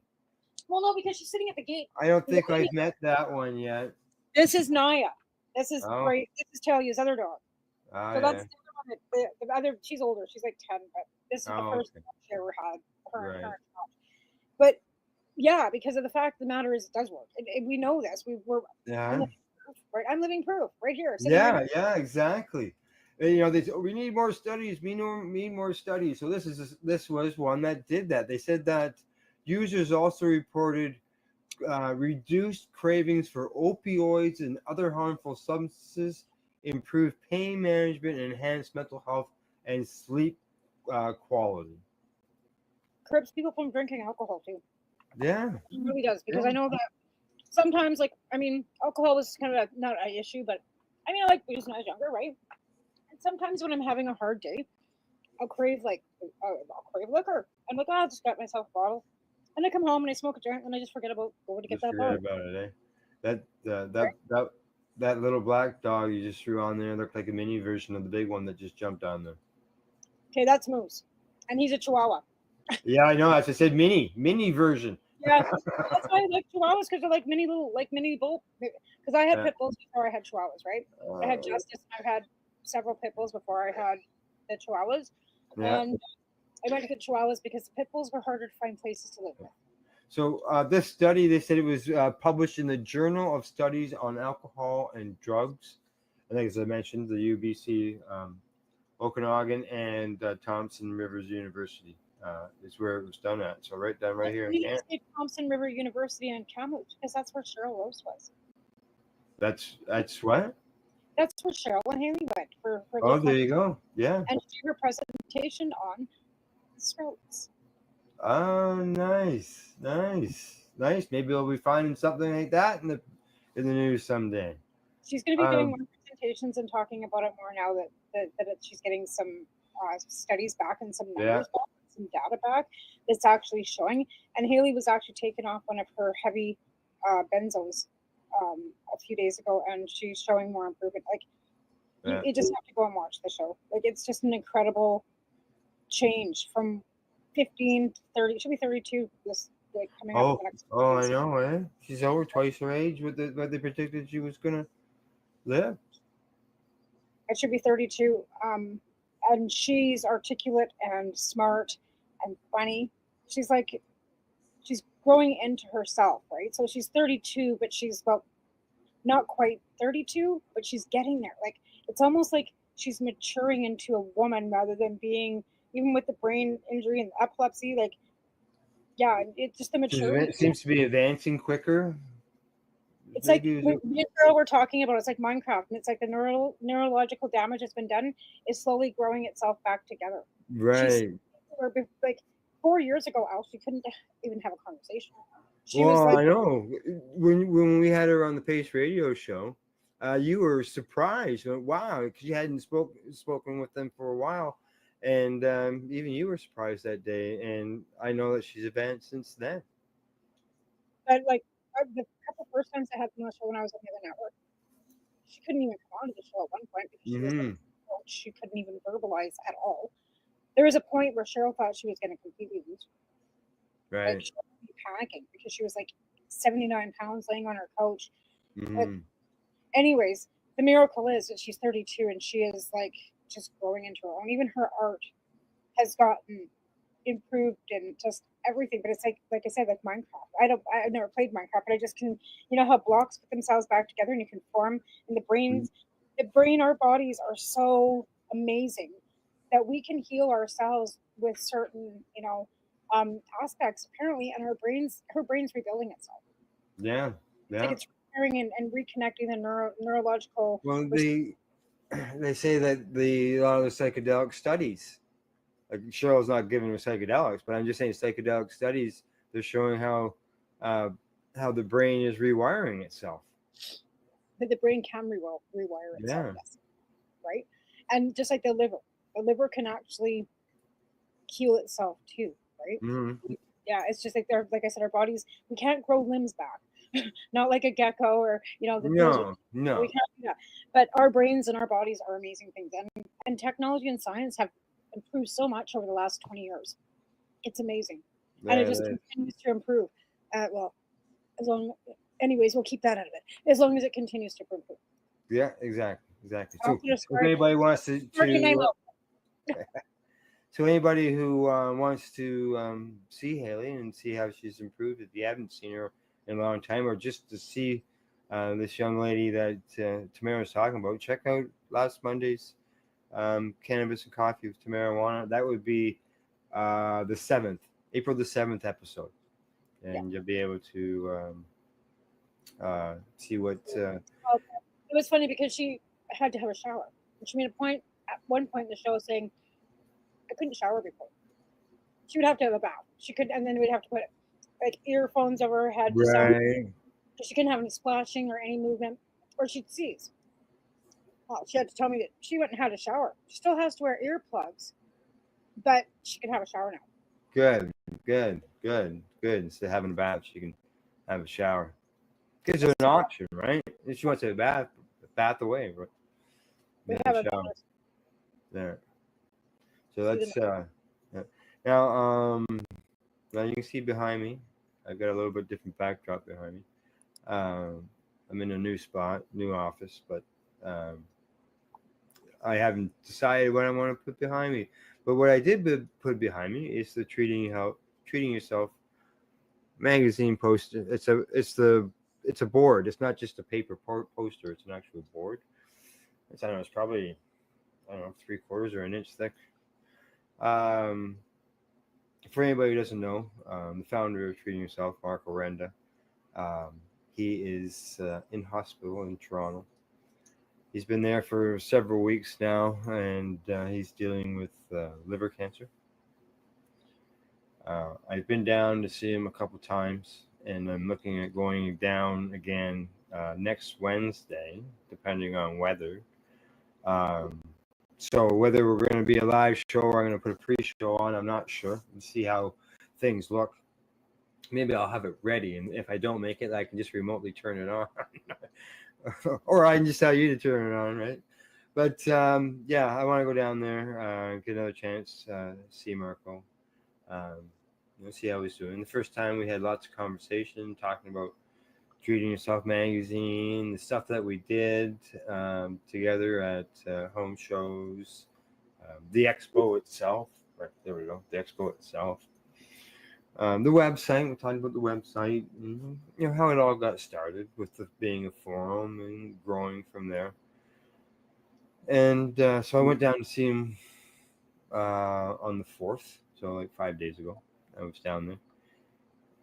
driving into Toronto, the downtown.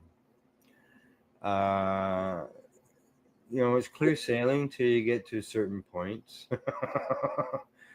Like our premier, he's trying to figure out a way to try to move traffic because there's no more room to add roads.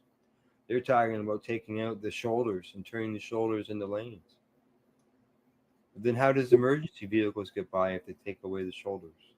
And you guys are situated on water, so it's not like they can move. Yeah, well, yeah, and then they're talking about putting a tunnel from one side of Toronto to the other. I don't know, but that was just because there was no room. There's no room to expand, and it's just traffic city. I was 4 hours getting home for a 2-hour drive, which is normally it's about 2.5 hour drive. I was 4 hours getting home. Well, that's the thing about the big cities. It's so congested. Where Yeah, you can drive from one end of town in 10 minutes.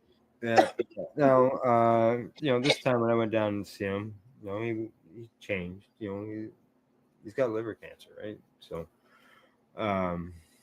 they're giving him whatever medication that they can give him, and so I went down. We did some talking. He did some sleeping. Helped him out a little bit here and there. I talked with the nurse. The nurses are, they're restricted, right? They can only say so much. I'm not family in any way. Right. I'm not on his paperwork as somebody that they can talk to, right?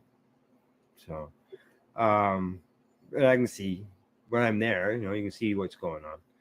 Well, it's nice that he's got somebody to go and see him because just a little bit of comfort is a lot. Yeah. Like a little bit of comfort at the end of your days, and he'll bounce back. Yeah, there is a sitter. They call them the sitter. Somebody who's sitting with them, talking with them, reading, whatever. Just does he have family here or no? No, not right in the city. Not right now. Maybe Right. now, but family his family was away. Oh, no. Yeah, and while they were away, he was transferred. Oh no. Yeah. He when I seen him the first time, he was in Toronto General Hospital. They said that they were hoping to let him go home in a few days. And then I was informed that he contacted me and informed me that he was transferred to Princess Margaret Hospital instead of home. He'd be there for a few weeks, and then they were hoping to send him home. So he's in Princess Margaret Hospital in the palliative care wing. That's where he is. And he gave me a room number the day when he told me he was transferred. And by the time I got there, he was already moved to a different room. So, I put a post. I update people on how Marco is on the Treating Yourself Facebook page. So it's something that Marco asked me to do. It's basically throughout my writing time with Marco, I wrote the events that Treating Yourself went to. I wrote the articles for the expo, and now Marco's asked me to update people on his condition. So, whether you want to consider that still writing the story of treating yourself. Well, you know what? Couldn't have a better person than that. Thank you. Your heart's always he's done a lot. Did a lot for me. I was the guy with only. For our community, Marco sent me 2 vaporizers. They were not cheap. Yeah. I was a fundraiser for Mark Henry when he was going to jail, and Marco said one's for you and one's for a fundraiser. You make sure you keep one for yourself. Yeah. You'll have that damn vaporizer. It doesn't work, but it's got a sticker from Alberta Healthcare certifying it that it could go to the hospital with Lisa Kirkman. Mm-hmm. Like that volcano has a lot of memories. Yeah. So it doesn't work anymore, but that volcano's not going anywhere. The in the early days, before I even got involved, Marco was involved. I had only heard of Marco through a friend of mine, Diane, and she told me about the stories of going down to Niagara Falls for the 420, and Marco was bringing down 5 grams of oil and giving them to patients, helping out patients.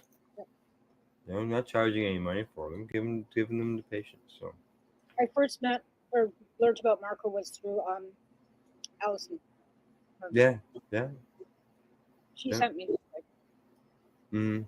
incredible people. Like I said, over the last 2 decades, cannabis has brought so much good into my life, including good friendships, and those were just a bonus. Like when I started this whole thing, I had no intentions of where it led to. Yeah. You know.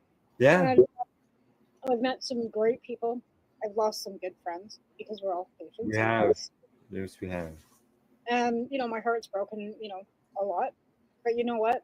You have to love to lose, right? Yeah. So, Oh yeah. Hey, you know, politicians wanted to throw us in jail. We had to speak up. We had to tell everybody. More people knew, the better, as far as I was concerned. hey, I took one for the team. I took one for the team. I did jail for the team. Yeah. Did, Yeah. yep. Yeah. I never did. No, I never did go to jail. Well, I mean, I didn't go inside. I mean, I had to do house arrest, but it's still. Yeah, correct. Yeah, you got arrested for it. Well, the thing is, it's still considered incarceration. If anybody asks me if I've ever been incarcerated, I have to say yes. Yeah. Even though I was in an institute, I still had to take 6 months house Yeah, you're arrest. incarcerated in your house. Yeah, when I got busted, I wasn't incarcerated, even in my house. Yeah, no, I had $150 fine. Well, my first possession charge was, you know, that. But I mean, I had 2 or 3 possession charges before Yeah. I got nailed with the trafficking, and that was like for such a small amount. But they nailed me. They nailed me Yeah. because I had that was my 4th drug charge. That would have been my 4th drug charge. Right? Yeah. So Yeah. So you know, the magazine, patients were able to use the magazine to educate their doctors, their families, their friends. and we did. We dropped those magazines off with Michelle's paperwork at every Yeah, doctor. a lot of people. Yeah. Michelle, I those you know, medical you're talking about Michelle. There she is. on your other shoulder. behind Yeah. me. There we go. There she is. The drawing of her. With her big red lips and her big booby hugs, right? So Yeah. Michelle was like instrumental in getting a lot of us going too, right? Yeah. And taking those packages and treating yourself magazines to our doctors. Yeah, she was involved in treating herself in the marketing end of things and all that. Yeah, she came No. down. She jumped ship and came Yeah. that way. And it gave patients at the time a voice and a spot. You know, sure, okay, we do radio and we talk, or we do video and we talk. But not everybody likes to do that, and some people can just express themselves better in writing. Well, the forums, I think, is something that we all miss because we had forums and stuff on all these Mhm. websites before Facebook and Twitter and all these things that are so Yeah. public. They're so like, and then it just become vitriol. Like people have just become vile. Yeah. Well, we didn't have that. We didn't have that discourse and that vitriol in our groups. And if we did, you got booted. Like if you became a jackass, the moderators or the admins of the website would just boot your ass, and you get blocked. Yeah. You never get back on the website again. I've never had that happen to me, but I know a few people that did. Yeah. They just boot them. You're not allowed on here. We don't like your content. Yeah, I never got booted off. I was actually never on those TY forum, but did I? Maybe I got there near the end. I was But, on the cannabis culture forums. That's how I started. yeah, I was on that, the mailing list thing. Oh, that was just the CCC. Oh, okay. The Cannabis Culture magazine had forums too, like TY did. Yeah. And I belonged to the forums. That's where my Pixie Lee. Yeah, there was I know TY had the forums on their website. I went to those ones, but before then, there was like I don't know if I understand, like it was like a board, running board. Yeah, just a board. Yeah. So you know, when we first got going, like this was like, yeah, yeah, MySpace, and like it was like crawling dial up internet. Yeah, the beep beep beep beep beep beep beep. You can be on the phone at the same time. If you're on your computer, you have to unplug your phone and plug your computer in. Those are the days. Now we sit here with smart TVs and only plug it in for power. Pretty much. That's about Don't it. even charge it It's on that fireplace. yeah. So and the magazine, as we know, grew into the expo and everything. This one here, this was the 2010. To give you an idea, they had seminars. Okay, I'm just reading it off the board here. I'm not turning my back to you on purpose or anything. Dr. Bob Malamud, ever heard of him? Of course. Of course. Dr. Juan Sanchez Ramos. Yes, of course. Yes. Michael Krawitz, which Michael is part of the Veterans Action Council. And you can hear from Michael every Sunday night at 8 o'clock. He's involved in the show, the VAC Roundtable. Dr. Alexander Sumac. Marilyn Mathry, who is a nurse, nurses that support cannabis down in the U.S. And there is musical performances and stuff like that. But just, having those researchers come and do seminars and sit there and stand there and talk to people about, their research on cannabis was. I know that. I think the best thing Tough to beat. was, those even though when everybody went off to Terrace too, right, where they had just gatherings down to Jamaica to the skunk. I didn't Yeah. go, but I mean those are like community building things, and I think that was the best thing about us fighting as activists or as whatever you want to call us, advocates. It was building community and building family and friendship that we've, I think, lost due to COVID, and you know what I mean. Even with legalization, and so many of the people that we were fighting beside became licensed producers and got involved in the legal industry, and with regulations and rules can't be involved with people like us anymore. And you just kind of get, Yeah. I see it's about the hour. Time for us to take a break. And before I do that, I'm just going to let our viewers know whoever's on YouTube. Don't forget to hit the subscribe button while you're there. And other than that, off we go to break. Tamara and I will be back. Hours up. And we'll be talking about a bunch of stuff over the next hour. I got a few studies I want to bring up. And we are in election mode in Canada. We are halfway through, so maybe we'll get into a bit of a discussion on the cannabis issue there as well. This is the Pace Radio Show. We're live here at paceradio.net. You're listening to the Pace Radio Network here at paceradio.net. Limestone City Hydroponics is Kingston, Ontario's hydroponics shop. Take your growing to the next level and create the optimal environment with a tent kit, or maximize your yield with an ebb and flow flood table kit. Either way, Limestone City Hydroponics has more sizes and options to fit your needs. Are you looking for the power of the sun that adapts to your budget? Then look no further, as they have professional grow lighting. They have indoor grow systems that are easy and cost effective, with many options to fit your living space and lifestyle. Cultivate your growing potential. We have everything you need to succeed. And if you can't make it to the store, they offer local delivery to the greater Kingston area. Remember, when you're looking for experts to help you grow, then look no further than the locally owned Limestone City Hydroponics, 105 Sunderland Drive in Kingston, Ontario. Call them at 613-548-0420. Are you looking to get your medical cannabis grow license? Limestone City Hydroponics can help patients through the process of obtaining their license to grow medical cannabis. What's that? You don't have a doctor. If you meet the medical criteria, Limestone City Hydroponics has a nurse practitioner who can assess and provide medical cannabis prescriptions. What are you waiting for? Contact Limestone City Hydroponics at limestonecityhydroponics.ca or call them at 613-548-0420. What do you find at paceradio.net? People advocating cannabis education.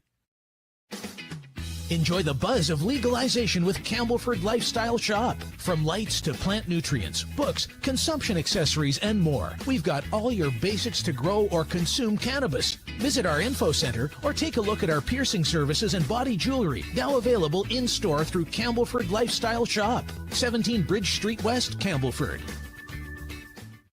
Rerolled Saturdays. Check it out. Nothing but non-stop cannabis and psychedelic programming. Find it at 420pace.ca.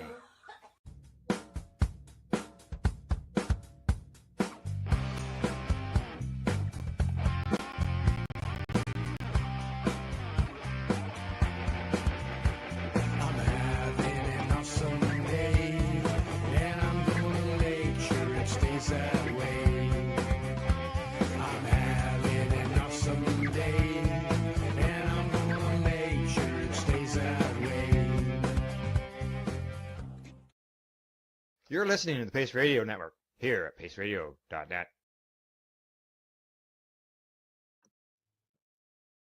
Hey, you're watching the Pace Radio Show. We're live, and I clicked on an app, and I wasn't supposed to, and it started up. Those is happens live videos, right? Okay, now before the break.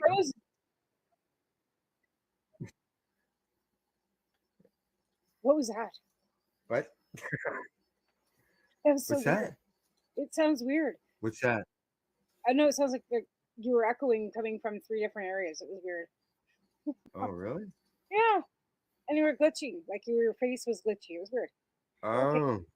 Oh. Maybe you're having some maybe you're having some Starlink issues.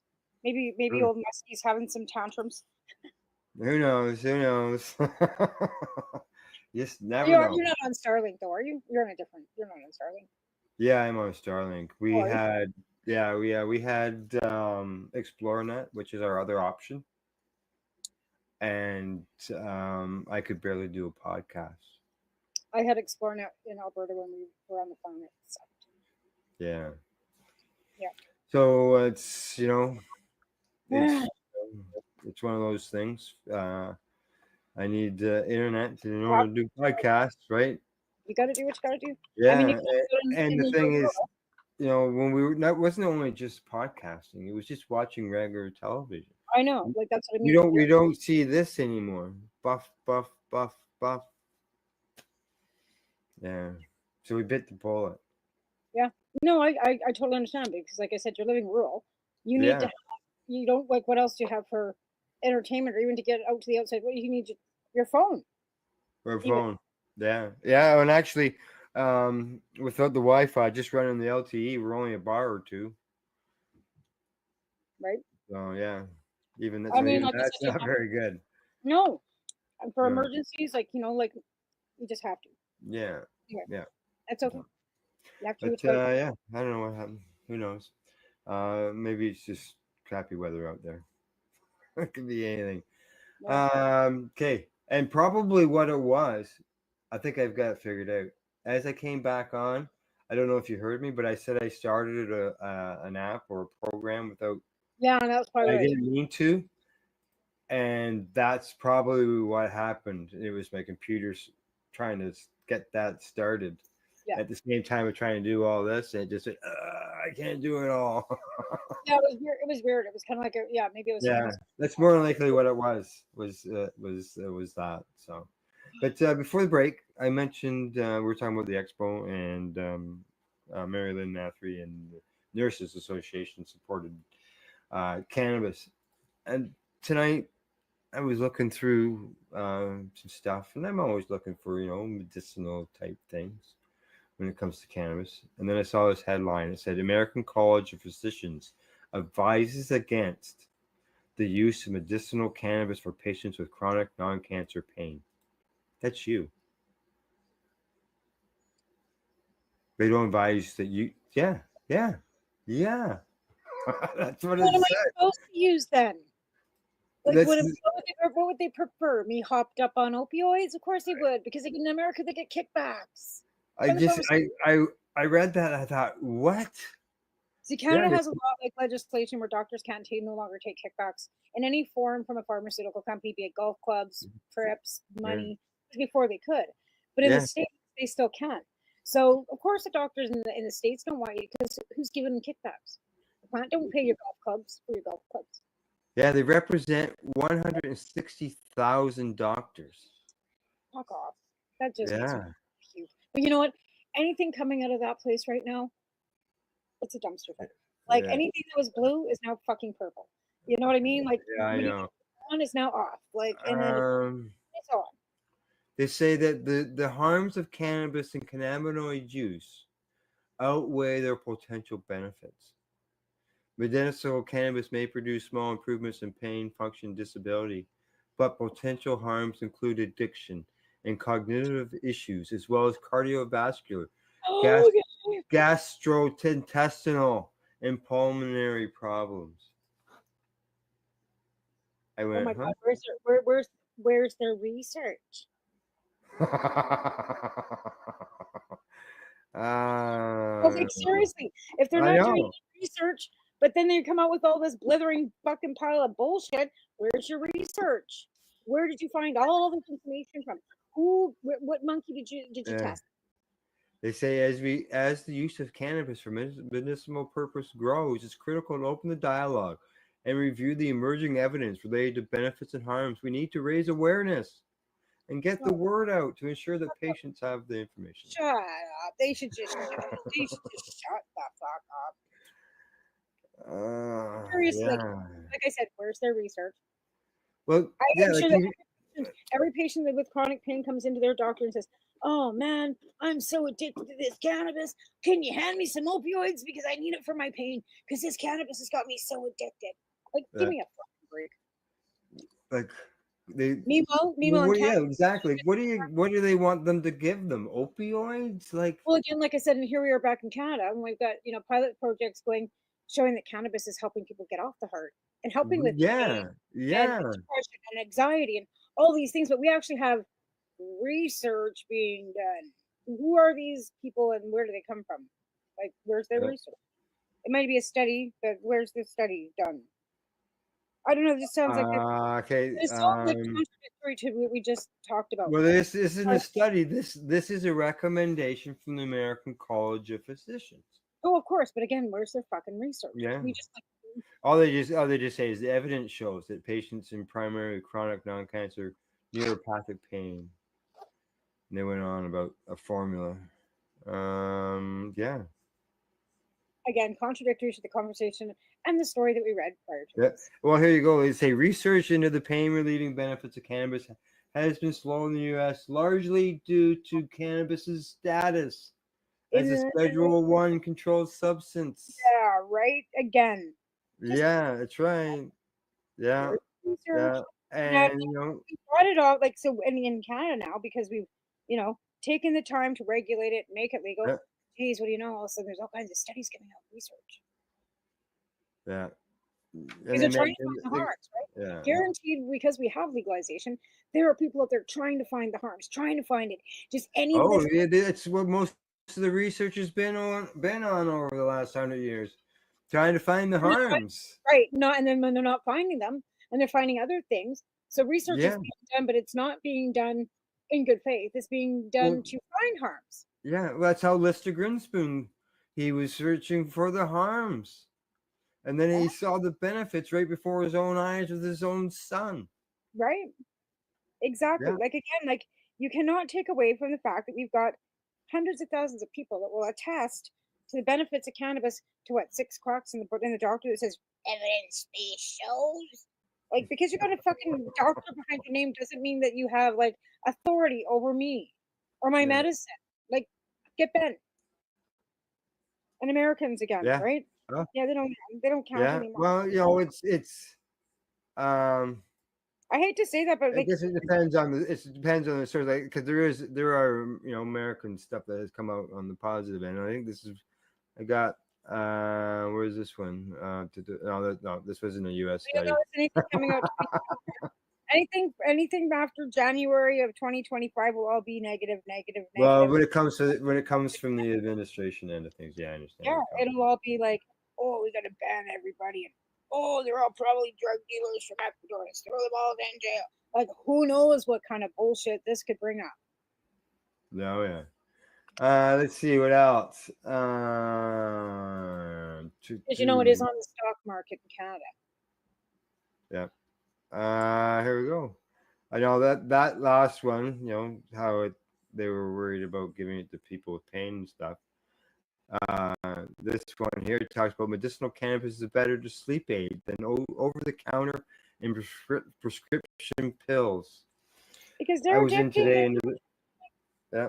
I was in today into the pharmacy. I had to pick up a prescription, and while I was in there, I picked up some cold tablets to take, and I said to the lady at the counter that is back at the pharmacy counter, I was asking her for certain ones, and she pointed them out, and I grabbed them, and I said, "Oh, these are daytime, nighttime version things," and she says, "No, it says non-drowsy," and I said, "Okay, that's fine. I don't need any extra oomph to put me to sleep. I don't have a problem going to sleep." I should have said to her, I use my medicinal cannabis to put myself to sleep. I don't need a medicine to do so, as far as something in a pill form type thing, right? For my wacky body, I take anything that says, "Oh, nighttime cold medicine." I'm like, all night long. Oh yeah. The opposite. So I can't take any of that crap. Mind you, with my No. overactive immune system, I'm not supposed to, anyways. But Yeah. I'm only on 4 hours sleep, and it seems to be like it doesn't matter what time I go to bed. I can't sleep any more than 4 fucking hours. No, eh? That's And no good. I took myself. I got a different prescription for my attention deficit because I thought that that's what was doing it, and apparently, like I'm tired, so I can go to sleep. Whereas the other medication was making it so that I wasn't sleeping at all. Remember, I had that 36 hours where I was like, I'm not tired, I haven't slept, blah blah blah. We did the show, went to work, but yeah. Yeah. So I can sleep for 4 hours and then I'm up, and I can't go back to sleep. Have you gone to done a sleep study thing yet? No. No, I went to the physiotherapist, and all she did was give me a thing to phone a health coach and tell me that I need to do more self-care and see in 2 weeks. And that was my physio appointment. Oh, that was it. Well, they say in this study, they said that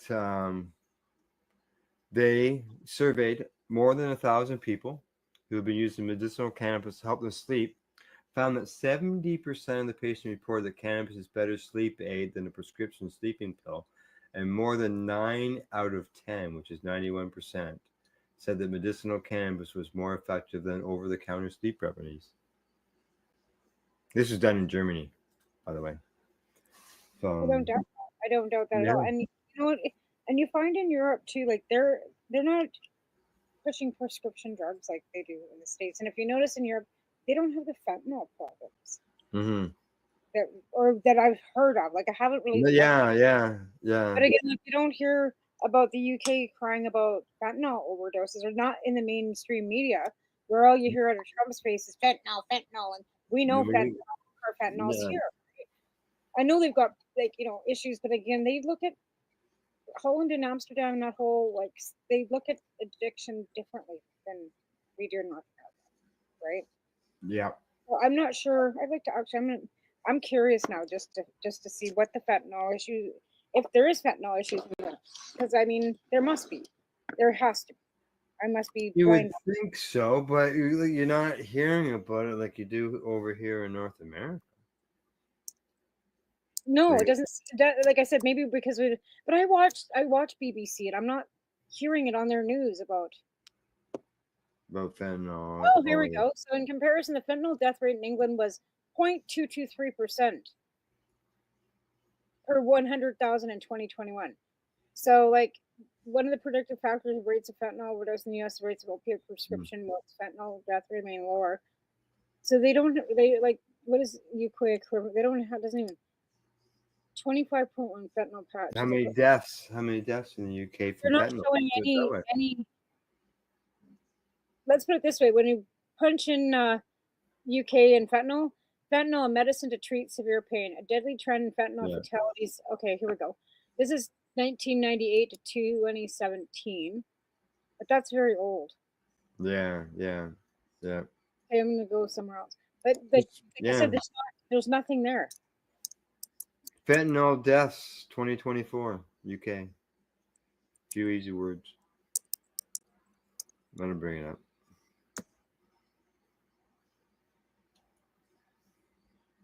In 2024, the UK saw a record low death rate of 989 deaths per 100,000 people, marking a return to pre-pandemic trends to the UK's mortality rates, slowing down since 2011. Has been more severe than in similar countries. So like 989 people in a year. in 2024. Yeah, and how many thousands In here? Canada?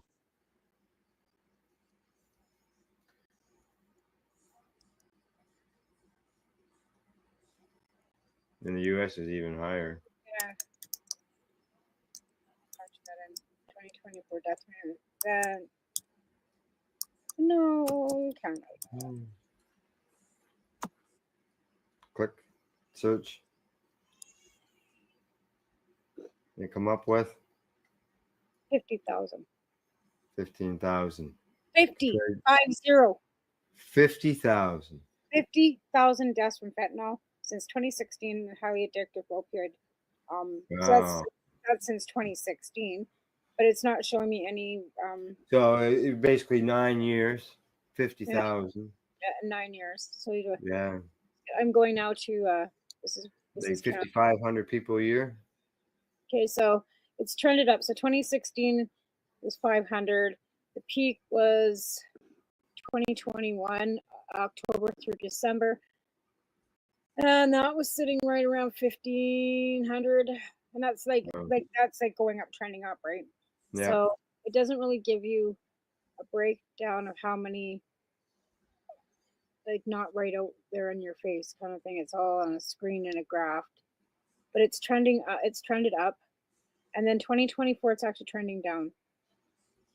And there's no stats for 2025 yet. No. But as of April through June, and then July it was trending down again. But they're also looking at scenario 4 with health intervention to prevent more death. The fentanyl stays the same. Help prevent more deaths level. Oh, so they're just showing different levels of. I don't even understand. This is on the Canada website. Yeah. Okay. But yeah, hang on. Go ahead. I'm just gonna keep. All right. I was about to change topics from fentanyl to food. I'm just trying to, like I said, I just wanted to kind of like see what the Yeah.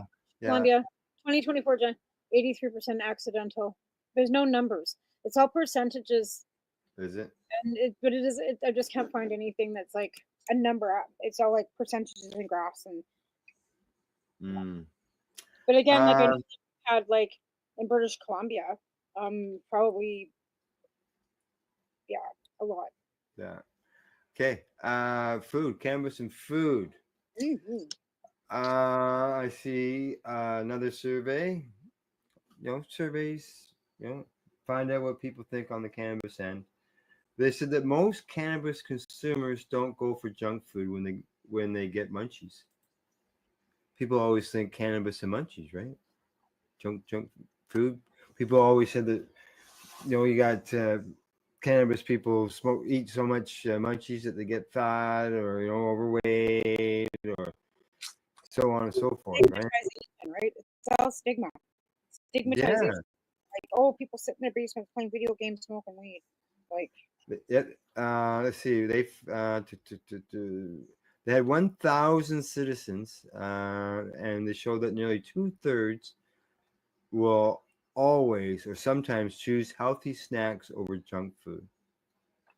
They said 24% said that they craved fruit, smoothies, and salads when they were under the influence.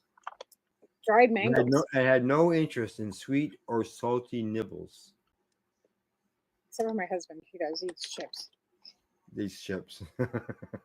He's a chip guy. He likes chips. He's not a sweet guy. He likes chips, but I like mangoes. Yeah. They said while still a minority, the fact that about 1 in 4 people are 4 people high out of their minds would choose a banana over a brownie or burger flies in the face of junk food loving stoner stereotypes. Yeah, it does. For sure. Well, if you're a patient too, sometimes you can't eat that crap. People assume cannabis automatically leads to junk food binges, but most users, especially regular ones, are trying to snack better. the health conscious stoner is real, and the data proves it, they say. Well, we're choosing natural medicine. Yeah. Like, like over like pharmaceuticals or, so why wouldn't you, like I said, I dry mango. Natural foods more than junk foods. I know there's, like I said, everybody is an individual and whatever they choose to do, as long as they're not harming me or anybody else, here we go. Yeah. I have whenever I have oranges, I usually have a clementines because they're seedless. I can't have anything with a seed in it, right? So I'll take them and I'll take each piece of the orange and put my phone flashlight behind it so I can see inside it. Like giving it an X-ray, see if there's a seed in there. Yeah.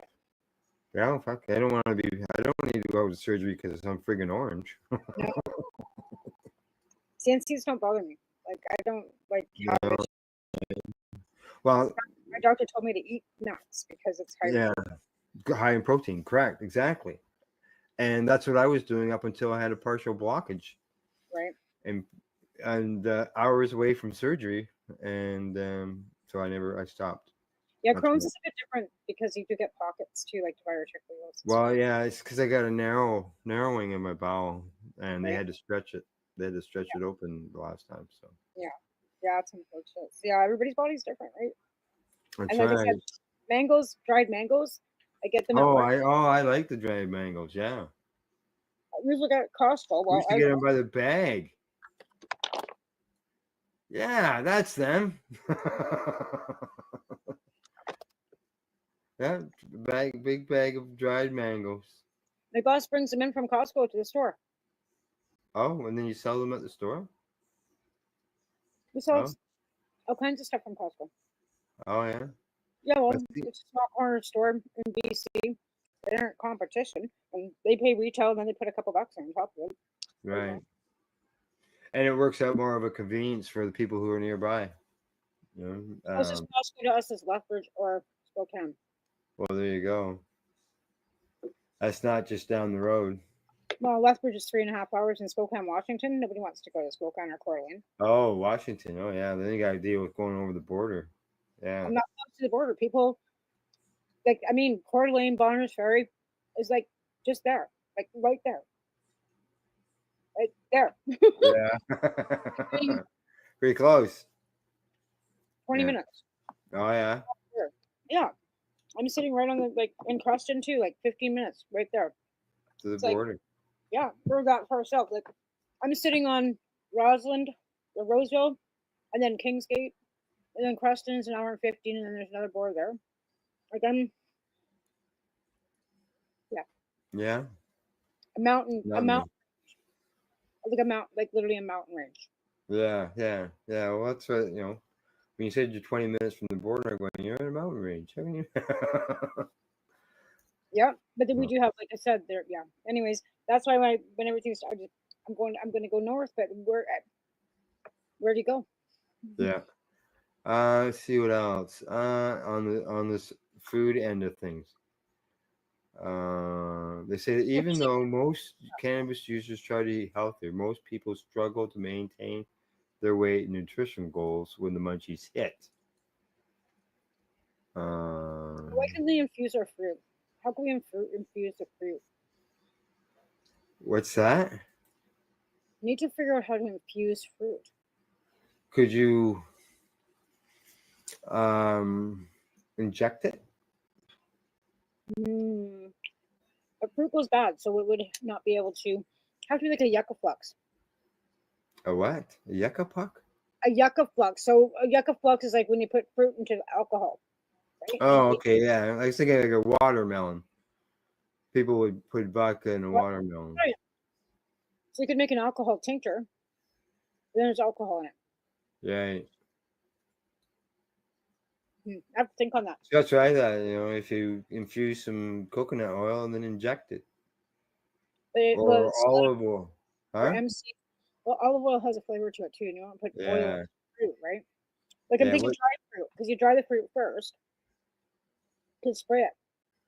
You'd spray it. And it was drying. Unless you made some infused sugar, and then That's what I mean. rolled it in the sugar. Yeah.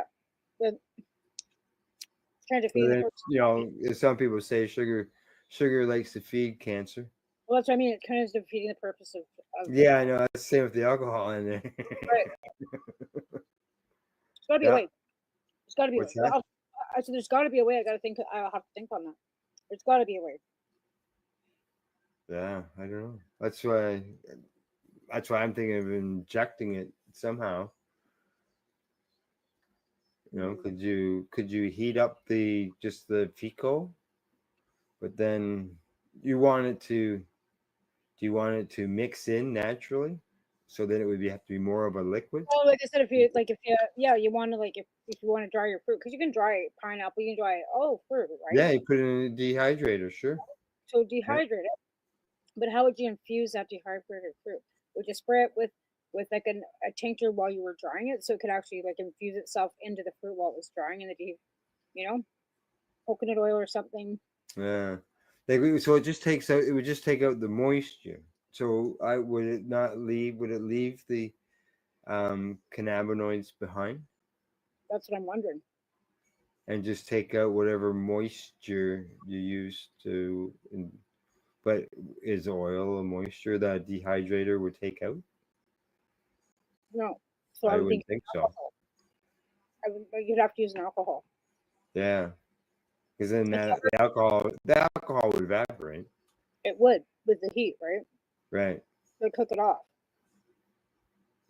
Is there any problem with putting alcohol inside a dehumidifier or a dehydrator? No, because what you could do is then you could soak the fruit in like a brine, like infused tincture, right? Yeah. Alcohol, like Everclear, right? Like alcohol, Yeah. and then let it dry off, and then dehydrate it. Maybe Yeah. the dehydrator doesn't get high enough temperature either to kill off the THC. No, I don't know how warm it gets. I've never Not used very it. warm because you want to decarb, right? So Right. I don't know. Right. I'll have to think about that. I think that would work. Give it a try. Let us know. I don't have a machine, so I can't try it. Jerkies and stuff too, like they were infusing jerky, but how would you infuse the meat with jerky to make jerky? It would have to be way. Well, some people would inject butter into it, infuse butter Into the jerky? into the turkey and into the Jerky, chicken. no, beef jerky, like beef jerky. Oh, beef jerky. Oh, I thought you meant turkey. Oh, turkey, yeah, turkey could butter, no problem. Yeah, right? yeah. Beef jerky too, like how are you doing that? So you must be putting it in the brine. And the brine's got to, so the meat had to have soaked in a brine, because you have to use a brine when you make a jerky anyway. So you would have had to infuse that brine. Yeah. Well, I report on recipes every Tuesday with the Hi Guys. So maybe I'll find one this week. Uninfused beef jerky. Right. And then we'll find out how that's done. Yeah. And I see that it's the top of the hour. Time for us to take another break. Zing, zing. Time's just a flying. All right.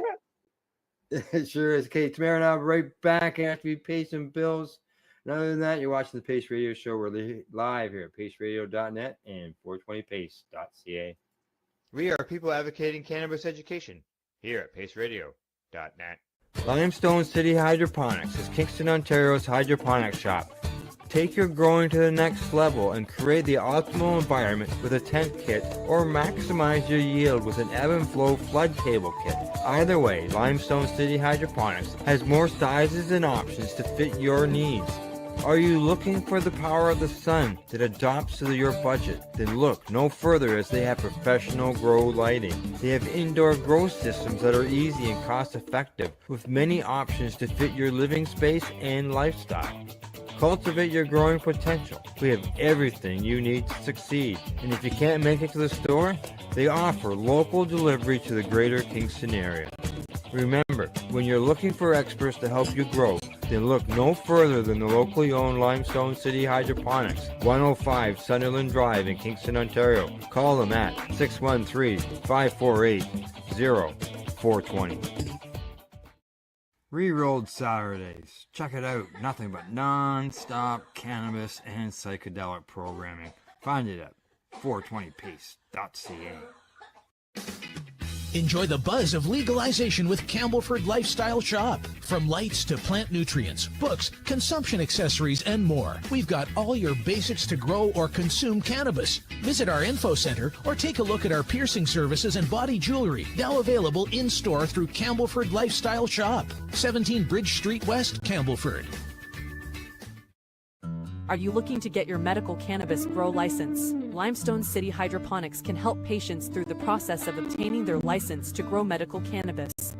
What's that?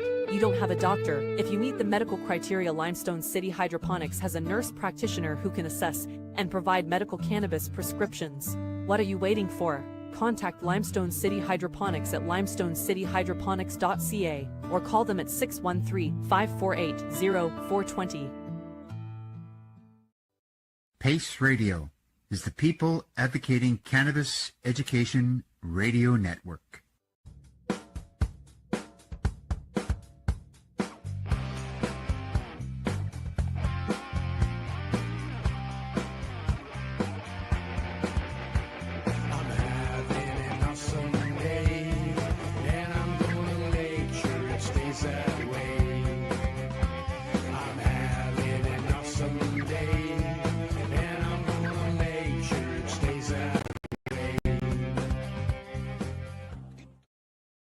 You're listening to the Pace Radio Network here at paceradio.net.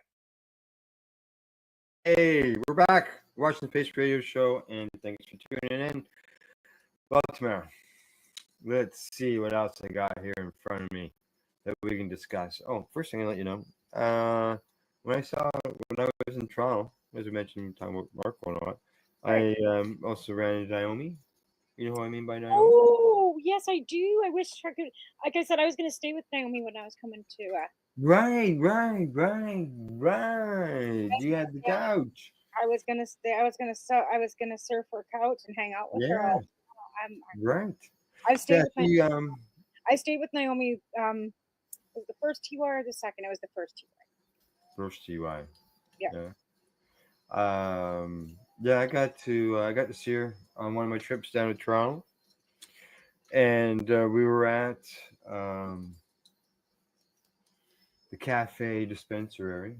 You may know the cafe name by the place that had the cement blocks put in front of it. The dispensary put the blocks in front. Remember that? Yep. Yeah. Well, those people. This is actually, I believe it was the same store. I could be wrong, but Yeah, no. They did some really nasty things to the owners of the stores in Toronto. So while I was there, I don't know. She didn't purchase that there, but she gave me this some rosin here. Nice. And it's from, you might have heard of them. I'm just sort of thinking that maybe because it's got a name that you're Kootenai. Yeah, okay, Kootenai Buddha. It's a round one. I don't know anything about them or anything. Never heard of them. So she passed the door and she said, "Smell that." So I leaned into it and I said, "It smells like Vicks." And she says, "Yeah, here you go." Is it rosin or is it a salve? It's a 1 gram of it's a rosin. And it smells like Vicks? No, it smells. That's what I said. It smells like. Oh, I was gonna say you're giving me a heart attack there, because some of the pine. No, you don't buy 1 gram of salve. No, but again, like some of the the Yeah. terpenes do smell a bit piney, but not that. Yeah, that's what it is, and it's even. Well, yeah, it's really. I don't know if you can see it. Is it from the legal market or from the legacy market? I'm gonna say it's from the legacy market is where it's from. I've never heard of them. Yeah, and so she passed that along to me, and I thought, well, I got a cold. If it smells like Vicks, then at least I can put it up to my nose. Have you taste tested it yet? Like, is it taste? Or do you have? No, I loaded some in my shadowizer before the show, and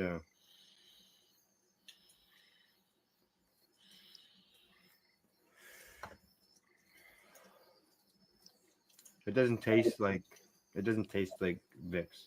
So this I got. Remember I told you about this at the, and it was not working. Right? How angry I was. Anyway, so I got it working. Oh yeah, that was one that wouldn't work, right? Last week. And it does taste like Vicks.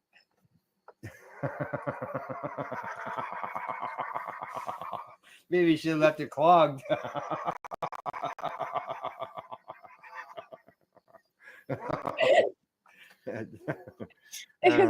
How'd you get it? How'd you get it on? It does have a piney flavor too. I'm so used to like, like the hot box and stuff. Like they got that peach whatever, and this has got like, but this is like when I took it's supposed to be like, it's supposed to be Kush. So I go, yeah, expecting a nice Kush, and it's not Kush. No way. Hey, just a shout out to those watching the show on the website. Thanks for tuning in. I do a TikTok on my TikTok every night before we start the show and give them the website and tell people to come and watch us too. Oh yeah. And subscribe to our platform too. Yeah. Because I got not a huge audience on TikTok, but I've got over 2,000 followers on there, and it's growing daily. I have some videos that have been seen by over 22,000 people. Wow, way to go. Yeah, I got like my regular day is 700 plus thousand views, like on almost every video. So 700 to 1,000, not 700,000. No, 700 to 1,000 daily, but I've got a couple that have gone viral, like 22,000, 22,000. Correct. Okay, it almost sounded like you said 70,000 daily views. I just not quite yet, but we're working on it. Working on it, are you? Yep. So hey, I might even sell my feet on this thing. I don't even care. I need money. I need a roof. Right. My house is caving in. Like I really need to figure out. Oh yeah, I know. I see your posts about. If I have to pay for it by selling my feet on OnlyFans, I might just have to do that. Yeah. You're selling your what? My feet. Your feet? What? What? Oh, it's a joke, but you know what I mean? Like people tell me you can sell your feet on OnlyFans. I go, who the fuck buys feet? Like how kind of Yeah. Anyway. I don't know anything about that. I don't either. And you know what? I don't want to know. No. Good. Hey, I see we got 20 minutes left in our hour. And you know how patients are always going to doctors and saying, hey, I need you to sign my medical papers. You know, it's whether you're in the Canada, US, over in Europe, wherever they got. No. Can I get a doctor's note? Okay. Well, just so you know, how would you feel about your doctor using cannabis off hour on his own time? He's not on call for the hospital. Wouldn't care if they were. Yeah, I wouldn't bother me any. None, because you know what? It's not alcohol. It's not an impairment like alcohol. Yeah, correct. No. In fact, No, if my doctor was using cannabis to relax from the high stress job that they had, rather than having to take antidepressants or whatever the hell, my doctor that signed my papers in Hannah had to have a kidney transplant because he had taken so many opioids over the years that because of his knees and everything else. So when I told him about cannabis and why, he said, I don't even care. Quality of life. Like, and I said, how, college and physician? He goes, my clinic, I don't give a shit. And he was from South Africa though too, right? Right. But he was just an amazing doctor, but he knew the harms of what opioids do over long-term use because he himself had suffered that. Yeah. So what they did is they did a survey of people to see what they thought about doctors consuming cannabis. I got the hiccups now. After hours on their own time, they're not working and all that. And they said that more than 95% of them. Okay, that's the people. Okay. Now 60% of those people that they surveyed said that they had never used cannabis. And I'm trying to find out what the number is as far as the people who are supportive. It doesn't have that number. It's talking about the patients. Right. It's the same with. Oh, there we go. Here we go. Patients are more comfortable with the doctors using cannabis medicinally than recreationally, they say. And not going to drunk. Yeah, nearly 56% of the respondents said that they were comfortable with medical use, while 45% felt similarly about recreational use. There are so many So worse you're right things, there in the middle when you average the two of them together. right? But Yeah. again, like I said, there's so many worse things that these professionals could be doing. Like, you know, they Yeah. could be Oh, for sure. saying How they many could of be them end up being alcoholics? that, you know, alcohol's the Yeah. worst drug out there. And nobody wants to see it as a drug. Even a lady today, like, I was explaining to her something about lottery. She goes, she's walking out the door. She goes, "Oh yeah." She looks at her ticket. "I guess gambling is an addiction too, eh?" I said, "Yeah, Mhm. it sure is." And she just kind of and walked out with her tickets in her hand. Yeah. Oh, I know. Oh, I just fucking shake my head at these people. But again, like that's the thing. Like anything that's a bitch, like, but again, if you want to break down everything that we do could be called an addiction, because if it's something that you require and need and it can't go without, then I Right. guess it's called an addiction. So that means water, air, and food. You know? Yeah, I'm kind of addicted to air. So if it's something you require that your body like it would lose, you know, like yeah. So again, Yeah. like it depends on when you look at the definition of addiction too, right? Dependency, substance abuse. There are so many different ways of wording it these days, and lingo and proper legalism and all this other things. Like addiction's not just a Yeah. not black and white. It's just not black and white. It's an individual. It's an individual for everybody. Yeah. The okay. Now get us into a bit of a maybe a hot topic. I don't know, but as I said before the break, right here in good old Canada, we are in the middle of an election. We are at the halfway point. We got another 19 days to go before we do some voting. Actually, well, we could do it the week before, and on I think the early voting starts April the 18th. 18th to 20th. Yeah, I I saw don't some know, people. I don't know anything about this election. Yeah, I know.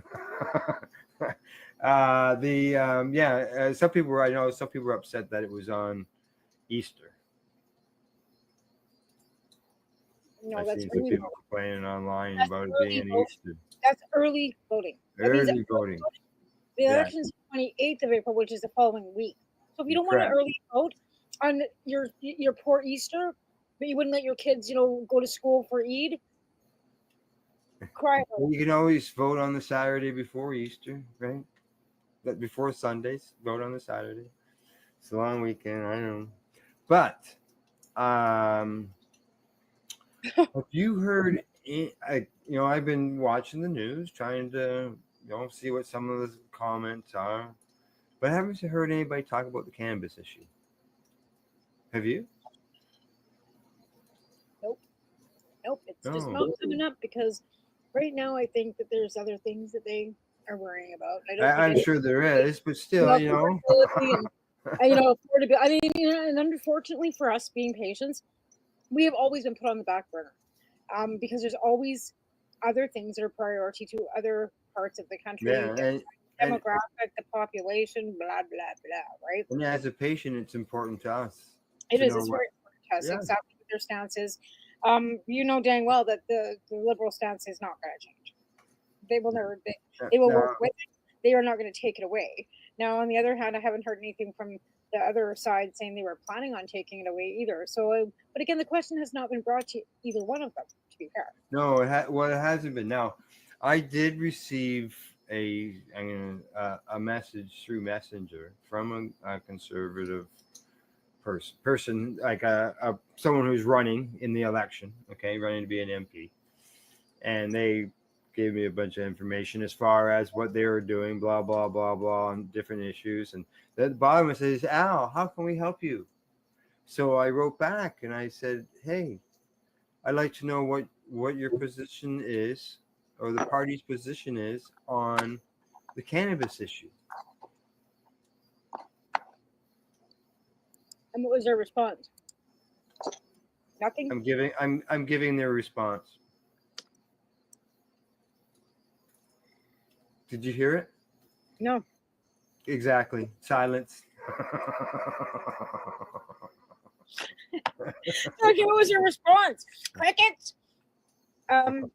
Like, Silence. Well, and you know, silence. like No silence, you know, it's I am gonna ask. We'll write back and say, hey, you know, like you said, you want to know what my concern was, blah blah blah, and I've written you, and I am waiting on a response, but you haven't responded to me yet. So, but now, Okay, so here's the Liberal stance on cannabis. Key aspects of the Liberal Party's cannabis platform, including promoting educating awareness about cannabis, implementing strict regulatory control to ensure product safety, quality, and addressing the social and economic disparities created by decades of prohibition. So, because it was the Liberal Party that actually made it part of their platform, the cannabis in Canada will only improve working within regulations that we can change for the better for public health and safety and the better of Canadians, because that's what the Liberal Party stands by. If it wasn't for the Liberal Party of Canada and the Young Liberals, a Normal Women's Alliance, and other cannabis activists that threw that legislation onto the floor of the convention in Montreal in 2014, for every delegate, and I made myself a delegate of the Crowfoot riding in Alberta that year, so that I could vote on that policy. So it then became part of our policy and declarations. For Liberals, cannabis will never change. Only for the better, because the program, as it grows, will be becoming, tweaked and having to be, worked upon, like every other program and portfolio that goes along with the party platform. I don't see them going backwards on it. Like I don't see them going backwards on the cannabis issue. It would be nice to see some more advancement. I know that there is a task force that's and some regulations changes that are on in the books that are coming along, but it will depend on what happens after the election. Like they're sitting there, and the next government, if it changes and the Conservatives get in, they may not do anything with it. They may just leave it as it is. Well, instead of trying to advance these changes that they've proposed. Okay, well, Polyev is going to start doing what Polyev does and start lying as usual. That just makes me want to throw up in my mouth. Now I was sent some stuff that was on Polyev and the cannabis issue, but it was from June. It wasn't part of the campaign. Now he says he won't change anything. Yeah, he said that about abortion too. Yeah, I know. And let's be clear. They voted against it. Cannabis is legislated now, okay? So the difference between abortion and cannabis is actually legislated. Abortion's not. That's right. Supreme Court ruling. So it could be changed, right? Where cannabis is now written into legislation, there's a Cannabis Act. So Polyev, the Conservatives could never do anything to it, but defund it and make it just kind of go away. Yeah, they can still make tweaks, make it so that people can't grow at home, just like they didn't want patients to grow at home. Well, it was them that wanted us to send it, Harper with kitty litter. Yeah. Right? So, unfortunately, as I said, I got silenced. Now tomorrow, in my area, the person running to be our Conservative member of Parliament, to be re-elected actually, is a Conservative person. They are in my town tomorrow, and they're doing a food bank thing. So I might take over some food, help out the local food bank, and ask the question. If I get an opportunity to ask the question directly to the person who wants to represent me in my writing, I like to know what their position is on the cannabis policy. Well, I'm just looking through their policies and declarations right now, see if they've even got anything under cannabis at all, separate from just like anything, like under one of their, and I'm not seeing it anywhere in their policies or declarations at all. Nowhere in the platform whatsoever. No, nothing. Again, like I said, everything's broken down into different segments. So you've got government and accountability, then you've got democratic reform, then you got open federalism. And I believe a little bit in federalism, but not under him. fiscal, and then it goes into economic development, trade, transportation, environment, health, social policies. So I figured maybe it would be somewhere in here. Health or social policy? Yeah, and it's not, and like there's So it's not even showing there's on their platform no, but anywhere. euthanasia. Okay, so abortion legislation under health. So they've got it. They've got page 80. Yeah, they've got it. They've got a whole section on abortion legislation. They've also got a whole section on euthanasia, mental health, maternal health, public health and emergency preparation, potable water, protecting children's mental and physical health, drug and substance abuse is under health. So it's drug and substance abuse, and then so then it goes K, and that's social policies, which changes into social principles, post-secondary education, student loans, employment, family, shared parenting, childcare. Under social policies, faith-based organizations, retirement savings, women Not protect hearing the word cannabis. nothing. And then it goes into Indigenous affairs, criminal justice, communicate. Okay, so under criminal justice, no cannabis. Communication, no. Celebrating Canada's diversity under Section O. Canadian heritage and culture, agriculture. There's a whole 3 fucking points on that, which makes me want to. Don't mention cannabis and agriculture either. There's 3 agriculture principles, agricultural trade agreements, supply management. That's it under agriculture or their policies. Okay, yeah, it wouldn't be under any of those. Foreign affairs, China, Kazakh Treaty. Yep. National defense and security. No. Strong democracy, ongoing policy developments. And then, we got more here now. What's this? And this is then it goes into the whole schmeal of what it is and what the breakdowns and what their actual policies are. So, no, there's nothing about cannabis. Nothing about cannabis whatsoever. No, but like I said, abortion. Yeah, because there is no law. There is no law because the Supreme Court. It's not a legislation. It's sitting in a Supreme Court. No, ruling, and it's a Morgenthaler ruling in 1988 that saves us, and it's a ruling. Yeah. Well, actually, that ruling's been put into place in some of the cannabis arguments as well. But he was ripping apart Charter 7 today and using it as basis for his bail not jail under Section 7, which is our charter rights and freedom, Section 7, for autonomy and all these. And he was using it to explain jail or bail not jail or jail not bail. Oh, yeah, I heard jails. Anyway. Yeah. Anyways, all right. I see we're down to a couple minutes. Anything offhand that you'd want to bring up that we haven't mentioned? Vote. Like your life depends on it. Yeah, vote. Exactly. Vote. You know, that's what we're. Yeah, I always vote. I have missed. I missed a bunch when I was young.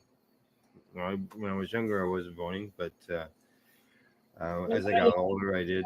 And and we need to I can't stress it enough because a no vote is a no for fascism. I'm just saying, no, not voting. You might as well be.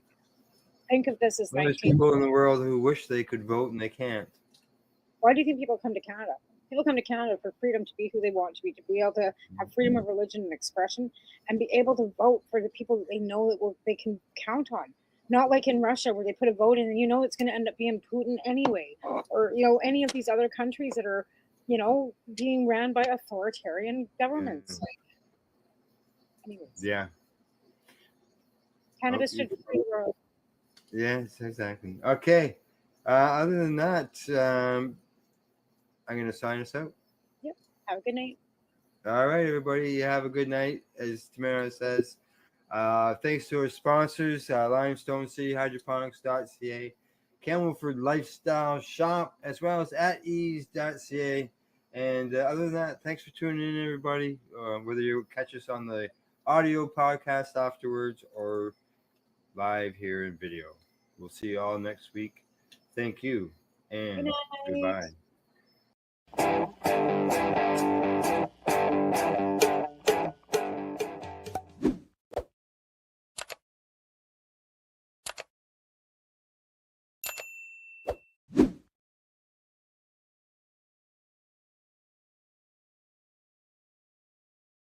Let's share PACE everywhere. That way it can help create peace. People everywhere advocating cannabis education. You're listening to the Pace Radio Network here at paceradio.net.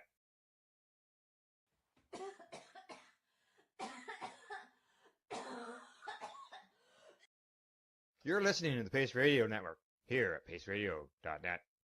The views expressed by the individuals during this broadcast are their own opinions, and they may not be the same as those of their group or other organizations they may be involved with.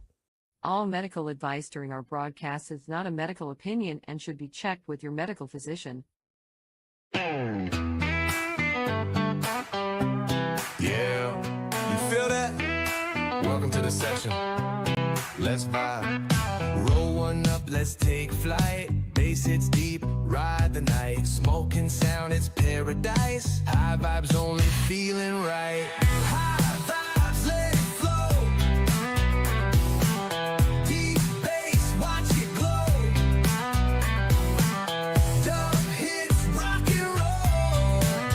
We light it up and take it slow. Moonlight beams through the haze, blunt burn slow, lost in space. No stress here, just let go. Dr. High sets the show. Yeah, we vibing, we riding. Welcome to the High Vibe Session.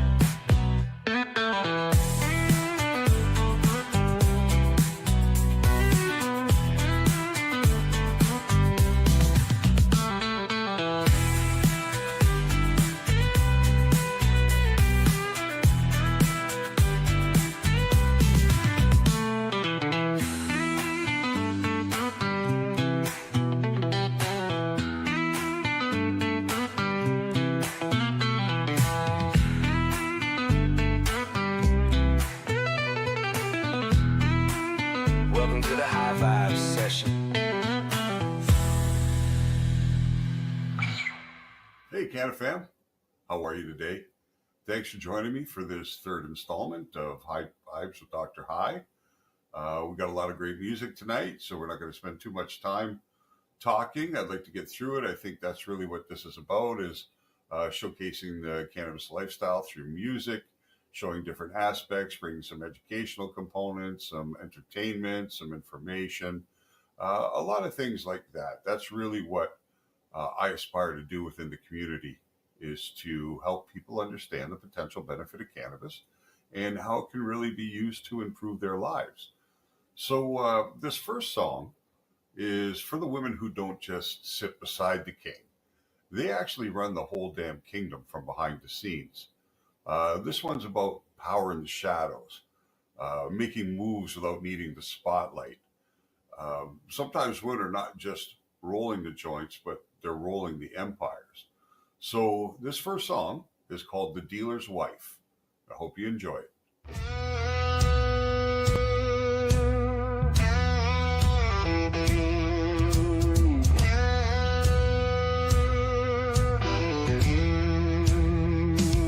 They see him stacking bills, they call him the king, but they don't know who's pulling the strings. I count the cash, I watch the weight. One wrong move and I seal their fate. Call him the dealer, the man in charge.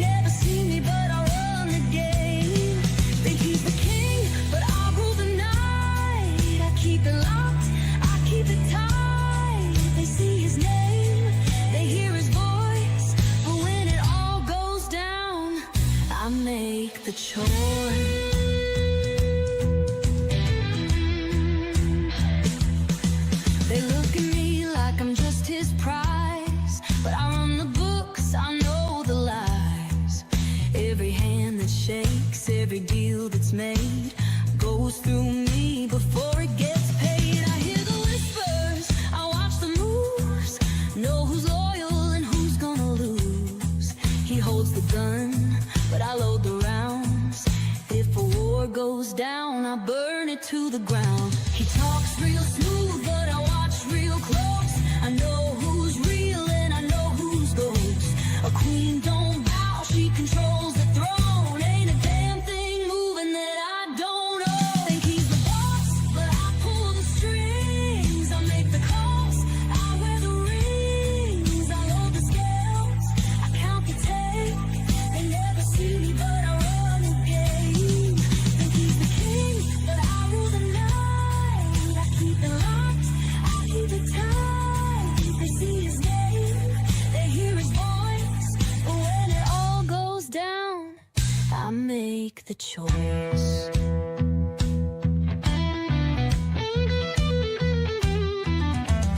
No one suspects, no one sees. Behind the scenes, it's all on me. One wrong step, one last breath. I take my cut, I leave no debts. Think he's the boss, but I pull the strings. I make the calls, I wear the rings. I load the scales, I count the tape. They never see me, but I run the game. Think he's the king, but I rule the night. I keep it locked, I keep it tight. They see his name, they hear his voice. But when it all goes down, I make the choice.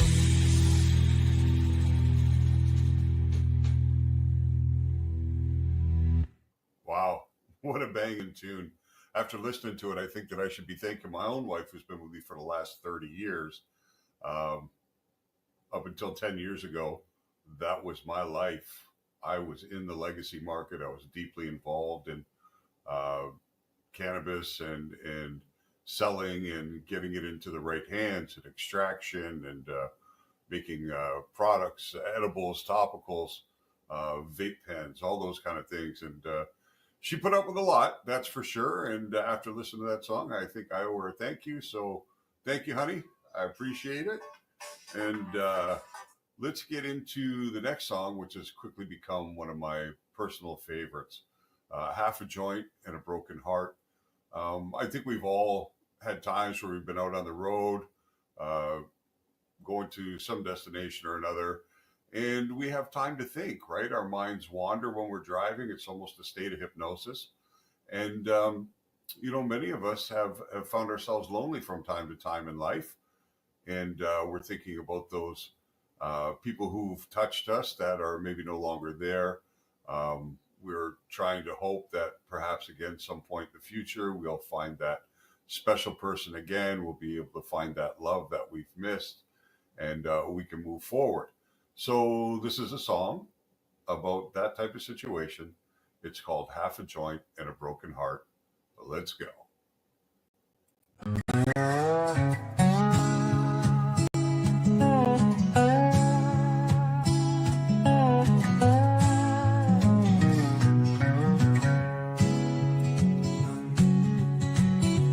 Radio hums some old love song, same old words, still feeling wrong. Moonlight's heavy on this two-lane road, trying to let go, but I can't let go. One hand on the wheel, one holding tight to the last thing left from a lonesome night. Burnt out cherry, but it still sparks. Half a joint and a broken heart. Maybe I should turn around. Maybe love ain't meant to be found. But every mile just pulls me deep in smoking memories I can't keep. Half a joint and a broken heart, trying to hold myself together while I fall apart. Breathing you in, breathing you out. A little more haze, a little less doubt. Half a joint and a restless soul, trying to find a place where I can let go. Lost in the night, lost in the dark. Half a joint and a broken heart.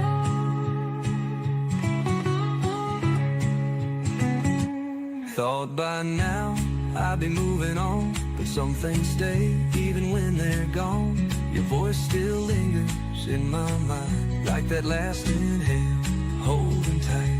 A little smoke, a little pain, washing over me like summer rain, fading slow like an old love scar, half a joint in a broken heart. Maybe I should turn around. Maybe love ain't meant to be found, but every mile just pulls me deep in smoking memories I can't keep. Half a joint and a broken heart, trying to hold myself together while I fall apart. Breathing you in, breathing you out, a little more haze, a little less doubt. Half a joint and a restless soul, trying to find a place where I can let go. Lost in the night, lost in the dark. Half a joint and a broken heart.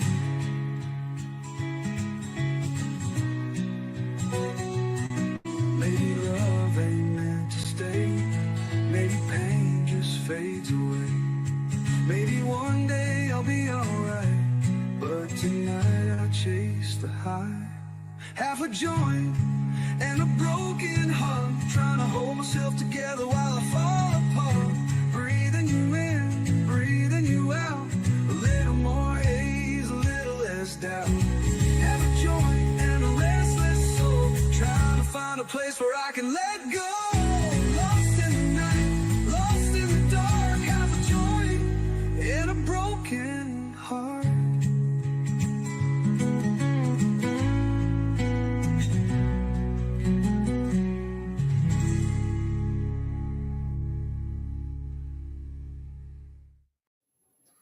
So I think it's pretty likely that at some point in the past, you've been smoking a joint amongst a group of people or a group of friends, and there tends to sometimes be that person in the group who holds onto that joint for a little longer than perhaps they should.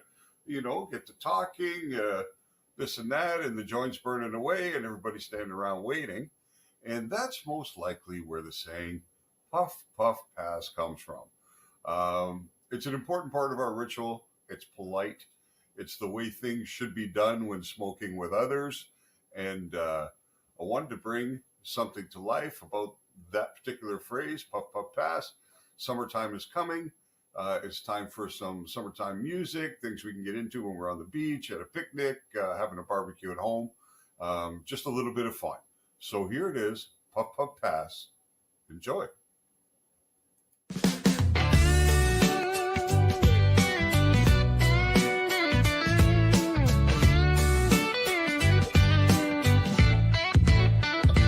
Kick back, roll one, let the worries fade. Sunshine, blue skies, another easy day. Laughing loud with my best friends.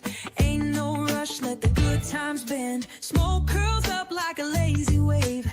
Feeling alright, riding that haze. Music's playing, world so bright.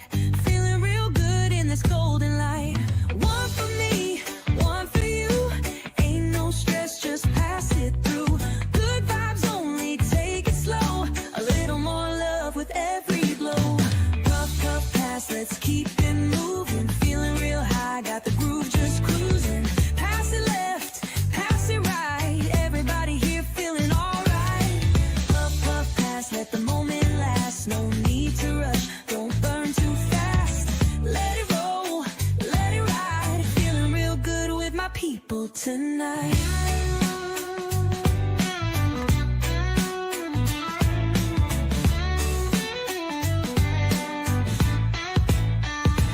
Talking about life, talking about dreams, blowing out smoke like a movie scene. No need to worry, no need to fight. Just a little bit of green, make the world feel right.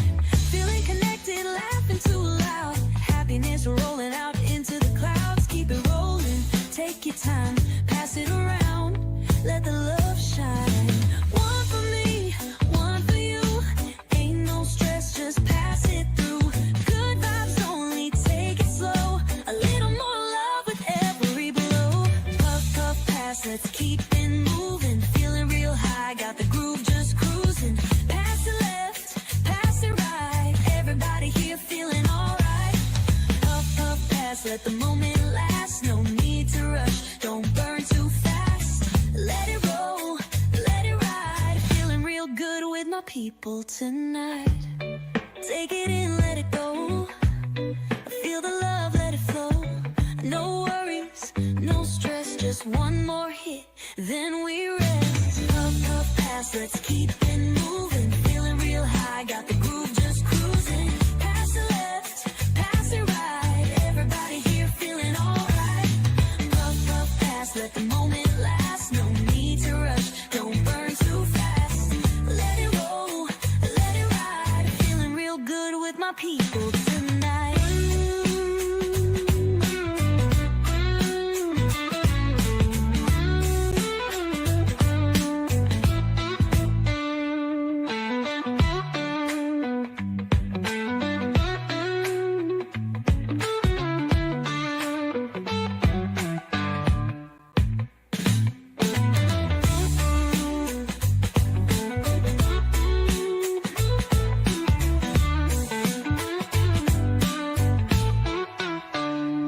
Tonight.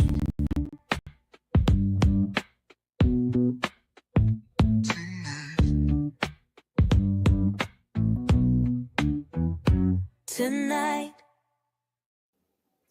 So, I recently, while creating some music, I like to kind of work with themes and ideas to have a starting point from which to create from. And I have quite a few friends, female friends, who are in the cannabis industry here in Canada. And sometimes that culture isn't so great for them. It's a shame to see that they're not treated equally and that the playing field isn't level, because there's absolutely nothing that they can't do within the cannabis industry. So it's not okay. And you're going to find a few of the songs tonight will fit the theme of showcasing powerful, strong, intelligent women who can do it alone and are doing it alone and have built their positions on a joint and a dream. So this next song, Rolling Alone, here it is. Let's go.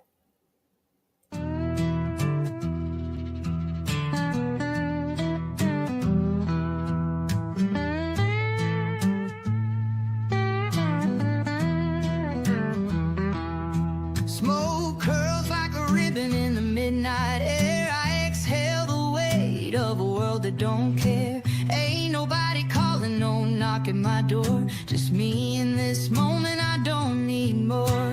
City lights flicker like ghosts in the sky. Take another hit, let my troubles float by. A sip of red wine, a song on repeat. I close my eyes, let the rhythm sink deep. You say a woman ain't whole on her own, but I got peace in my heart and a fire in my bones.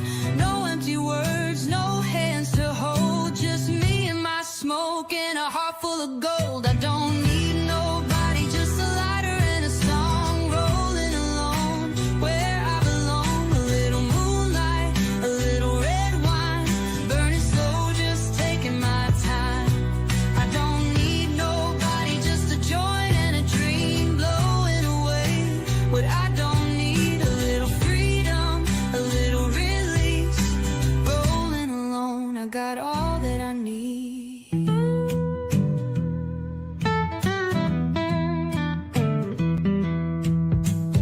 Feet on the dashboard, driving nowhere slow. Radio hums like a voice that knows.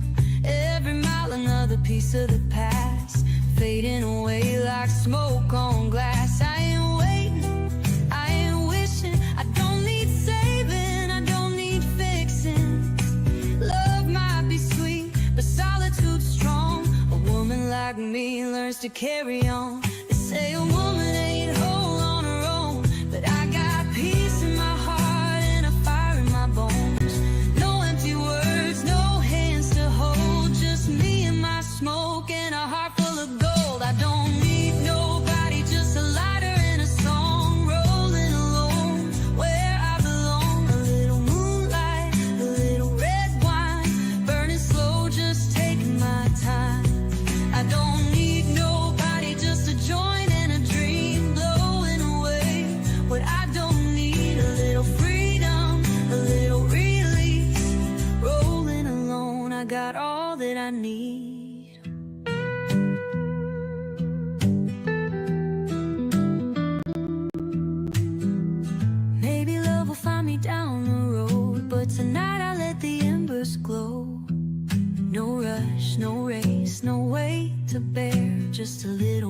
smoke in the midnight air.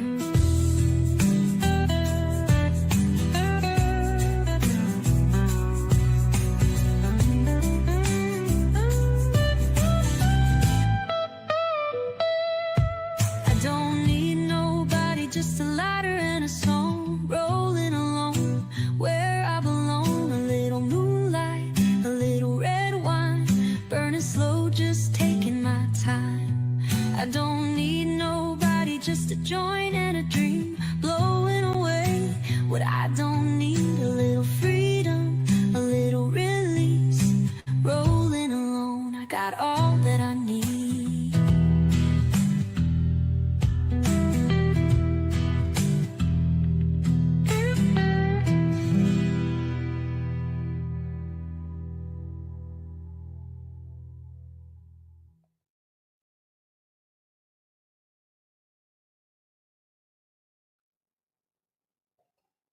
Oh shit. You caught me getting high. Fuck, when am I going to learn that when the song's over, my face is going to come back on the screen? Oh. Well, let's do it anyway. Because we all know that weed and music go so well together. They're perfect friends. That's part of the reason I started doing this music, was because I know how important it is to cannabis culture. And we haven't seen music like this so far. There are some songs out there, but everything that Dr. High will produce will be cannabis forward. It's all about the lifestyle. There are songs that have verses in them that teach about cannabis, that share the positive experiences people have. There's historical songs. There's so many different ways to bring the lifestyle to people's ears. And music kind of bypasses our resistance, because if you can find a good beat and a good rhythm and a good energy, or you can be able to put together the vocals and the music in a way that people feel, their mind becomes open. And through that opportunity, you hear the lyrics. So good music and lyrics that can impart information work really well together. So anyway, that being said, we're going to continue along with the theme of strong women. And this next song is called She Lit. It's got great energy. I think you're going to love it.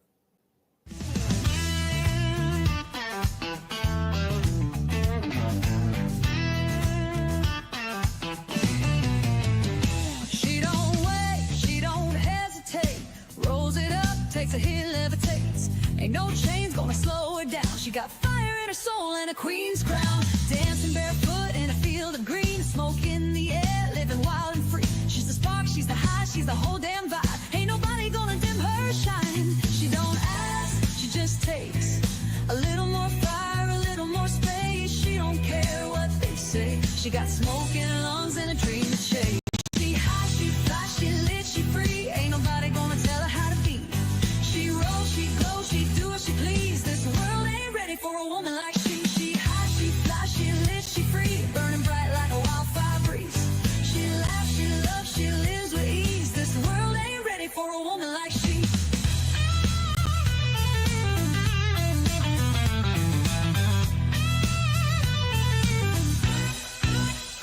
She don't beg, she don't plead. Takes what's hers, plants the seed. Moves like a storm, but she feels like the sun. Ain't no stopping what she's begun. Talks real smooth, but her mind's so sharp. A little bit of sugar, a little bit of spark. She's got the look, she's got the sway. And if she leaves, you'll beg her to stay. She don't ask, she just takes. A little more fire, a little more space. She don't care what they say. She got smoke in her lungs and a dream to chase. She high, she fly, she lit, she free. Ain't nobody gonna tell her how to be.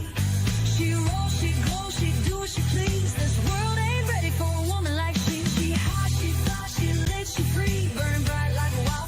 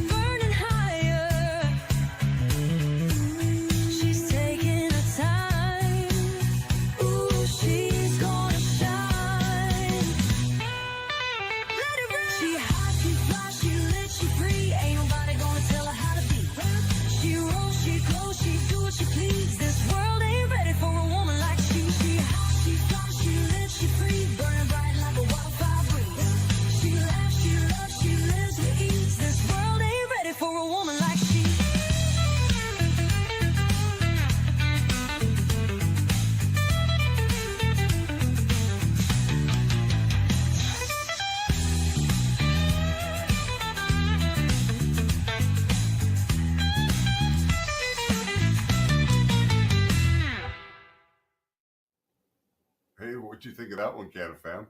She lit. I love the energy of that song. I don't know, it just makes you want to move, right? And it's got such a positive message. I think it's great, you know? So, moving along, because there should be nobody under the age 18 interacting with this show or anything on any of my profiles, because I've restricted everything, even the music I have with explicit lyrics, because I'm really a firm believer that cannabis shouldn't be used until you're in your early 20s. I think you should get through your education first, get to the point where you've kind of got a career path determined. And one of the main reasons is brain development isn't fully complete until around the age of 24. So cannabis could still potentially have an impact on the developing brain, which there's probably not enough information about at this time to say whether it could be detrimental or not. But anyway, that being said, because this is a program for adults, we can talk a little bit about adult things. Cannabis and sensuality and passion and love go extremely well together. There's nothing like being with your best girl or best guy with a nice bottle of wine and a cozy fire and smoking a joint together and having some great conversation. You know, one thing leads to the next, and beautiful. So this next song is about that sensuality and passion that can come along while under the influence of cannabis. It's called Lit and Laced. Let's check it out.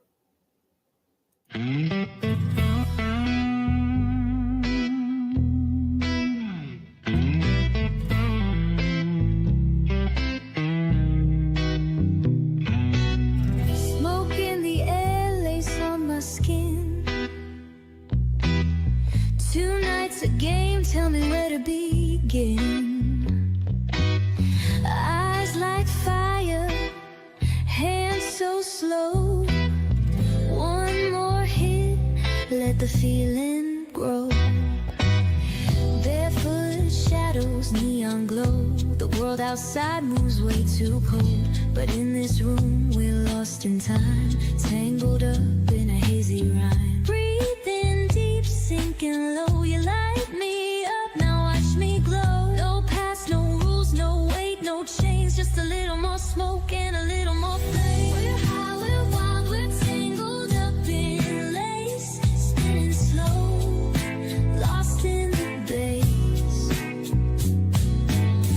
No rush, no fear, just night and desire. Let it burn, let it take us higher. We're lit, we're laced, we're floating in sin. Every breath pulls me deeper in. No words, no thoughts, just rhythm and space. Wrapped up in smoke, wrapped up in lace.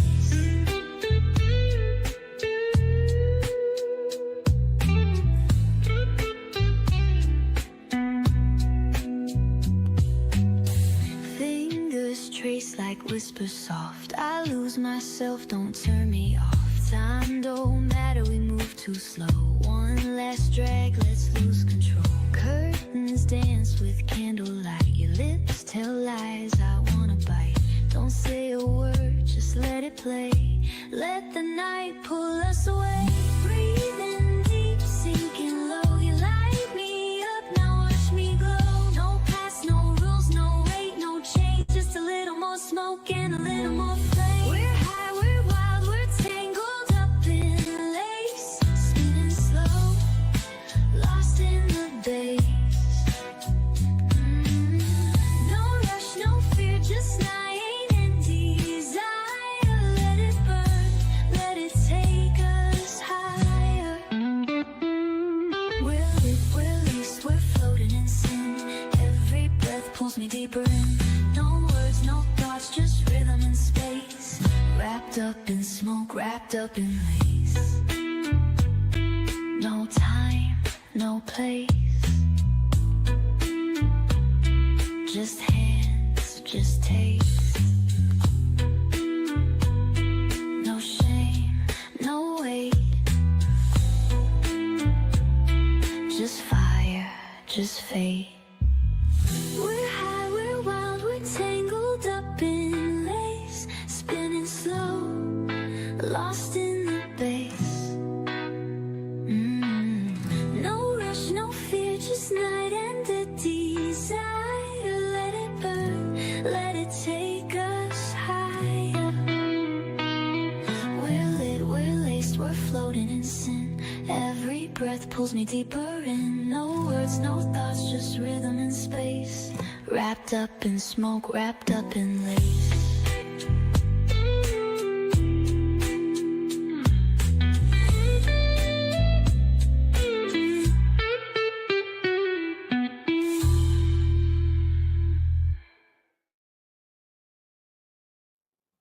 So, along with my Etsy store and the Dr. High music, I also have drhigh.com.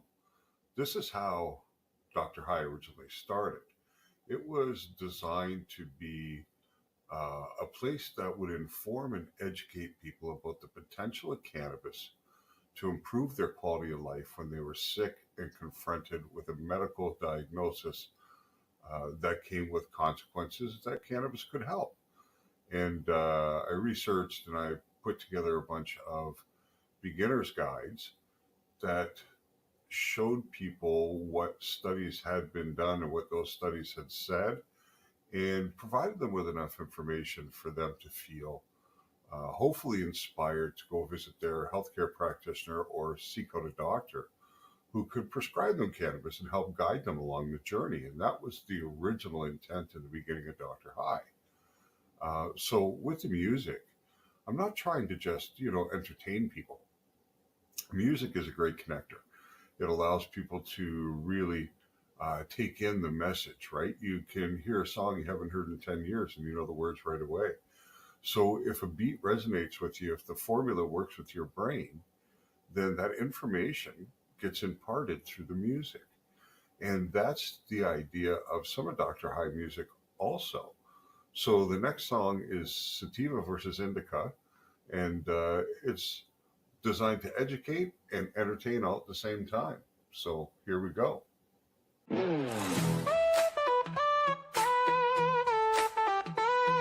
more jumping. Tonight we settle the age-old fight. In the left corner, the king of chill, Indica. And in the right, the high-flying hustler. Let's punt out. Let's go. Let's punt out. Let's go. I'm Indica, baby. I'll slow you down. Put your ass on the couch, melt tune the sound. I'm the king of chill, the master of ease. One hit of me and you'll be counting Z's. Heavy limbs, body locked. Yeah, I'm top notch. Fresh relief, deep sleep. I'm the strain that makes your problems retreat. Can you keep up? Can you hold that flame? Sativa steps in, now let's play the game. Who's got the crown? Let's find out now. Roll it up, light it up, tell me what you need. Fast and loose or locked and deep. Sativa got you flying in to keep it slow. Let the strain wars rage and let the people know that the battle continues. Who runs the game? I'm Sativa, son, I bring the light. Wake you up, make your brain take flight. Energized, I'm the go-getter's friend. Call me motivation, now get up again. Creativity, I got that, man. Write a song, paint a world, start a brand. I don't knock you out, I put you in gear. Hit me twice and you'll see it all clear. You talk too much, man, take a seat. That fast-paced life ain't for me. Round two, who you riding with? Roll it up, light it up, tell me what you need.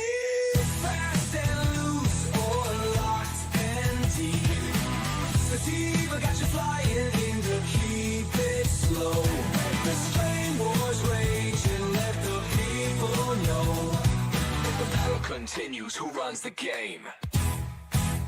One for the couch, one for the sky. Who's the king? Let's hear you cry.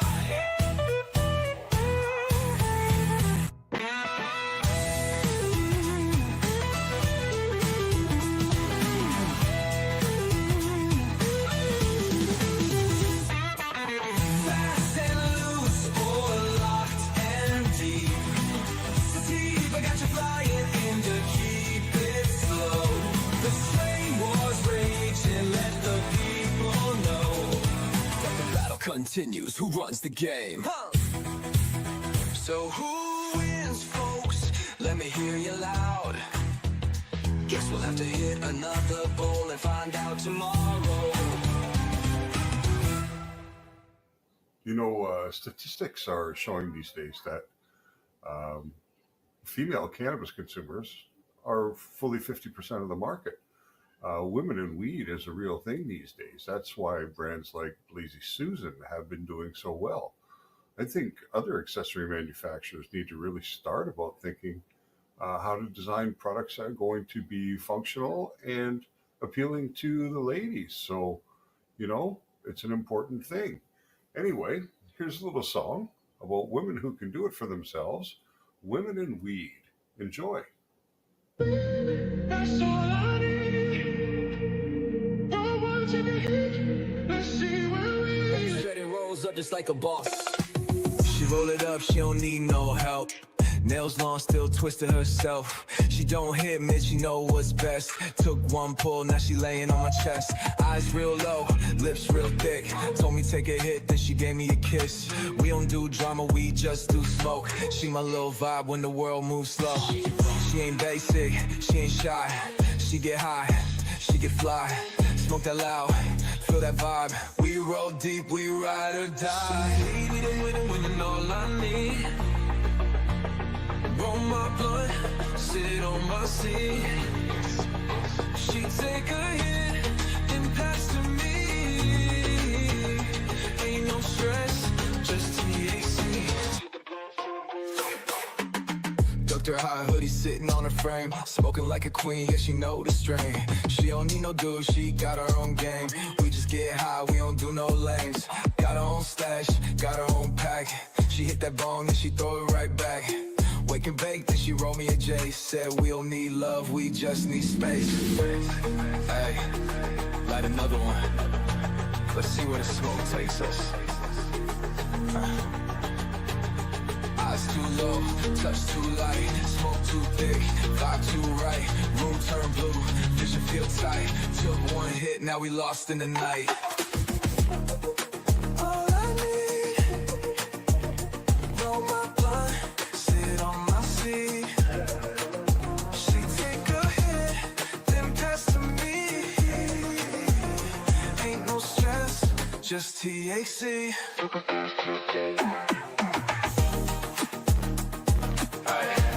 I think I found my kind of girl.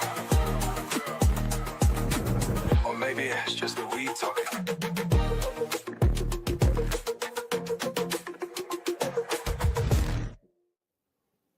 So when I started Dr. High a couple of years ago, I did it because I wanted to help people understand the potential benefit of cannabis therapy when they were confronted with a specific medical condition. And I knew how difficult it was to do the research. ChatGPT AI had just started to become talked about, so I got into it and started to see what it knew about cannabis.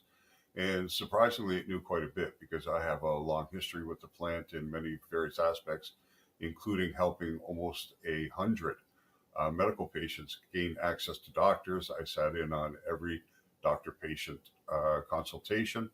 So I learned quite a bit about how cannabis can be beneficial for people through working with these people.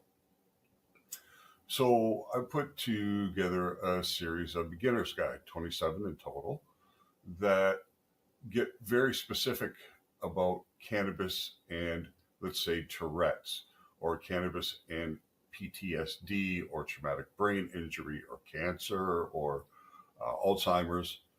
And I put them together. And I gave them away in the beginning on Facebook. I would do posts about that condition, and I would do a free download. But the only way I could get those free downloads was to put the books on Amazon, where I could promote them every so often for 5 days for free. And in the first year, the community on Facebook, for the most part, downloaded over 1,000 copies. So it was great. But in order to make those books, I had to create art for the covers. And to do that, I had to use AI because I have no artistic ability. So I started to create the covers in AI and found it was very good with cannabis imagery. So I started posting some of that on social media, on Facebook in particular, and it became quite popular. And just over time, it evolved into creating designs that I felt would look really good on T-shirts and sweatshirts and coffee mugs and posters. And so that's when I decided to open my Etsy shop, Dr. High AI Haze, to see if I couldn't generate a little bit of revenue to help support the cost of running my website and all the AI subscriptions I had to use while I was doing the show, or doing the books and building the website. So that's kind of how it evolved into having the store. And now the music is the next evolution because I've been seeking a way to truly connect with the community and bring the knowledge and put cannabis at the forefront and normalize it and make it so it's as normal as having a glass of wine after work or a beer, because it should be anywhere in the world. It should be that normal, So for those of you that don't know what Dr. High is, the next song is called Elevate the Mind. And this song is really all about Dr. High. And yeah, let's go.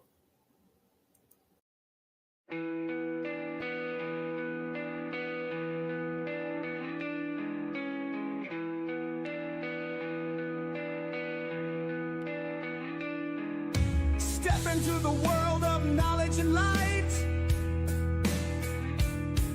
where cannabis wisdom shines so bright. Education, advocacy, breaking the chains. Dr. High's here to spark up your brain. AI haze in the digital sky, crafting designs that'll catch your eye.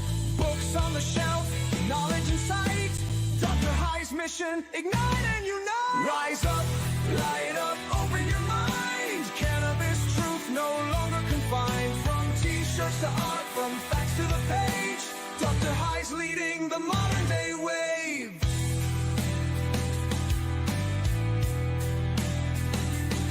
From prohibition to the freedom we seek, teaching the truth, giving power to speak. Stoner humor with a twist of style. Wear it proud, let the world see you smile. AI haze drops a fresh new design. Cannabis apparel, one of a kind. Dr. High care, the books tell the tale of history, healing and breaking the veil. Rise up, light up, open your mind. Cannabis truth no longer confined. From t-shirts to art, from facts to the page. Dr. High's leading the modern day wave.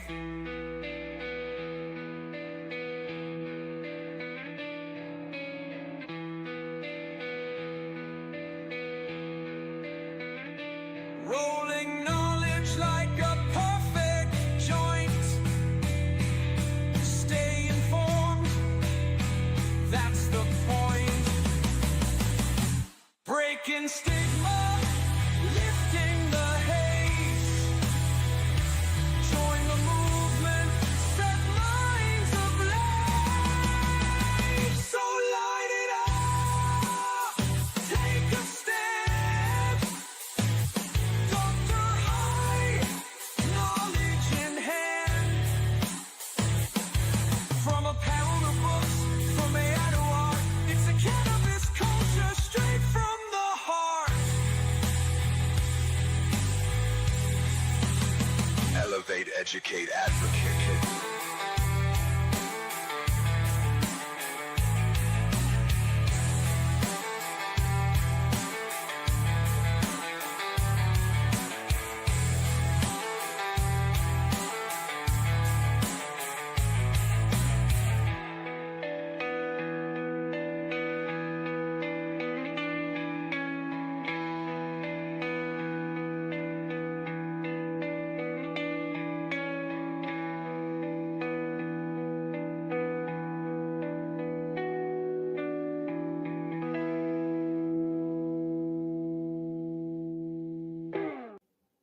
So that's what Dr. High is all about. Anyway, continuing along with our theme of strong women in the cannabis lifestyle and in the cannabis community. We're going to do another song about a woman who's taken control and is getting it done. Because we all know sometimes your plug can be a woman. I don't know about you, but in my friend requests, I see plenty of women who are the plug. The part that confuses me is I'm not sure where they hide the product when they have to move about with it, because every time I see them, they're in a bikini or a piece of lingerie with big bags of weed. So, but they're obviously the plug. So there we go. Just have a little laugh about that. But this song is called Blowing Smoke, and it's about the plug.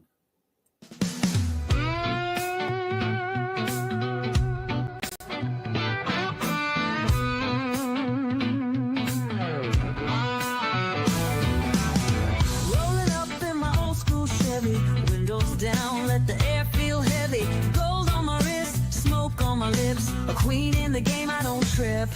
They say it's a man's world, let them talk. I just light up and let my money walk. Every bet they placed against me lost. Now I'm the boss, I pay the cost. Told me to sit pretty, stay in my lane. Now they watching while I change the game.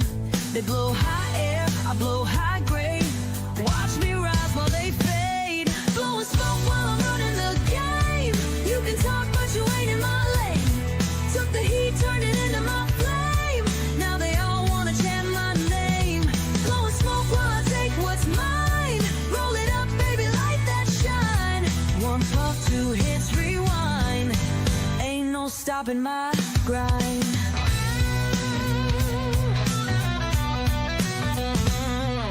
Took my hits, took my scars, turned them into fire, lit up the stars. Made a name where they said I wouldn't. Now they all talking like they knew I could. Burn down doubts, let them turn to ash. I don't chase, I make my own path. Did it my way, no permission asked. And I'll keep going till I'm the last. No man, no chain, no fear, no doubt. Just a trail of smoke when I'm rolling out. No man, no chain, no fear, no doubt. Just a trail of smoke when I'm rolling out. Blowing smoke while I'm running the game. You can talk but you ain't in my lane. Took the heat, turned it into my flame. Now they all wanna chant my name. Blowing smoke while I take what's mine. Roll it up, baby, light that shine. One puff, two hits, rewind. Ain't no stopping my grind.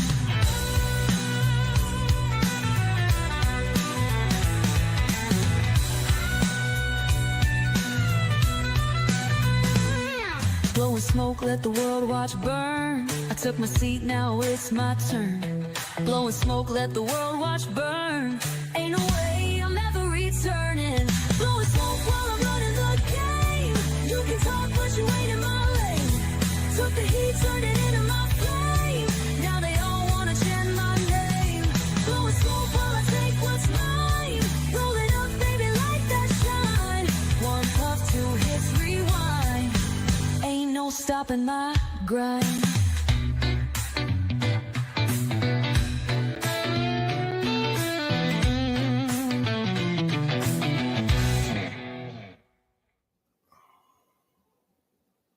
So we all know that guy who says, I'm not high. But we know he's stoned as fuck. But he always says he isn't, so I don't get it. But here we go. We're going to finish the night with a fun little song called Bro, I'm Not High.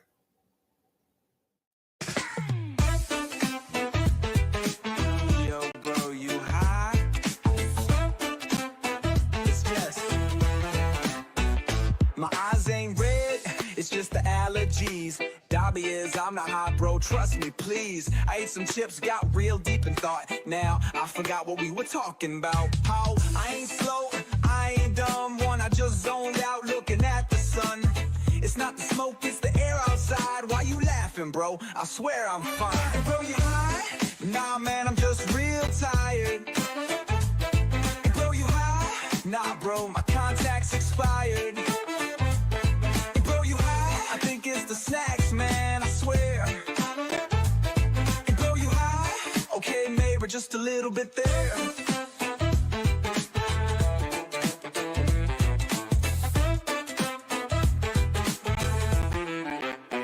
Merry eyes half closed, driving real slow. A cop pulls up, knock knock on the window. License registration, what's that smell? Yes, sir, I swear it's my cologne from Chanel. Watching cartoons, laughing too much. My roommate walks in like, bro, what the fuck?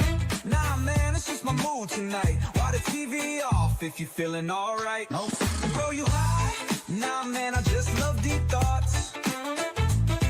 Bro, you high? And I've been blinking too much, that's why I'm lost. Bro, you high? Dang, man, I just ate and got real wise. Bro, you high? Okay, made it, but just one time. Wait, what was I saying? Did I text my mom? Did I leave the oven on? Yo, why my heart beating like a drum? I ain't high, man. Stop asking me. Wait, what were we talking about, bro?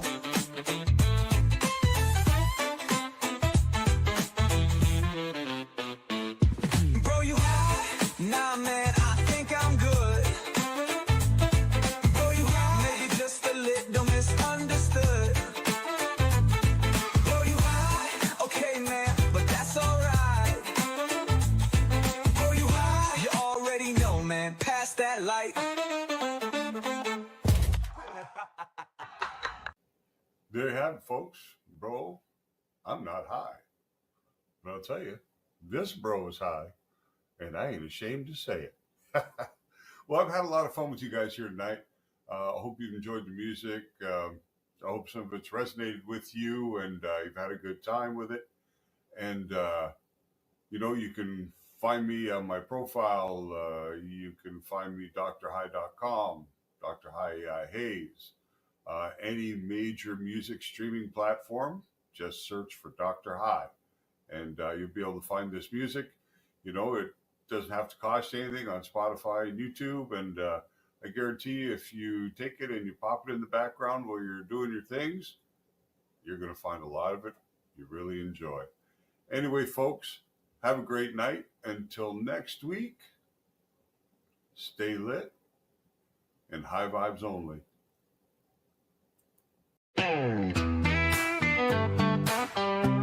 Yeah, you feel that? Welcome to the session. Let's vibe. Roll one up, let's take flight. Bass hits deep, ride the night. Smoking sound, it's paradise. High vibes only, feeling right. High vibes, let it flow. Deep bass, watch it glow. Dub hits, rock and roll. We light it up and take it slow. Dr. High is a Pace Radio Network content provider. You're listening to the Pace Radio Network here at paceradio.net. The opinions of the individuals during this broadcast are their own, and may not be the opinions of their group or other organizations they may be involved with. All medical advice during our broadcast is not a medical opinion and should be checked with your medical physician. Enjoy the buzz of legalization with Campbellford Lifestyle Shop. From lights to plant nutrients, books, consumption accessories, and more, we've got all your basics to grow or consume cannabis. Visit our info center or take a look at our piercing services and body jewelry, now available in-store through Campbellford Lifestyle Shop, 17 Bridge Street West, Campbellford. Limestone City Hydroponics is Kingston, Ontario's hydroponics shop. Take your growing to the next level and create the optimal environment with a tent kit, or maximize your yield with an ebb and flow flood table kit. Either way, Limestone City Hydroponics has more sizes and options to fit your needs. Are you looking for the power of the sun that adapts to your budget? Then look no further, as they have professional grow lighting. They have indoor grow systems that are easy and cost effective, with many options to fit your living space and lifestyle.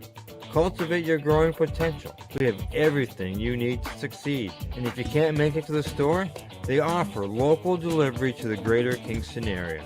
Remember, when you're looking for experts to help you grow, then look no further than the locally owned Limestone City Hydroponics, 105 Sunderland Drive in Kingston, Ontario. Call them at 613-548-0420. We are people advocating cannabis education here at paceradio.net. Rerolled Saturdays. Check it out. Nothing but non-stop cannabis and psychedelic programming. Find it at 420pace.ca.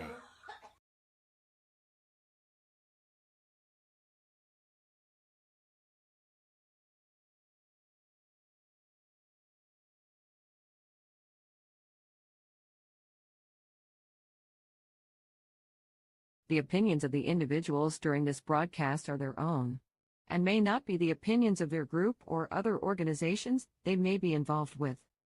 All medical advice during our broadcast is not a medical opinion and should be checked with your medical physician. Hi, I'm Timmy. And I'm Mary Jane. He's the newbie. She's the doobie, and this is the show where we toke cannabis. Talk. From both sides. Is that even possible?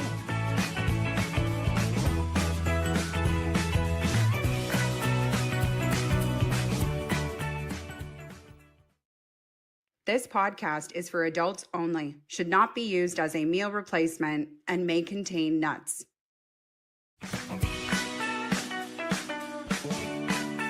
Hey everybody, and welcome back to another episode of The Newbie and the Doobie. My name's Timmy. I am the newbie. Mary Jane, also known by the doobie.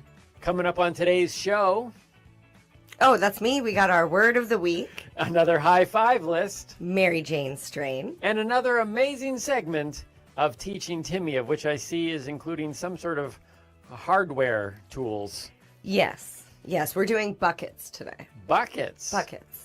Except I didn't use a bucket. I'm using a glass jar. So I don't even know if we can technically call it a bucket. I'll give you the other names later.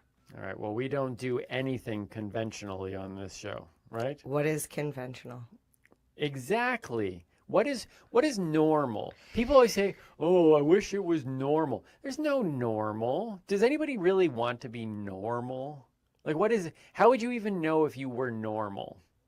I think you would be like everybody else. But I mean, if you look at everybody else, nobody's really the same. No, they're all everybody is different, unique. Right? Yes. So you ever see like those groups of people that are like, we dress like this? Oh, like for example, okay, let's go with the hipsters. Okay. Okay. The hipster community is stereotypical. People go hipster, hipster, hipster, hipster, right? Mhm. But their whole concept, I believe, being a non-hipster, is that they're trying to be unique and counter whatever, but in the process they've created their own look and thing where you're no longer now unique, you're now a part of a larger social bubble. You know what I'm saying? Is that a right or a wrong? I try not to classify people based on Please. Please. You're not getting me that way. Please. That's so anyways. Anyway, Timmy, why are you dressed like that? Because I want to fit in. Speaking of fitting into my shirt. I want to fit. This is my shirt, for the record, because I am a dancer. That's right, you are a dancer, and I am attending a dance. That looks sweet. That's like I'm like a walking disco ball. It's ABBA. That's the first thing I think of is ABBA. I'm just kidding. I'm just kidding. Don't do that. No, it's got the flowy sleeves. Yeah. You know what was awesome? Okay, we're gonna give credit where credit is due. As we walked into the studio today, dressed as we are, yes, our producer immediately said and pointed at you and went, very like 70s Saturday Night Fever, which Yeah. I was like, yeah, I see that. And then looked at me and went, I'm kind of getting like Flashdance. And I was like, you got so excited. Hey, like that's what I'm going for, Flashdance. Like it's not. It's like it's It's got the look. I even have the socks. I love how it's over top of the wool socks. You had to just leave the Well, wool socks on. Isn't that the look? I don't know. I don't know what this look is. Mine This mine is flash. matches. It's flash Okay. dance. Our producer Mine recognized it matches. right away. Look. It does match right away. And I'm losing like sparkles. You're losing. everywhere, Well, but that's okay. I I think the color's coming I off leave this thing as glitter well. everywhere I go, regardless of if I'm wearing it or not. That is so sweet. I would like to actually try that on at some point. You are not. I'm gonna have to lock this one up because No, I will find. I that had to one. squeeze into this. You're not putting it on. Your bubble butt will not go in. Do you actually believe that I care if something doesn't fit me properly? Well, I would like to wear it again. well, and for the record, let me just say I did hear the compliment about the bubble butt. I work hard on that. It's a yoga butt, quite frankly. Yoga shoulders, yoga butt. I recommend it for everybody. It is a nice butt. Thank you. I should actually try. I've always wanted to try that whole Kim Kardashian put the cup. Maybe we should have a picture No, with the you have to Newbie or do it with Doobie the mug. orange juice, with the glass Oh, of the orange upstanding juice. comedy glass. Yes. Okay, all right. You have to. Okay. There's so many. Quite frankly, there's a whole lot of modeling poses that Mhm. are on my list of things to do, and I think you and I should just set aside a block of time on like a Saturday, and I'll get all my outfits ready. Yep. And you get the camera, and we'll just knock off a whole bunch of these things because I got stuff. You know, we had our guest Jackie Childs on a while ago. Yes. And she inspires me constantly. And I've seen stuff she's done, and I'm like, I'm gonna do that one, and I still haven't done it yet. And but it's like, you know, and I've seen some stuff. Madison Baines, she was on our show. There's some Yep. stuff on there, and then there's some poses that I just really. Well, I mean, it's about time the internet got broke again. Right. Yes. I have a hashtag actually. My own hashtag is hashtag Timmy Insta Model, but that doesn't have anything to do with dancing. Today's theme is dance. It's Dance Day. It's That's a day to right. celebrate dance. In whatever style or form, whether it be freestyle or, you know, tango. That goes back to what we said at the beginning, Mm-hmm. right? What is normal? Mm-hmm. There is no dance is an expression. You You do a contemporary dance to the Flashdance song, right? I do. It is absolutely stunning. It's an Yes. inspirational, is what I would call it. Okay. I do a on stage in my stand-up comedy shows sometimes, which, you know, even my stand-up comedy shows, they tend to go down some weird routes sometimes. It's funny you call it stand-up because I know I'm not going to crack a joke about you sitting on the stool. Yes, those are the kinds of jokes I tell, which is why Timmy's the one that goes on stage. But I'm just saying, like, you don't do the traditional stand-up, you know, system where you stand up there and just tell joke after joke after joke. You do, but there's some performance pieces in it. You do No, I do like to all sorts of things. I like to consider myself an entertainer, but Yes. to be fair, the reason why is because when I got into stand-up comedy, which was back in 2007 now, so we're talking like, I think it's been 14 years, Mhm. was the first time that I actually was on stage, introduced. It was on Leland Clausen's comedy tournament. Hi, Leland. Hi, Leland. It was the first time that I was introduced as, it was Tim Boyle. It wasn't Timmy. I came out on stage in like, it was like a fitted striped green, like just button down shirt, Yep. some khaki pants and some dress shoes. I think I've seen that video. So if you want to go to upstandingcomedy.ca, timmyboyle.com, whatever one you want to do, goes to the same place. You'll see, like, I perform in a suit. I have my orange juice glass. I don't wear shoes, and there's a whole story to that. But I used to just be Tim Boyle, and just kind of in this dress, in like a normal dress shirt and stuff. And I've kind of morphed that. But my point of all that is that I started off just doing stand-up. So Yeah. I get stuck in calling myself a stand-up comic because I can do an hour and a half, 2 hours just with my stool telling stories. Okay. But at my heart, in my soul, I'm a dancer. I'm an entertainer. I'm a performer. But there's a split in the world, kind of like, if I can connect it a little bit to the cannabis thing that's happening right now, where there's the people who are going legal, Mhm. and then there's the, I don't know what you call the other team in this thing. I think we like to say legacy, like they've So been it's around kind of for a long time. it's kind of like, oh, like, you know, the legacy people are like, you know, like, no, like we want pure legacy. Like you Mhm. guys are like, it's like selling out. It's like going past. I see what you're saying. So in stand up, there was this stigma attached as I was going up. Is like, no, like just tell the stories. Like don't pull props out of your pocket. Yeah. Don't do. Oh yeah, didn't Carrot Top get like a lot of flack about all his props? Like that was he was the Oh prop yeah, well, in guy. some people's eyes, I mean, this is the thing that we talked about at the beginning. There is no normal. In some people's eyes, they would say, well, you know, prop comedy, that's not real comedy, or you know, like improv, or Was you that know, those puppets? or ventriloquism, Yeah. magicians, you know, and there's, you know, all this thing of like, I feel bad I said puppets. Sorry. it's all just, What are they called? They're- Mannequin Americans. Or mannequin Canadians. Depending on where you're depending on where you're from, yeah, or where they're made. I guess you got to check the bottom of their foot, right? Made in wherever. Okay. That would be they would all be Chinese then. But so anyway, so I didn't do any performance pieces in it because that wasn't the pure stand-up form. But I realized that no, that I'm not a stand-up. Stand-up is one form of being an entertainer. Yeah.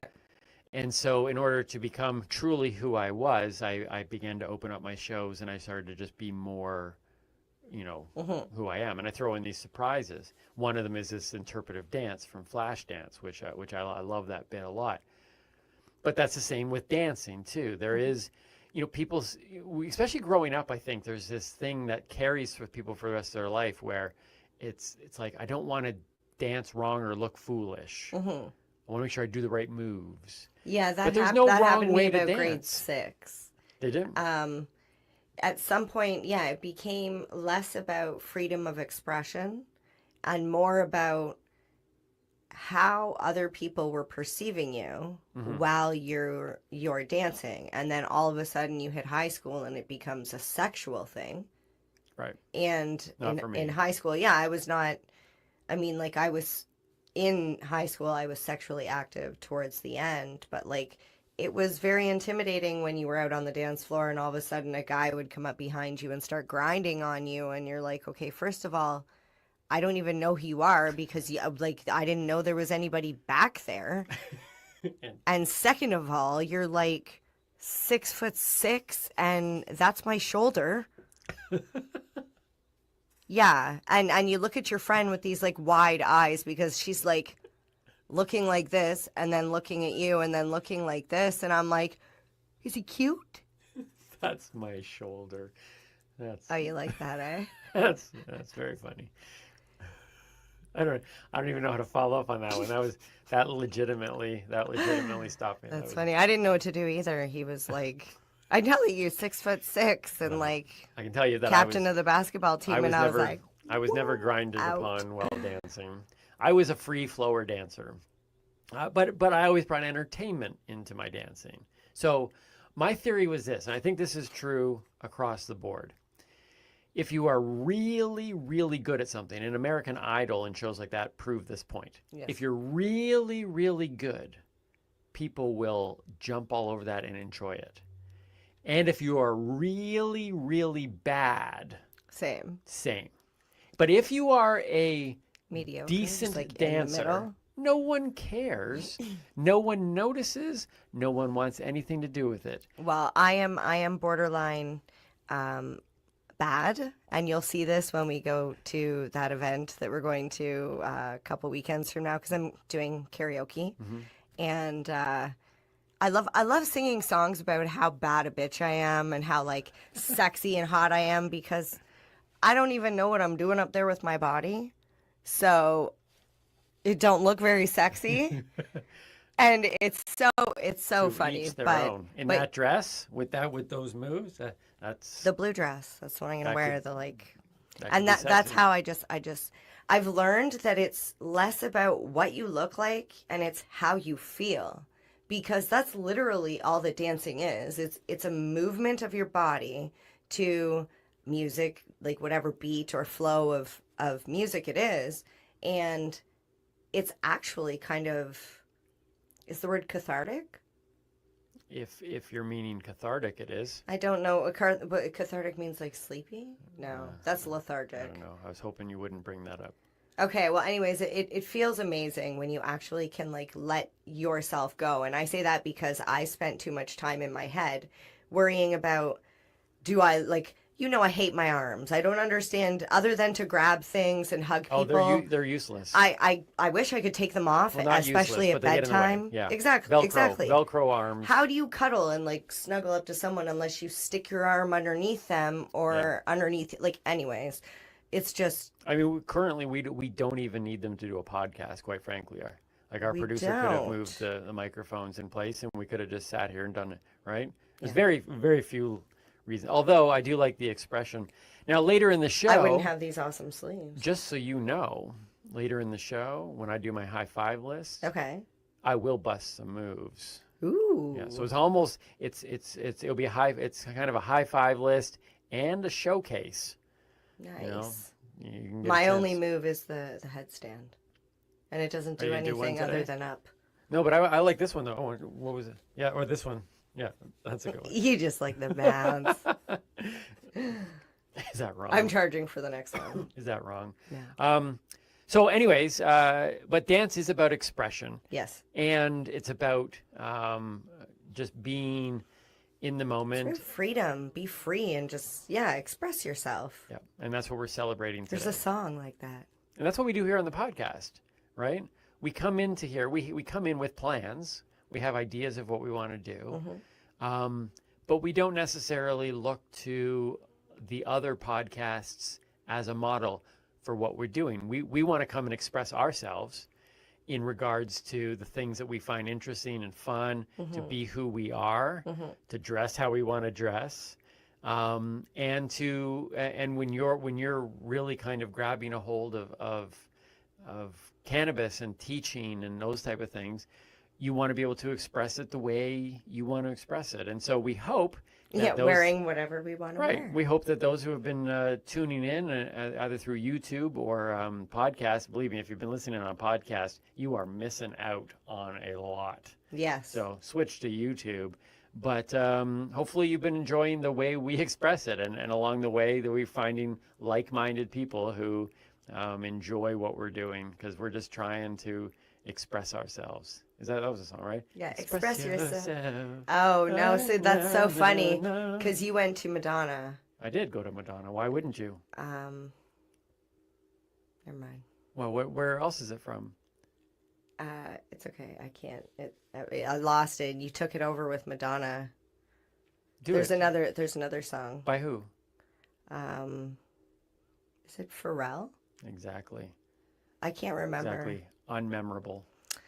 Classic Madonna. Express yourself. After you did that, I lost everything. I was like, oh, what's the rest? I don't know the rest of the lyrics. I just moved to the beat. Shall we do a word of the week? You're so cute. Thank you very much. So are you. Thank you. Let's do word of the week. Yes. Let's okay. get into this thing. All right. Word of the week. What do you got for us? Word of the week actually comes with a visual this week. Nice. What is our word, Timmy? That looks like it makes bubbles. It does not. I mean, it probably could if you put it in a bath and like blew in it. Okay, so it look. Oh, it's this a pipe. This one has a lid on it. It's a pipe. Yeah. So our word of the week is pipe. Okay. Now, a pipe is the earliest known way to smoke cannabis. Okay. Yeah, that would make sense. Right. This is called the peacemaker. The peacemaker. The pipe. It looks like a kazoo. I play the kazoo pretty well. You too. do. Okay, so the pipe. Yep, and they come in different sizes, different materials. This one here is a food grade silicone. That's why it's like a rubber. Yep. I like it for travel because it's not glass, it's not going to break. And there is a metal bowl in it that is smoke safe that you can actually remove, and it's easy for cleaning. Also came with a cap. So you can either leave a little bit of flour in it if it's not completely burned. Well, it's just storing it until the next time you're ready to use it. Actually, can I ask you this question? Because I just realized. Or hang on just one sec. Or the lid helps to keep the smell in. Okay. Sorry, go ahead. No, that's fine. It just just came to me. Does the flour that would be in here, is freshness an issue? Absolutely. It can go, it has expiry dates? So it doesn't, we don't exactly know per se if it has an expiry date. However, the older the cannabis is, the more CBN it like develops. And CBN is the cannabinoid that's responsible for sleep. Okay. So then it turns it more like what most people would classify indica as a couch lock and a sleep aid. Okay. But there is also dryness, like humidity. How moist is it? If you leave it in there, it will go dry faster. Okay, but the lid will slow that process down. Yes and no, because if you see on the side of it, it's actually got a second air hole. Oh, yeah. So what that does is when you light your pipe, not all pipes have the second hole. When you put your finger over the hole, you light your pipe, and the smoke, as you're inhaling, it will go in to your lungs. And then to clear the smoke out of the chamber, you then release your thumb, and it forces the air through. Okay, so I would smoke it like this then. You would smoke it like that with your thumb covering the hole. So basically, a pipe is a bowl and a mouthpiece and a space in between. It's a small bong? No. The difference between a pipe and a bong is actually a water pipe. Okay. So that's your main difference. It has water. Right. So this pipe here somebody made it, but I was going to say man-made, but we made a pipe out of an apple. Yes. That is also a man-made pipe. Check that out on YouTube, because there's a video of Mary Jane teaching me how to make a bong out of an apple. Yes. It was pretty impressive. Yes. So that basically, like the other one was just like this one. It was a bowl and a mouthpiece and a stem in between. Right, yeah. You just need something in between so the smoke can flow through. The farther that the smoke, like from the bowl to the mouth, the longer it takes for the smoke to reach one point to the other, therefore cooling the smoke down and providing a smoother, I don't want to say cleaner smoke. It's a bad thing to say like cleaner smoke, because smoke is not clean, but it is supposed to be less irritating on the throat. Right.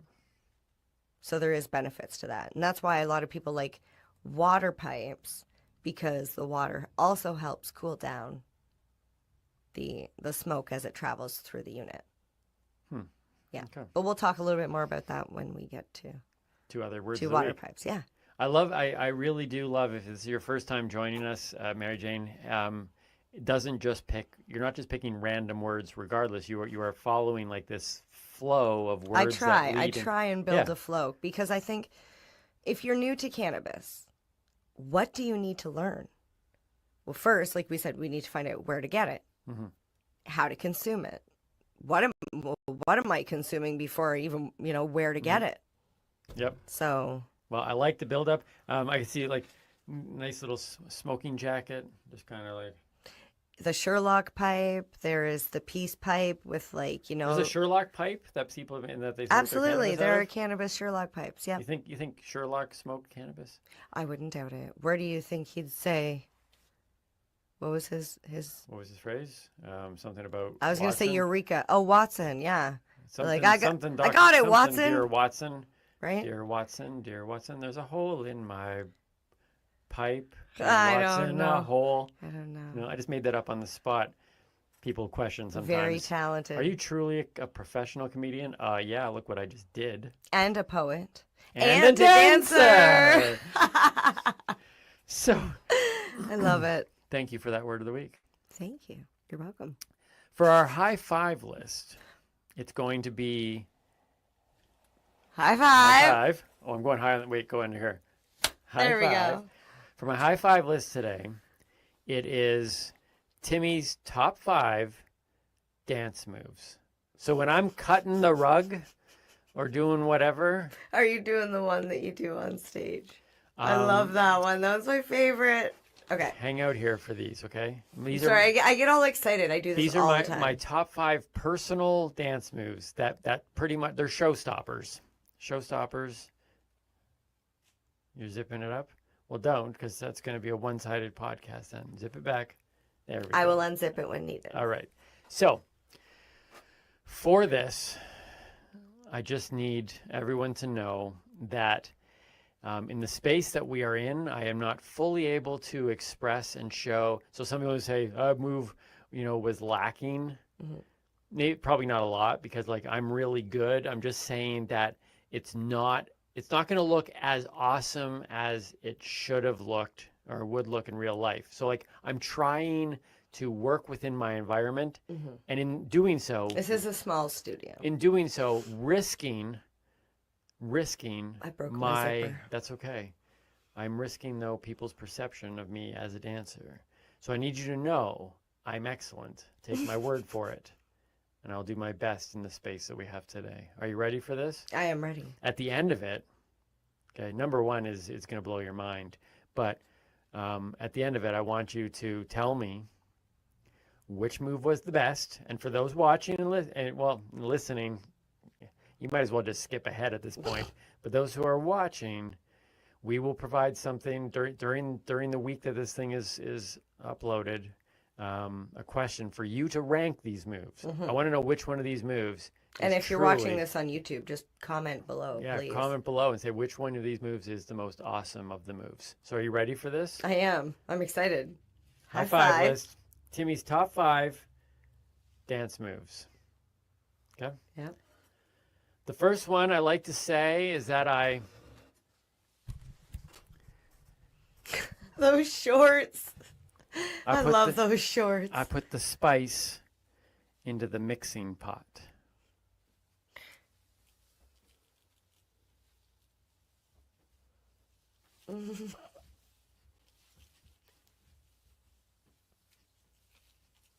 Where's this pot now? Behind your back. Oh, you're moving the spoon. Oh. I don't know what that was, but that was interesting. Called expression. Okay. I'm down with that. Did you see how I passed the pot behind my back? I thought it was the spoon. See, a lot of people, they just do this. They just do like this stir. Yeah. And I'm like, why are you just like, let's start to do, like, so I always like to add a little something extra. Okay. And there's hip movement that some people would be. Anyway. Okay. Okay. So the mixing pot is a lot of people, it's pretty standard for some people, but I throw in a little twist that makes people go, oh, let's stop and watch this guy. Okay. Number 4 on my list of Timmy's dance moves is the Ricky Martin shake.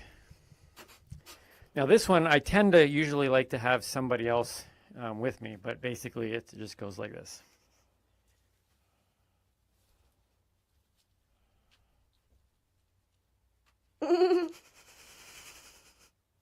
I feel like we needed music for that. I'm sorry.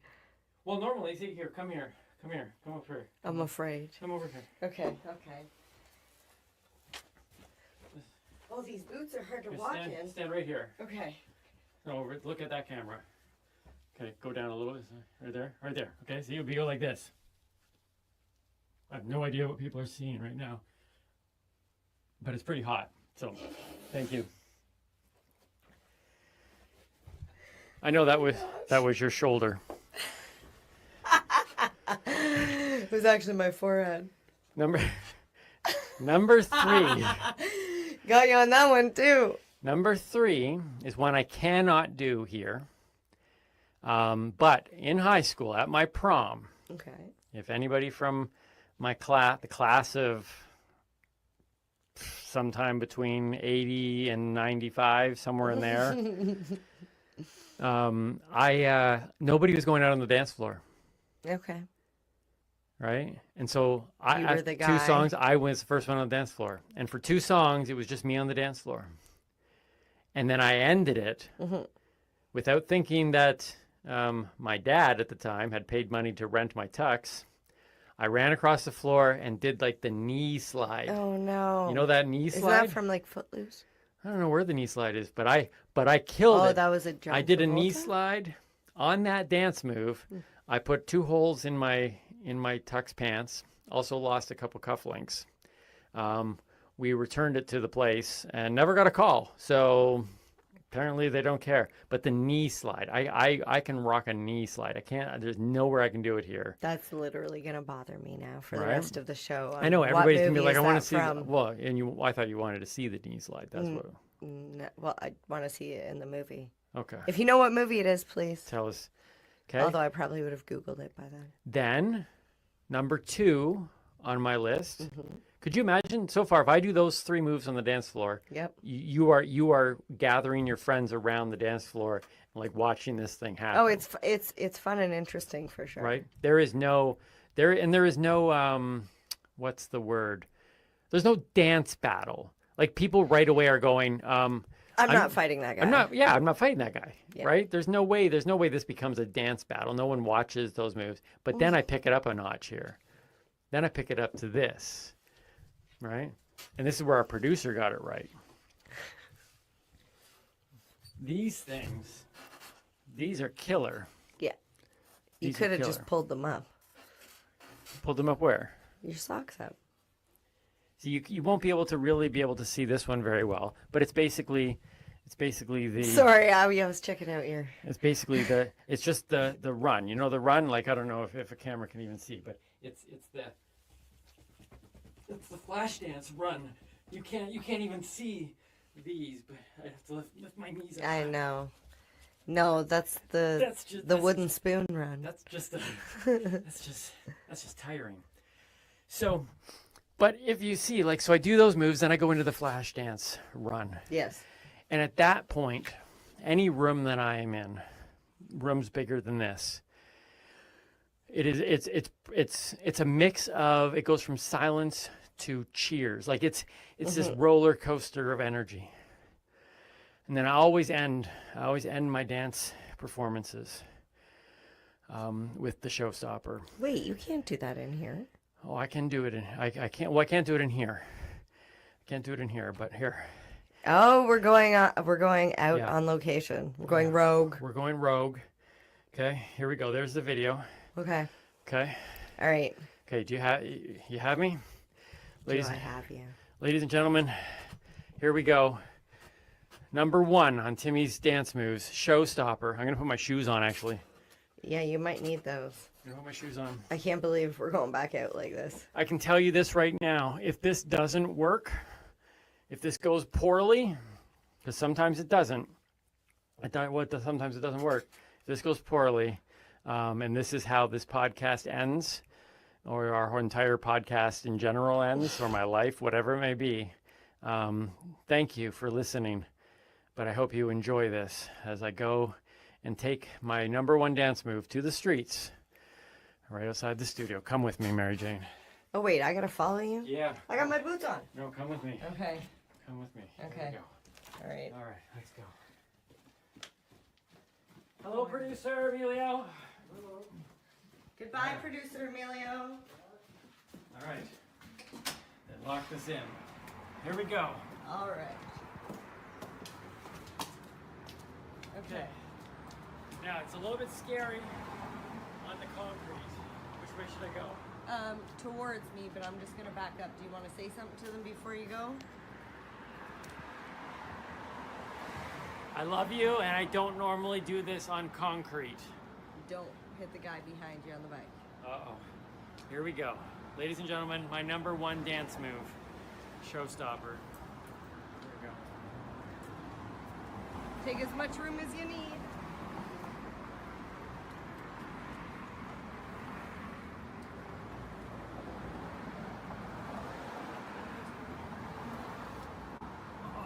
Not enough room? No, you stay there. Okay.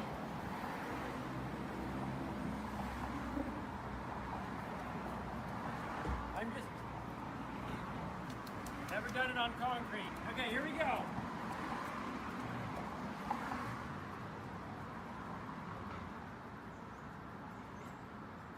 That was the flash dance legs.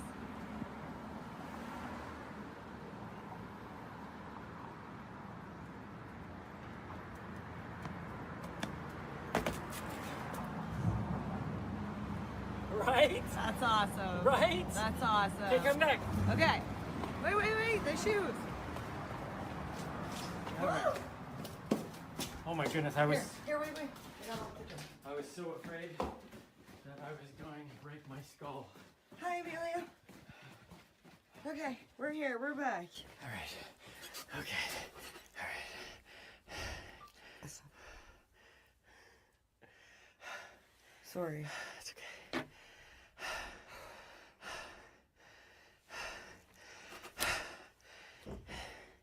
Good job. You can see now how when I start off the stir, they're like, okay, seen it, but then I start to pass the pot behind my back and they're like, well, hold on, right? And then, like, And where did then- the pot go? Then all of a sudden it's like the energy starts to come in. I call it the Ricky Martin shake. People are like, whoa, Is that guy having a energy is seizure? lifting. And then I run across, slide on my knees, and they're like, they almost like start to stand up, and They're then like, he's praying to God. then it's like, okay, what's gonna happen next? He's on his knees, and when I stand up, and they realize, oh no, it's not over, And then your legs started going. and I just. And you're like, And it's like kind of like he must that. have it's ants like, in his pants. It's like the Hulk Hogan thing. It's like when he starts to shake, and they're like, "Ah!" The crowd goes wild, and he's like, "He's not done. He's not done." And then I go back, and the silence comes, and I run, and when I hit that landing, literally anything else that's happened that night is forgotten. See, it sounds like a rave song. Like it literally just builds and builds and builds till the final like explosion at the end. Right? It's kind of like something else.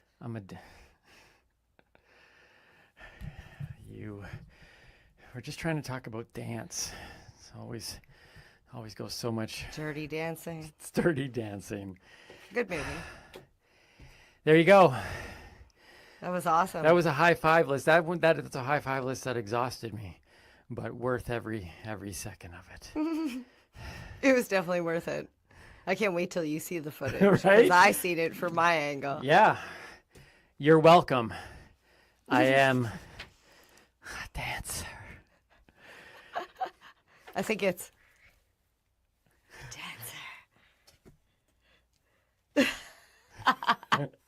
All right. Let's do Mary Jane's Strains. I know it's hard to come from that into Mary Jane's Strains, but wow, you Mary want- Jane Strain actually coincides with being a dancer. What? Because a dancer would be in the limelight. And that is the name of our strain. A little bit of Timmy, a little bit of MJ today. Take it home with Mary Jane's Strain. All right, this strain Limelight is made by Edison Cannabis Co. It is a sativa with a THC level of 20 to 26%. Extremely high, not for the inexperienced user. Okay. Unless you want to take a little bit at a time. But be prepared, it's high THC. Well, what was the high THC? How high? So in flower, it's 20 to 26%. This strain is. Remind me again, what was the first one that I had ever? The Remember? first one you had was about 15. Because that did nothing for me. Yes. And then the one that screwed up my bowling game It was about 20. So we're starting to hit this range. Yes. And that one, it floored my bowling game. The interesting thing about this strain is it's 20 to 26%. So it depends on what harvest it is, what part of the plant it is, because each cola tests at a different THC level. Okay. So the range is 20 to 26%. That's what you're going to get. You might buy a bag this time, 20% THC. Might buy a bag next time, 26% THC. Okay. What?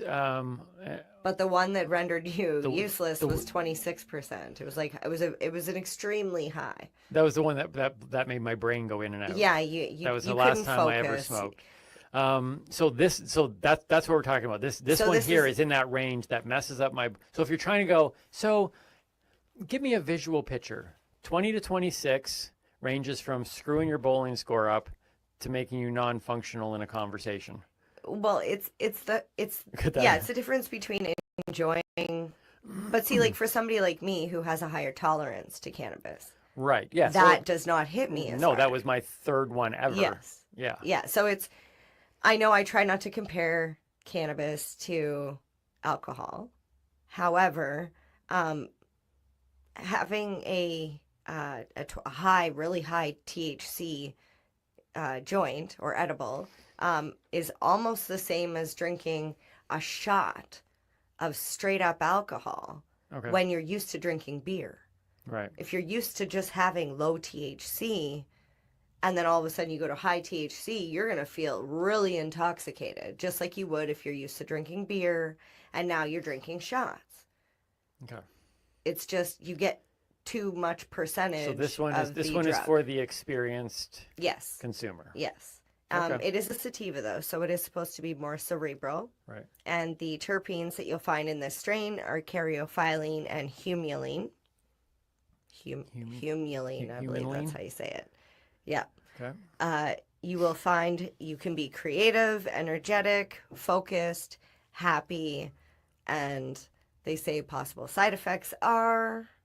Oh, dry mouth, Yep. red eyes. Yes. And I will point out, if you are not comfortable with high THC, it can create some like anxiety in certain people. So that's why we say start low, go slow. Okay. What was the name of it again? Limelight. Limelight. I just love the name. It's in the limelight. Just like You're we. right. It does hit the dance theme, being in the limelight. Yipper. Let us end today's show with a teaching Timmy. Okay, I'm so excited. This is so. I'm excited. You've taught me some amazing things so far. What have we learned? I learned how to make a bong. One of my favorite ones was making a bong out of a water bottle. Okay. And a pen.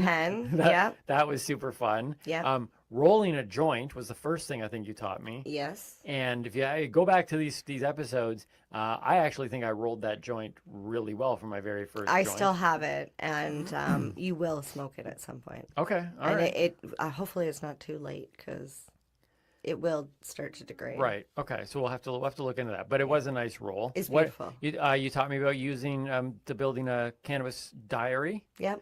And then weed math. And then weed using math. popcorn. Yes. Yes. Yes. Well, which was surprisingly similar size like if you weighed it out for cannabis. In the grams of cannabis. Yeah, like 7.5 grams of popcorn of the Smart Food was oddly very close to the look of 7.5 grams of cannabis. I know you got to be careful because people like me would have just ended up paying way too much for bags of popcorn.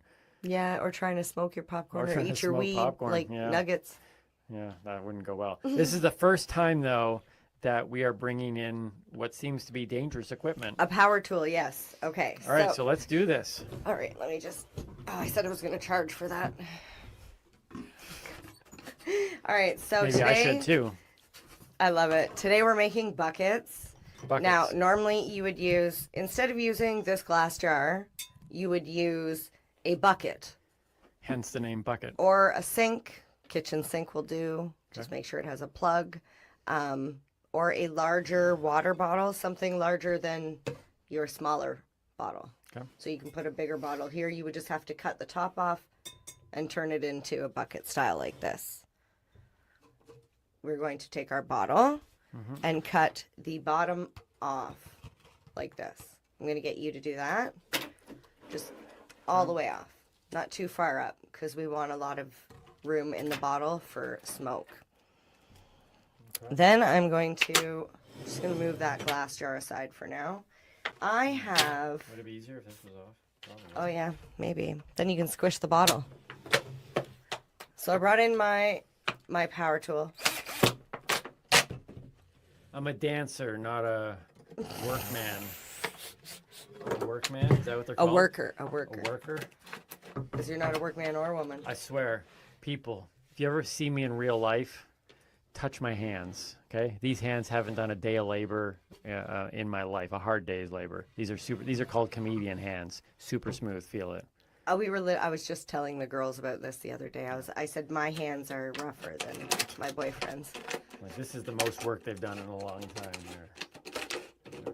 All right, so we need the lid. Is it weird for me to think that this is more dangerous than what I just did out on the street? I don't know.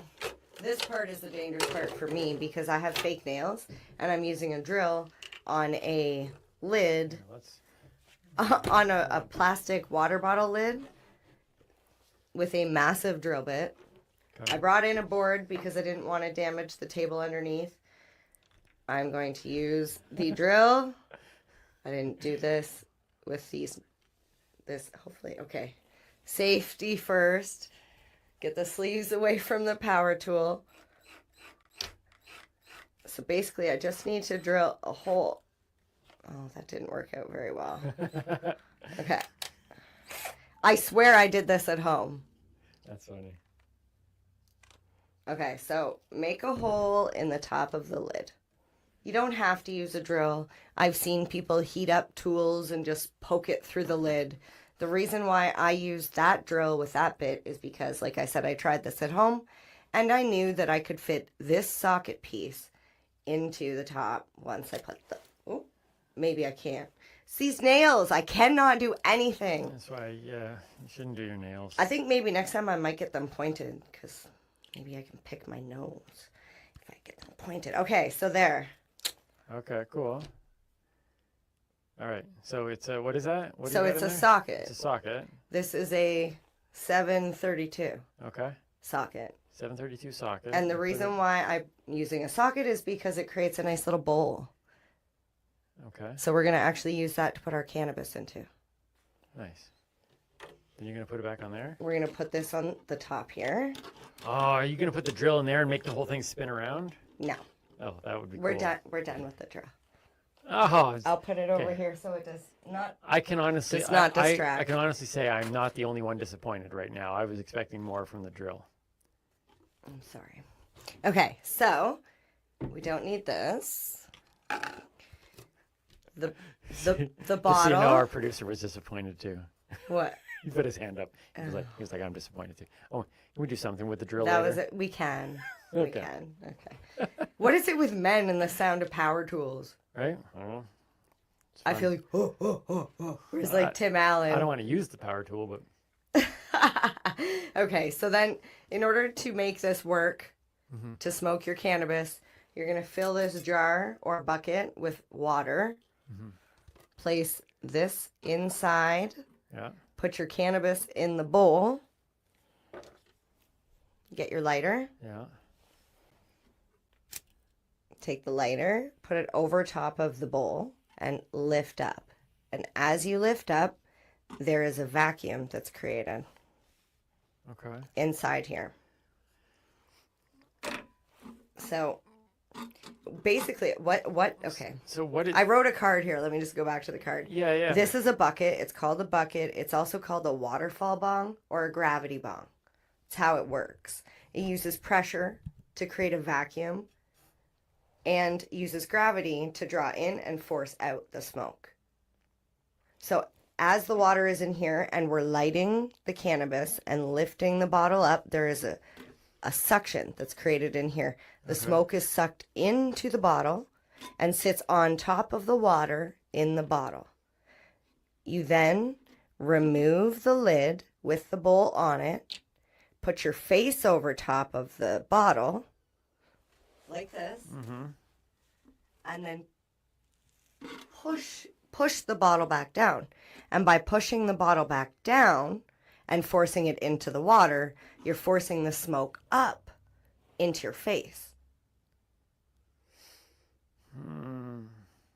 Okay. Don't get it? No. Okay. So now we're going right to the bottom here. I'm as newbie as they come here. Okay. So what? Okay. First of all, tell me what is.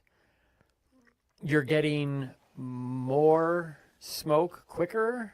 Yes. Okay. So I'm trying to the I'm trying to figure out the benefit the and reason what why exactly you would pull happening. this out. Like, because it seems like a lot of work. So most of the times when I would see a bucket or use a bucket, it was at a party.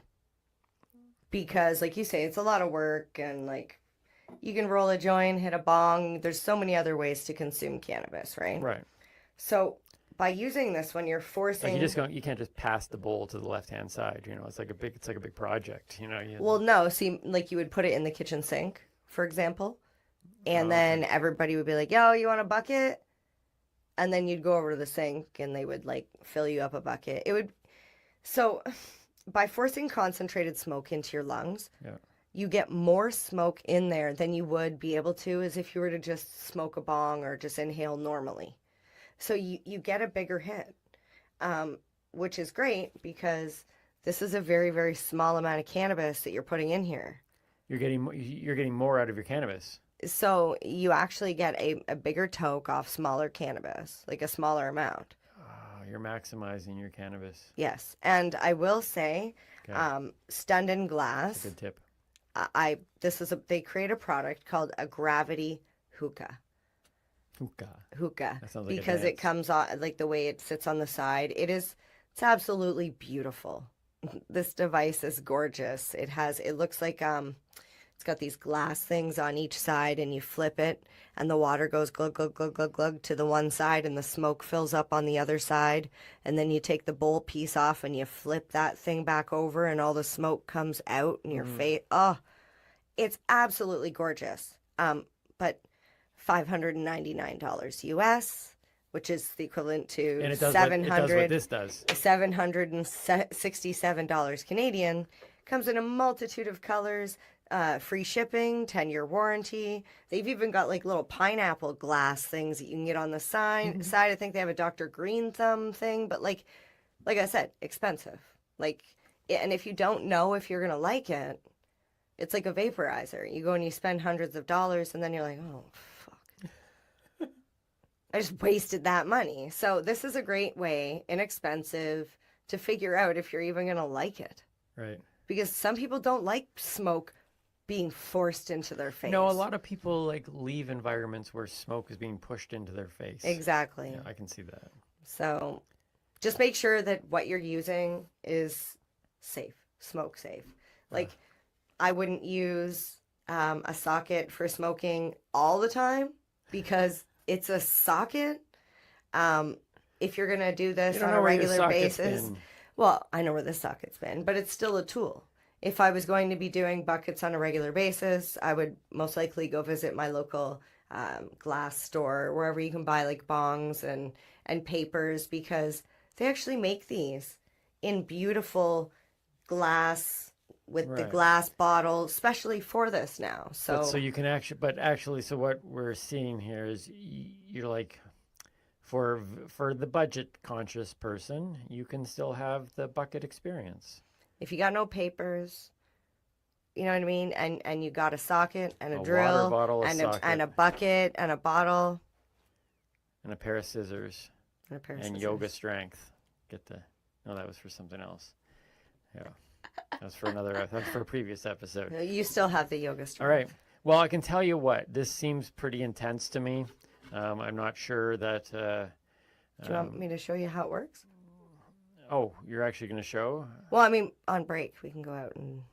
Oh, yeah, you're gonna do it? Yeah, I can show you how it works. Okay, let's go. Maybe we'll include it in this podcast. We'll never know. As a special video edition. We'll see what happens.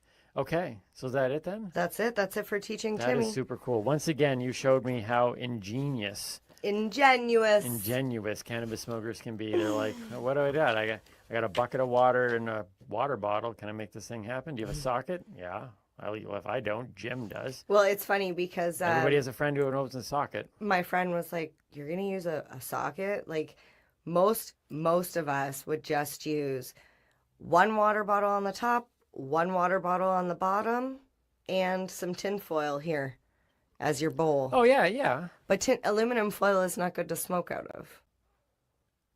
Neither are sockets, which is why I'm saying, right. It's good for trial, but keep doing it too long. I guess that's where the error comes in. Well, I'll tell you, you're blowing my mind, because now I know how to make a bong with literally a water bottles are really good for a lot of things, because they are. Wait until I teach you about bottle tokes with hash. BTs. Stay tuned for that. All right, let's go see how this thing works. All right. Let's wrap up another episode. Let's go do some dancing. I love it. I'm Timmy Boyle. Mary Jane Baker. Oh, what was that? Mary Jane Baker. Stay lifted. And keep on laughing. Eventually we'll get it. Wait, cheers to the... No, I want to try that.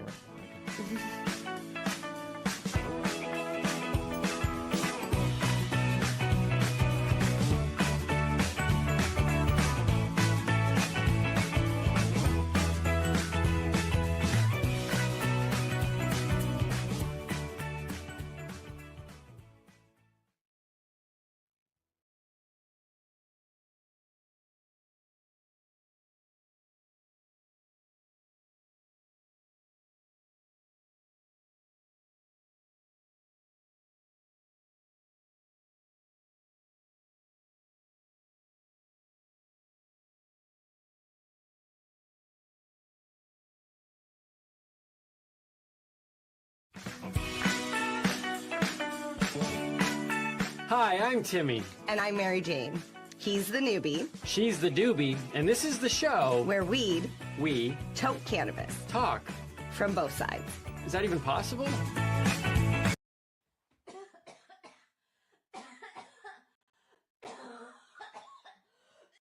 You're listening to the Pace Radio Network here at paceradio.net.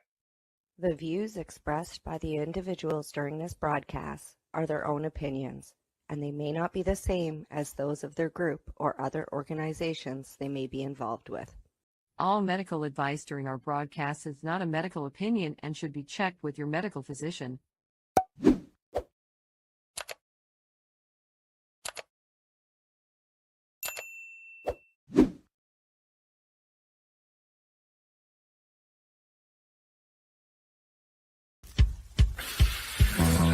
Oh yeah, baby, you're lovely.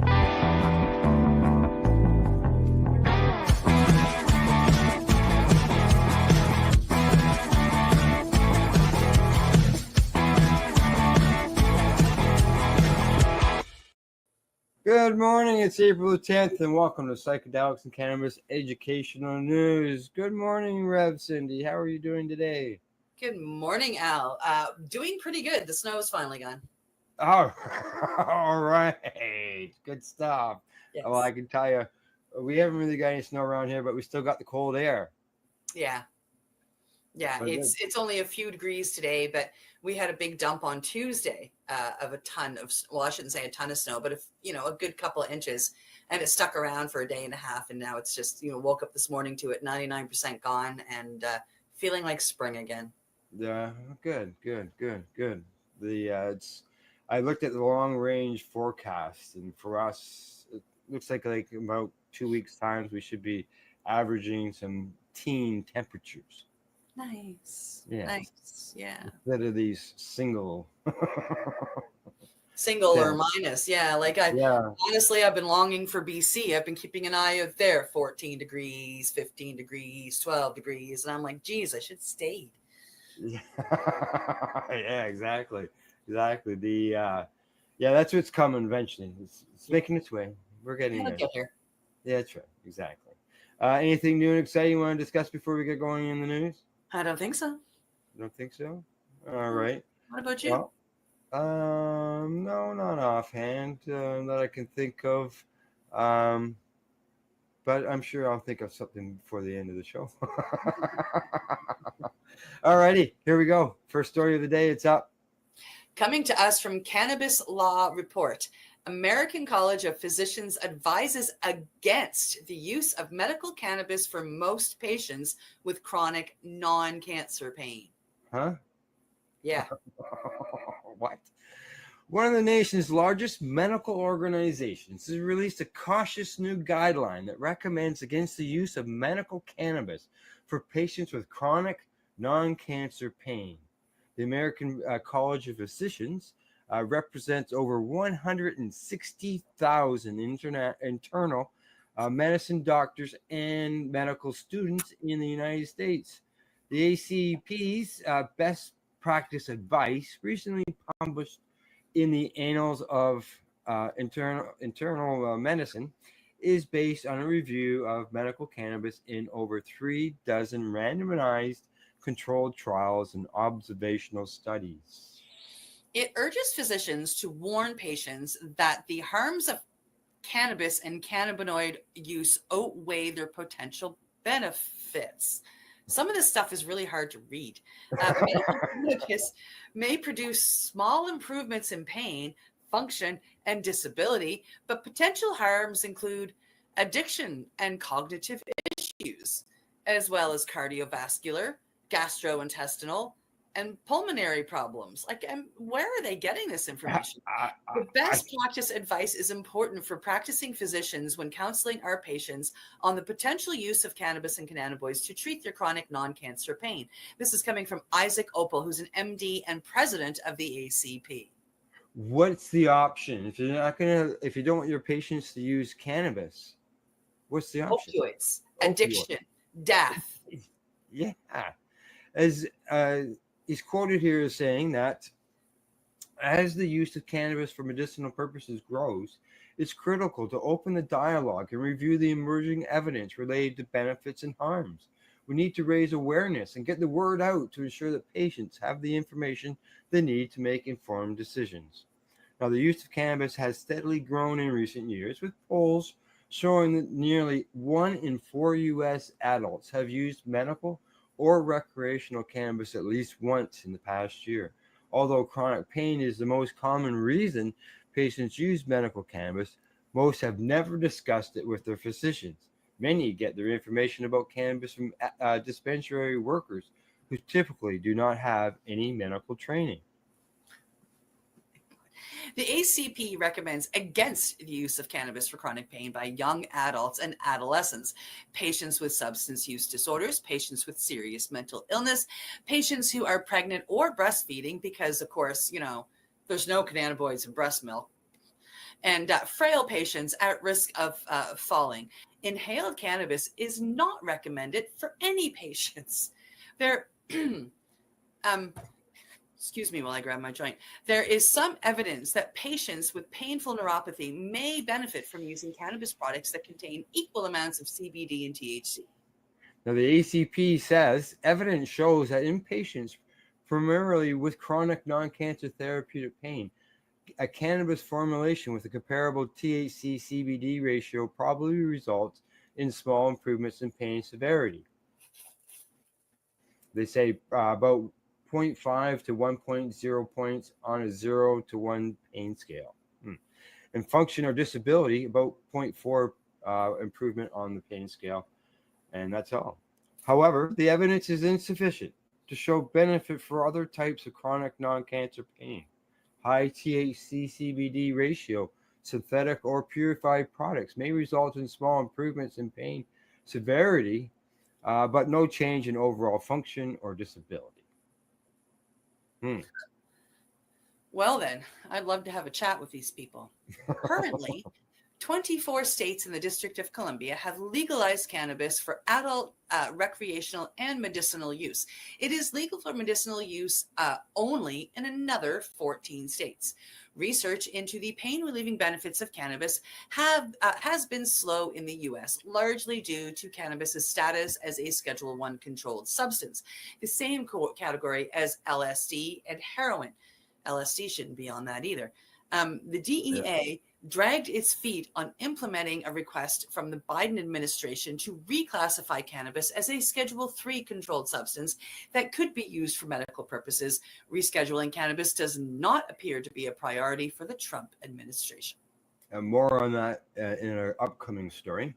There are only 3 cannabis-based medicines approved for use by the FDA: dronabinol, nabiline, which are used to treat nausea and loss of appetite, and a concentrated form of CBD used to control seizures from childhood epilepsy. Now, a German biotech company is in preliminary talks with the FDA about approving an experimental cannabis extract for chronic low back pain. A recent study in Australia found patients with chronic pain and other health conditions showed significant improvements in the quality of life, fatigue, and sleep after taking cannabis oil over a 1-year period. There was also small improvements in pain, anxiety, and depression. So the story finishes off with the FDA says it improves lower back pain, but at the beginning of the story it says non-cancer pains. It doesn't help. Things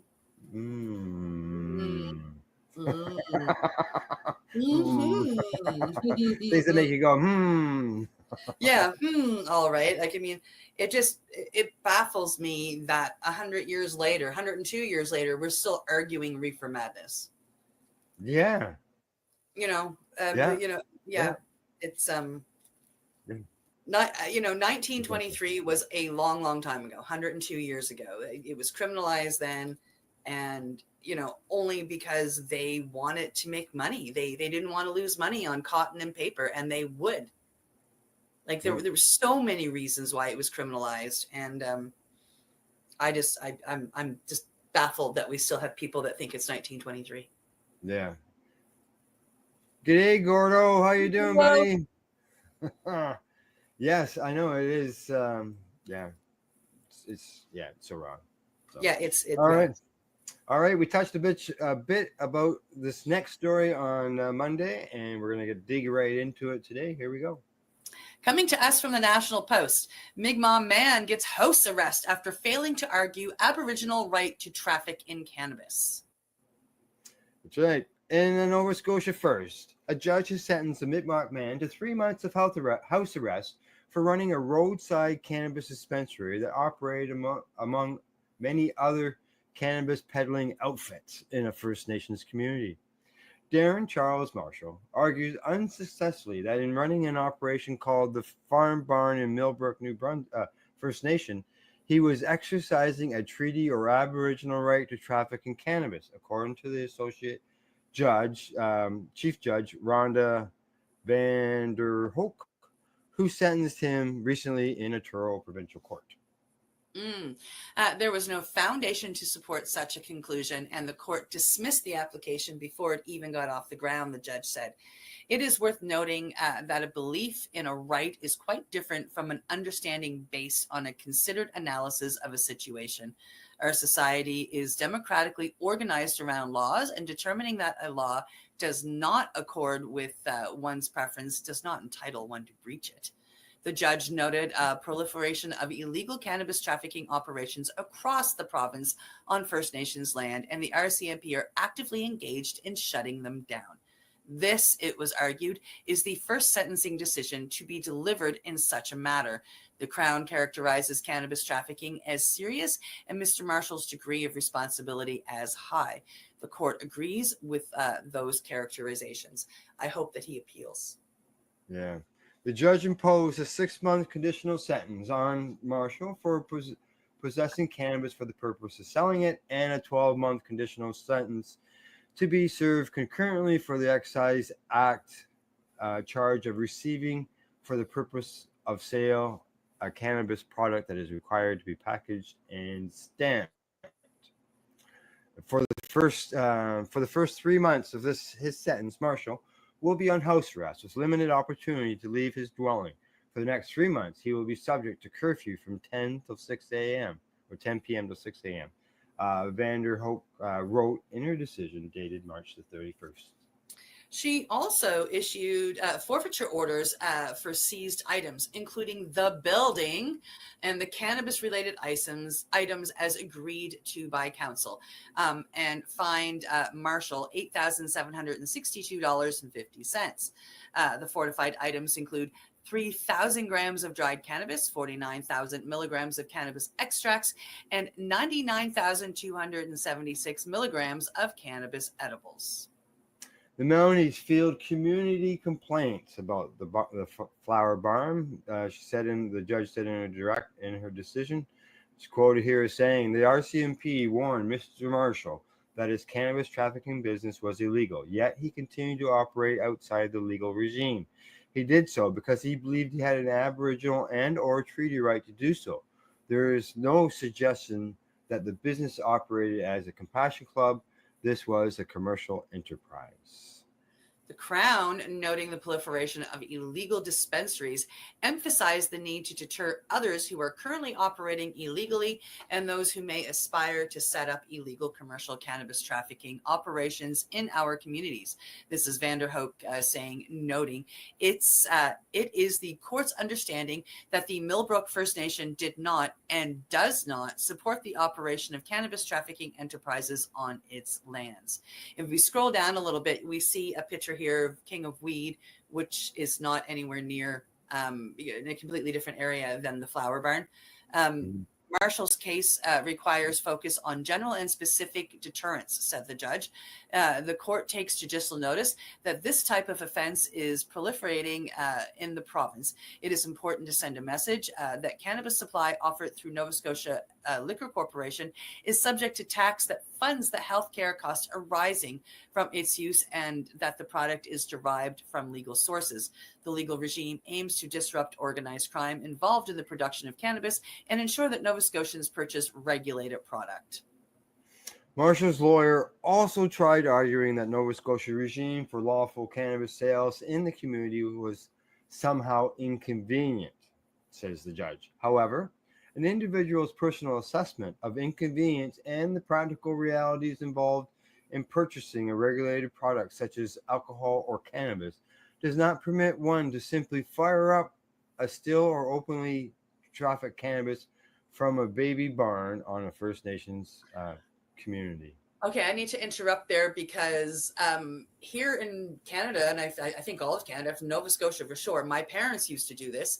They did have stills because they didn't always want to go to the liquor store. Mom made her own rum. Mom made her own wine, red and white, and Mom was very, very good at it. You can do that legally here in Canada. So yes, we are allowed to actually fire up a still for alcohol. And there you go. Marshall's lawyer also suggested entirely without support that this province is engaged in conversations to legalize cannabis sales on First Nations community. The judge has no information with respect to whether that is the case, and even if it is, courts sentence offenders in accordance with the law in effect at that time. The Nova Scotia government announced Friday that Mi'kmaq communities will be able to open legal cannabis retail stores on reserve if they agree to follow the NSLC rules. The move comes in response to concerns raised about illegal cannabis sales on reserve. Rules authorize sellers must abide by include not selling to minors, selling no more than 30 grams of cannabis per transaction, and not allowing sampling on the premises. Marshall is related to the late Donald Marshall Jr., said the judge, whose legacy stands for the advancement of treaty rights in the fisheries. There can be no doubt that Donald Marshall Jr. was in part an inspiration for the offender with respect to his actions, but he should also be aware of the evidentiary foundation was necessary to advance the right. And even those rights achieved in R versus Marshall are subject to the government's lawful authority to regulate, in that case, the fisheries. Marshall's lawyer argued unsuccessfully for a conditional discharge. A discharge could have been a minimal or weak deterrent, or even a low cost of doing business, and encourage those inclined to open an illegal cannabis trafficking operation, says the judge.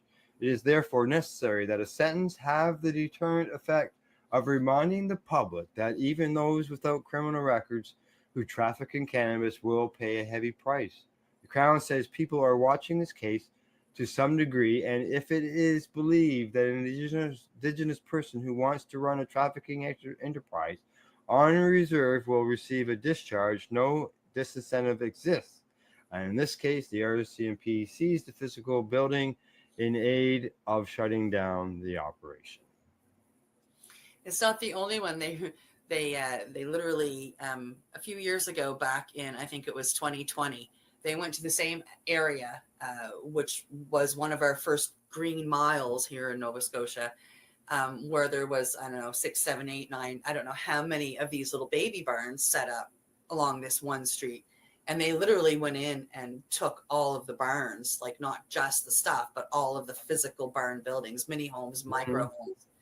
And then recently, the flower barn isn't the only one that they've gone in and done. There was one too close to me that were operating in these micro barns, and the RCMP did the same thing around the same time, came right in and took it all, like literally building and everything. We have 6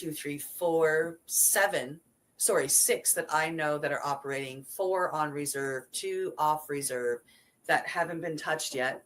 And then there's one more that's operating off reserve, owned by the same person that owns the other 2 off reserve, that was raided and opened the next day. You got to wonder if this case is going to have a ripple effect across the country, because of the fact that it says it is the first case of its kind to bring those treaties and all that involved in the court case. Yep. Through my conversations with Tim Barnhart, Legacy 420, and during interviews on the broadcast here on the Pace Radio show, we've discussed about what he went through back in 2015, and how the Crown,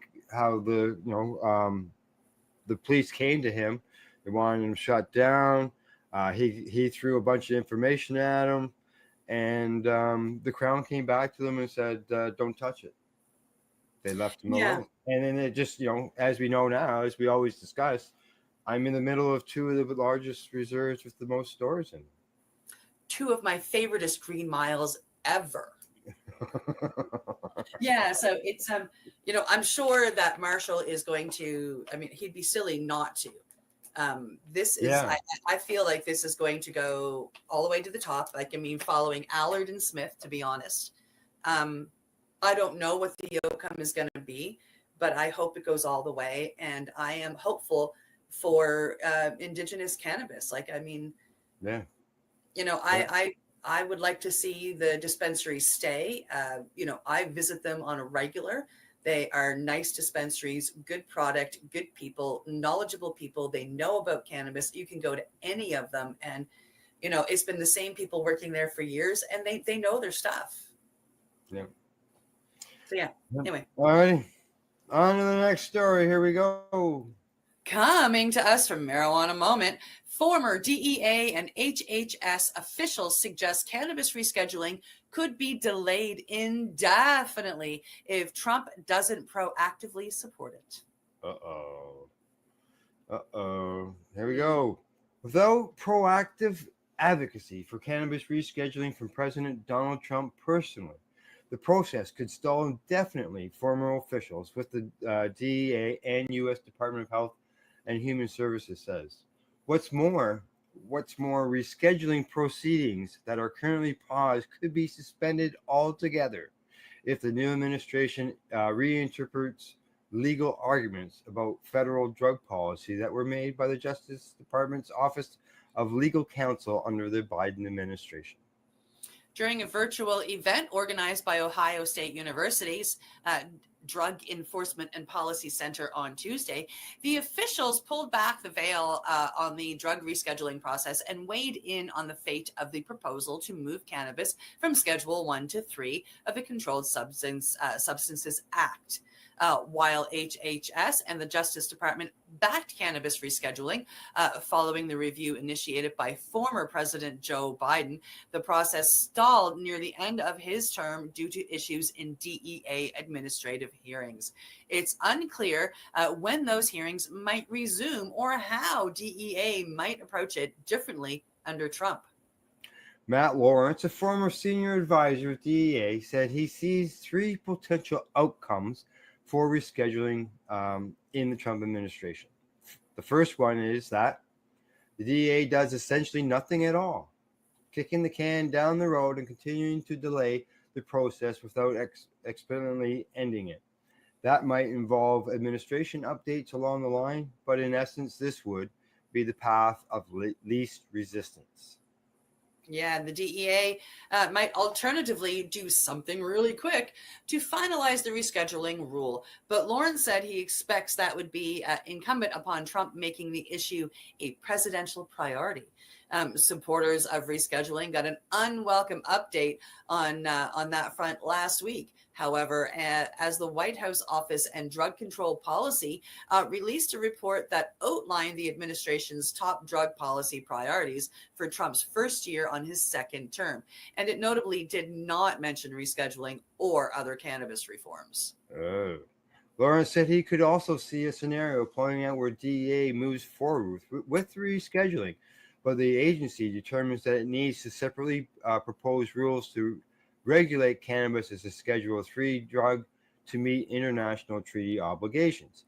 Ultimately, however, he said the biggest thing to predict among those three paths is politics, and whether the administration perceives rescheduling as a political motivator or a detractor. I leave that to political experts to kind of make that prediction, Lawrence said. But if it's not a political priority, or if it's a mixed political thing, like it's a win and a loss, then you've got to assume it's going to be the can-kicking approach.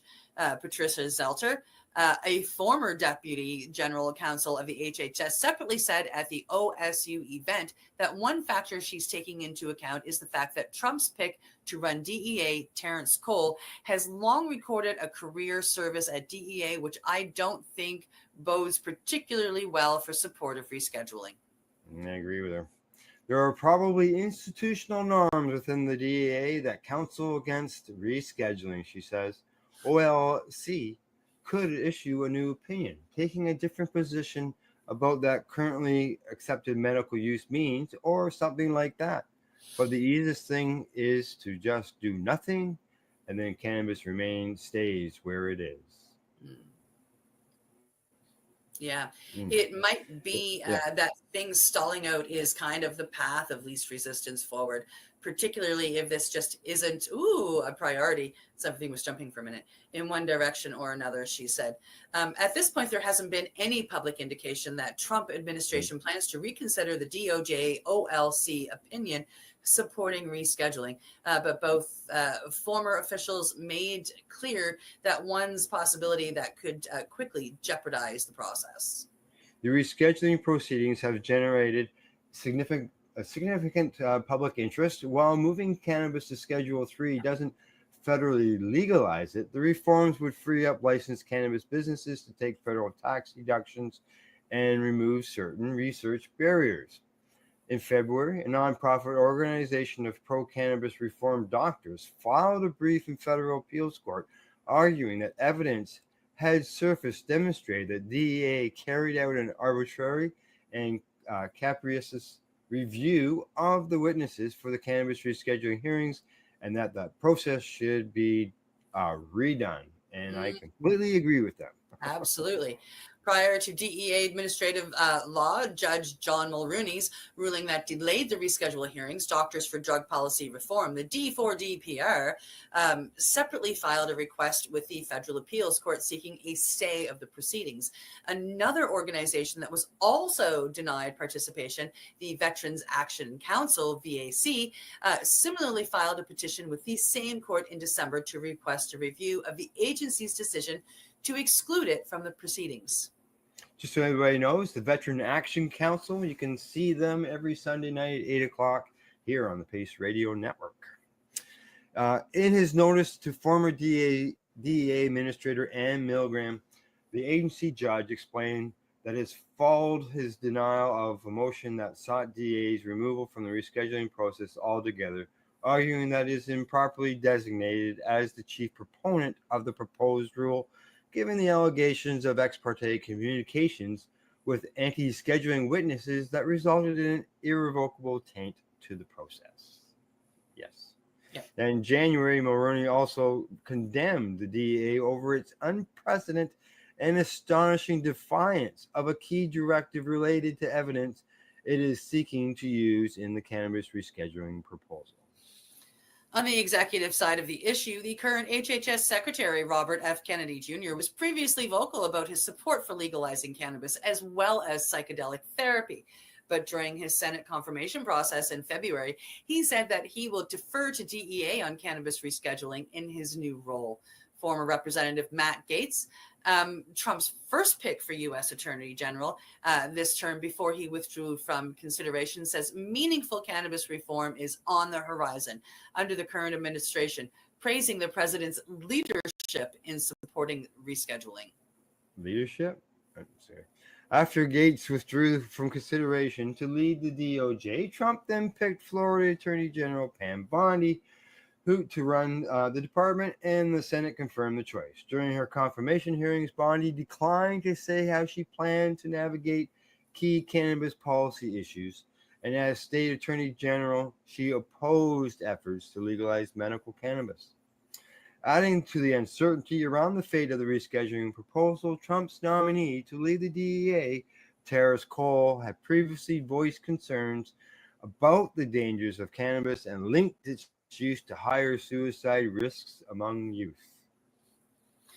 Wow, they're really going backwards down there. Some stakeholders believe leveraging Trump's stated support for rescheduling and appealing to him by framing the issue as a means to support veterans and patients could motivate the president to advocate for the reform from the Oval Office. Regardless of how other officials in his administration feel, the thinking goes a mandate from Trump would not go unheeded. To that point, a cannabis industry funded political action committee, PAC, is attending Biden's cannabis policy record as well as the nation of Canada, with new ads promoting sometimes misleading claims about the last administration while making the case that Trump can deliver on reform. There you go. Yeah. I agree with the contents there where if Trump says he wants to do it, it'll be done because they'll do what he wants them to do. But other than that, the opinions of all those people who are in those positions sure doesn't look very encouraging, does it?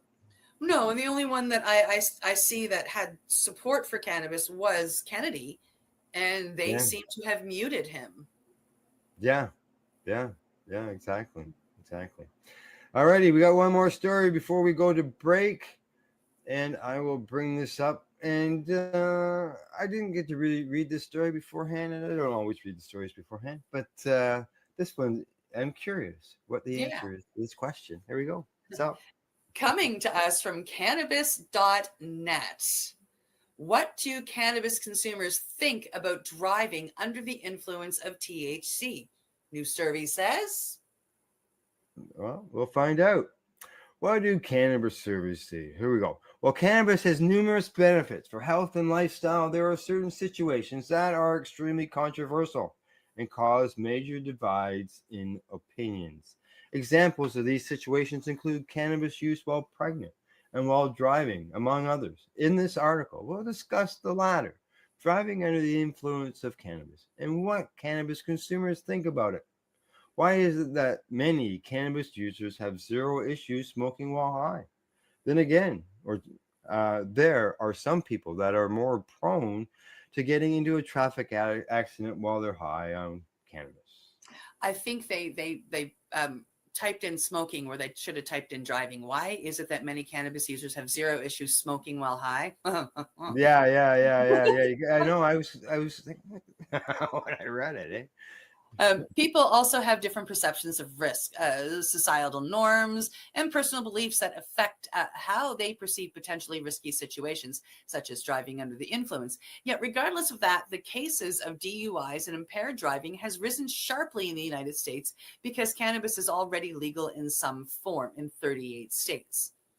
The AAA Foundation for Traffic Safety recently released the results of two separate studies designed to analyze the thoughts and perceptions of cannabis consumers when it comes to driving while stoned, while the second was to help craft a campaign to help prevent these behaviors. According to Dr. David Yang, the AAA Foundation for Traffic Safety's president and executive director, he says understanding what motivates cannabis consumers to drive under the influence can be helpful in developing effective safety strategies. With insights on perceptions, decision making, and behavior, we aim to inform policies and interventions that make our roads safer for everyone. Based on the feedback from the respondents, they found that 44.1% were daily or frequent consumers of cannabis, which meant they had partook in it several times a day. Meanwhile, 57.8% of them said they drove every day, and 84.8% admitted that they drive on the same day they consume cannabis. A surprising 53% of them said they consumed weed an hour or less before they hit the road. However, basically 47% of the respondents believe that cannabis consumption either contributed to them driving the same, while 14.7% think that it helps them drive a little better, and 19% of them think it helps them drive a lot better. That said, 38.5% said they would believe messaging surrounding cannabis use and its safety when it comes to driving from industry groups or other brands and companies. Effective messaging about cannabis impaired driving needs to include credible voices, real world scenarios, and respectful language, explains AAA Director of Traffic Safety Advocacy, who is Jake Nelson. He goes on to say individuals who consume cannabis come from all walks of life, and that should be reflected in the messaging. In summary, tailored public health messages that can promote safe driving habits, especially among cannabis consumers, can help ensure that the roads are kept safe for all. The effective messaging about cannabis impaired driving part where you mentioned there, I guess that wouldn't include some joint that's floating through the sky, through the ads that we've seen here in Ontario, where there's joints talking to people and stuff like that. Yeah. I don't think those are the ones they recommend. We have groundhogs on some of our adverts, so yeah. Now, where were we? Yeah, perhaps seasoned cannabis consumers far better on the road compared to people who don't. While there's no evidence to prove this, there are some studies as well as anecdotal evidence that supports this claim. After all, experienced cannabis users can already develop some kind of tolerance in their impairments brought about by cannabis use, which can affect one's driving performance. Said impairments can include, but are not listed to, slower reaction times on the road, lane weaving, and difficulty managing complex cognitive tasks on the road. Now, those lane weaving, I've heard them talk about cannabis consumers may not weave back and forth from lane to lane, but they weave within the lane. Everybody does. That's what I thought too. One study in particular demonstrates that experienced cannabis consumers don't display significant alterations in their driving performance. For the study, Australian researchers analyzed this simulated driving performance with baseline observation followed by 45 minutes after vaporization of cannabis flower.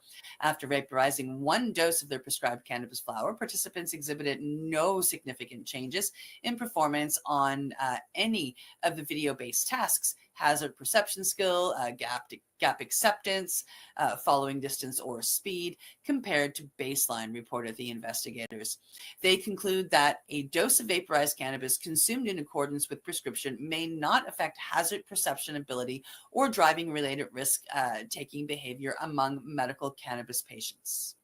Another similar scientific paper revealed similar findings. This time, a study out of the UK involved reviewing all existing human trials that analyzed the cannabis tolerance of subjects after repeated exposures.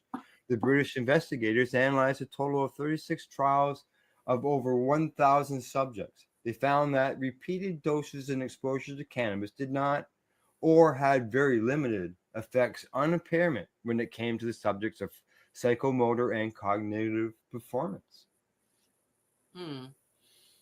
Yeah, the study authors specifically noted that subjects who had repeated exposure to THC or cannabis displayed either full or partial tolerance in psychomotor and cognitive abilities. Studies indicated relatively minor or no effects of repeated Delta-9 THC administration in regular users on a number of cognitive domains, including learning, memory, vigilance, and psychomotor ability. The absence of effect in regular users might indicate the development of full tolerance, they say. Available evidence suggests that the effects of acute cannabis or Delta-9 THC administration are less prominent in individuals with a regular pattern of cannabis use compared to non-regular users. Cognitive function appears to be the domain most likely to demonstrate tolerance upon repeated exposure, with some evidence of full tolerance indicating a complete absence of acute effect, they concluded. The acute, intoxicating, and cardiac effects of Delta-9 THC are also blunted upon regular exposure. Similar but limited evidence also suggests blunted acute psychomimetic effects of Delta-9 THC individuals using cannabis regularly, they said. In summary, individuals who consume more cannabis on a frequent basis will develop a tolerance not just to the plant itself, but to the intoxicating effects of the cannabis on the human brain and body. For this reason, we can easily see why experienced cannabis users are more confident and safe drivers even while they're stoned. And in conclusion, they say, while we don't encourage driving under the influence, people will still continue to do it, no matter what the law says. Some even believe it makes them a better driver. That said, it's a risky behavior, yet there is a population of individuals who can safely do so without any troubles. Individuals, especially those who are new to cannabis consumption, must keep in mind that THC will have an effect on coordination, reaction time, perception, and decision making. So it's best avoided whenever possible.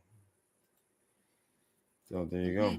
Yeah, new users. I can see the point on new users, and I see the point on the regular consumers. Yep. I mean, I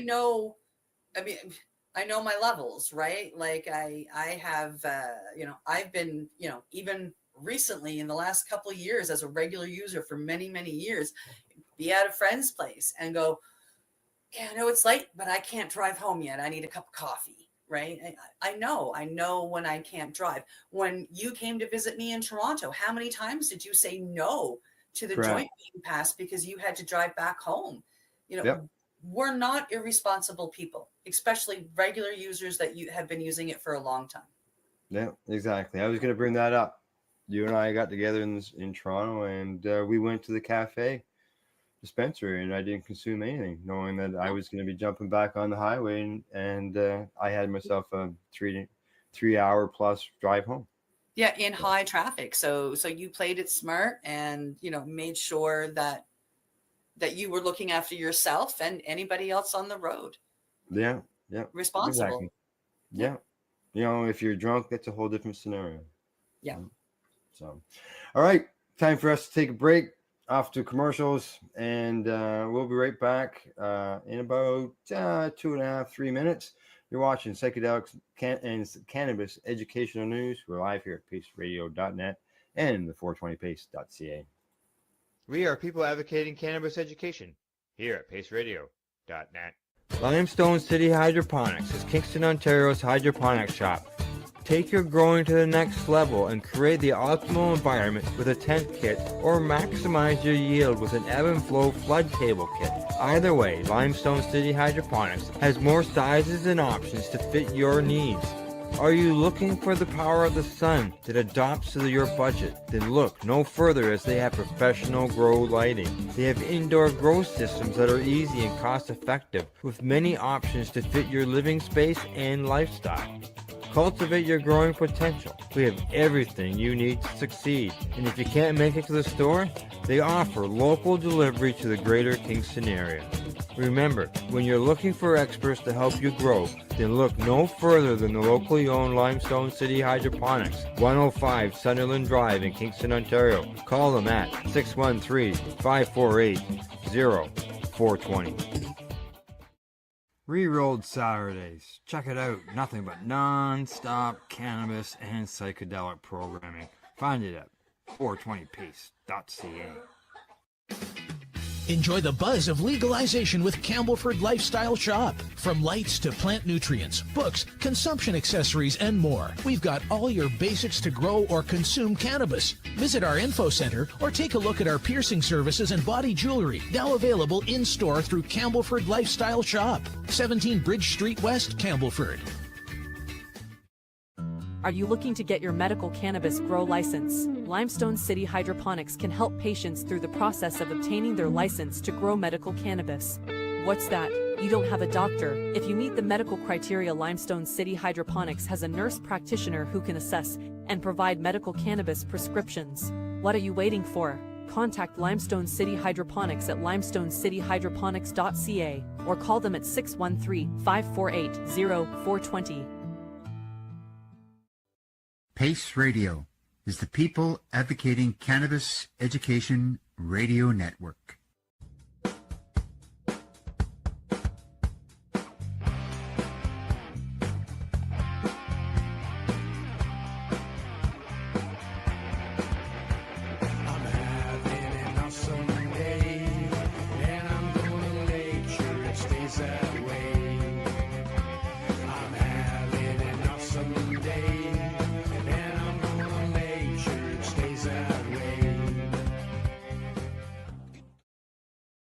You're listening to the Pace Radio Network here at paceradio.net.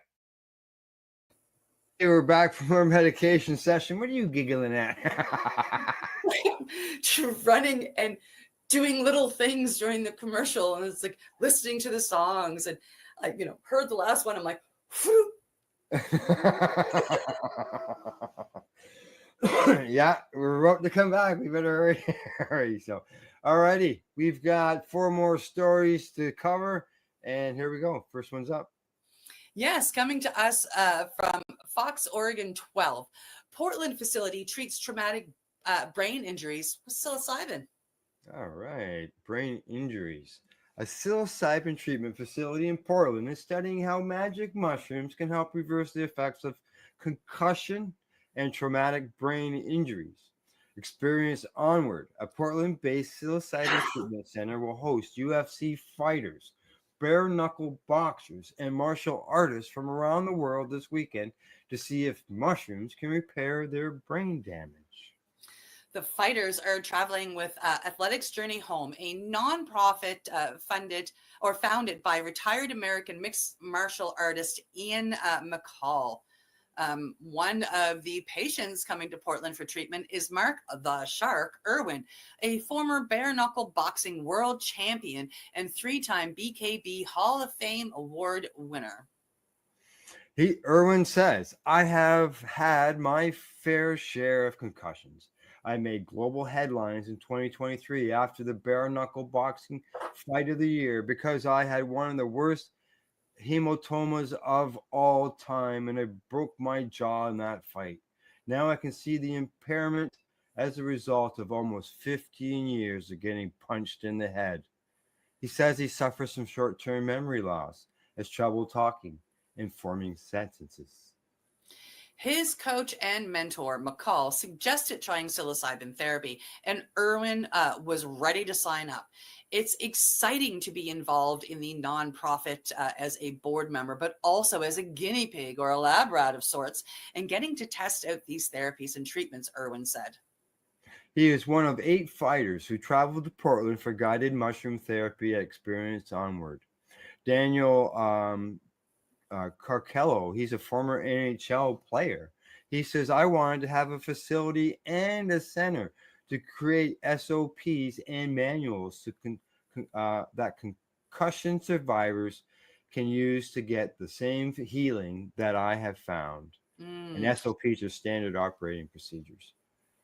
Yeah, in 2015, Carcillo retired from the NHL and was diagnosed with dementia. He traveled the world looking for treatments. And in 2019, he read a study that found psilocybin could be helpful in healing brain damage.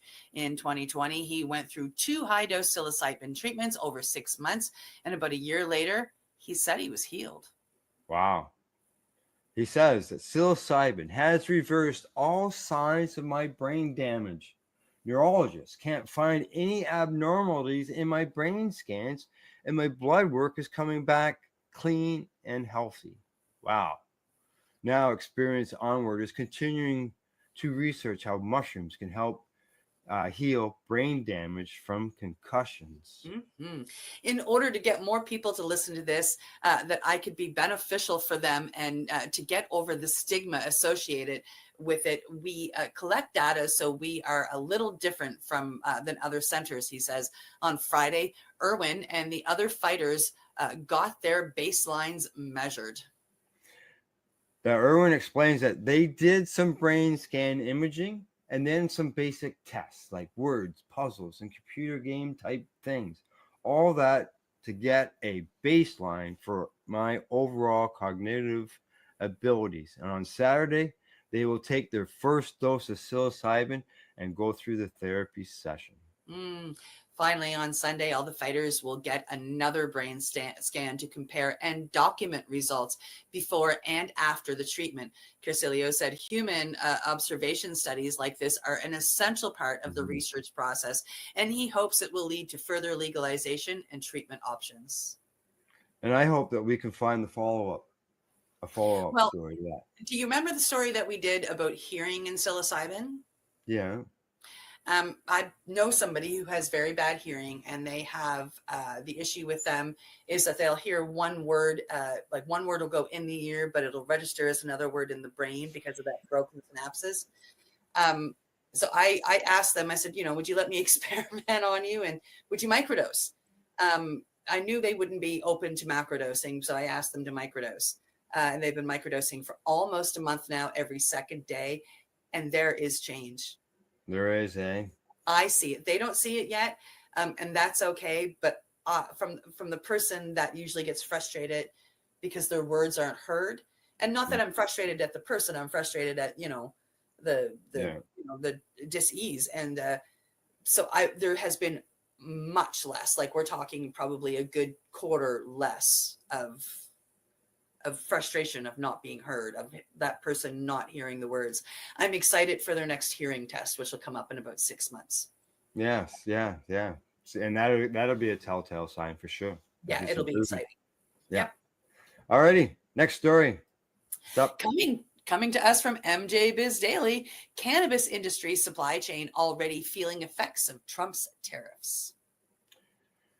Licensed cannabis operators and ancillary companies are bracing for rising business costs, lost consumers, and vendor backlash in the wake of President Donald Trump's erratic blanket tariffs that have rattled the global economy and stoked fears of a recession and accelerated inflation in the United States.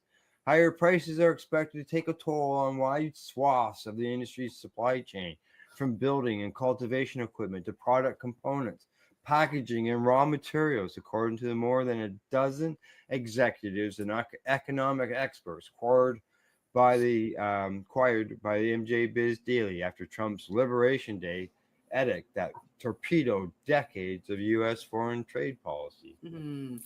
The tariffs' effects are already being felt by cannabis businesses, particularly those caught in retaliatory salvos by international vendors, and are leading others to seek more domestic suppliers if and where they can. Some retailers and brands are planning to pass on some of these rising costs to the customers. Oh, yeah, that's where they end up going for sure. They contend margins are already thin in the highly regulated and taxed cannabis sector that competes against a flourishing illicit market, likely to be emboldened by the tariff hikes.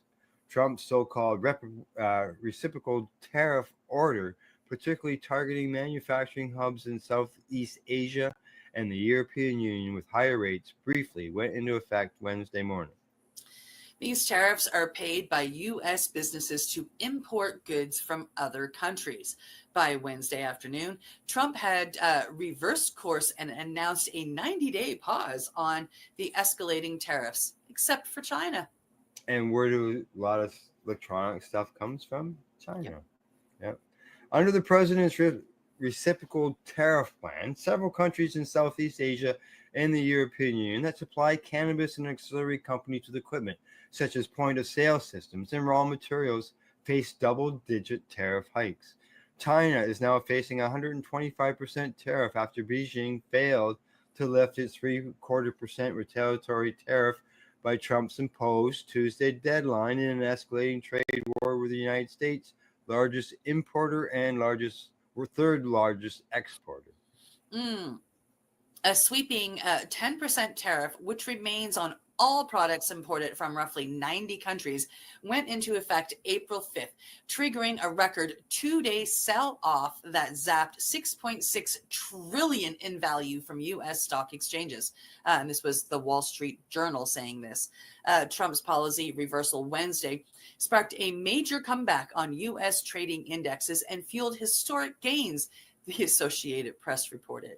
Yes, historic gains, in more than one ways, I'm going to say. The advisor shares pure U.S. cannabis ETF, which tracks U.S. cannabis companies, was still trading near a 52-week low on Wednesdays, with shares closing at $2.14.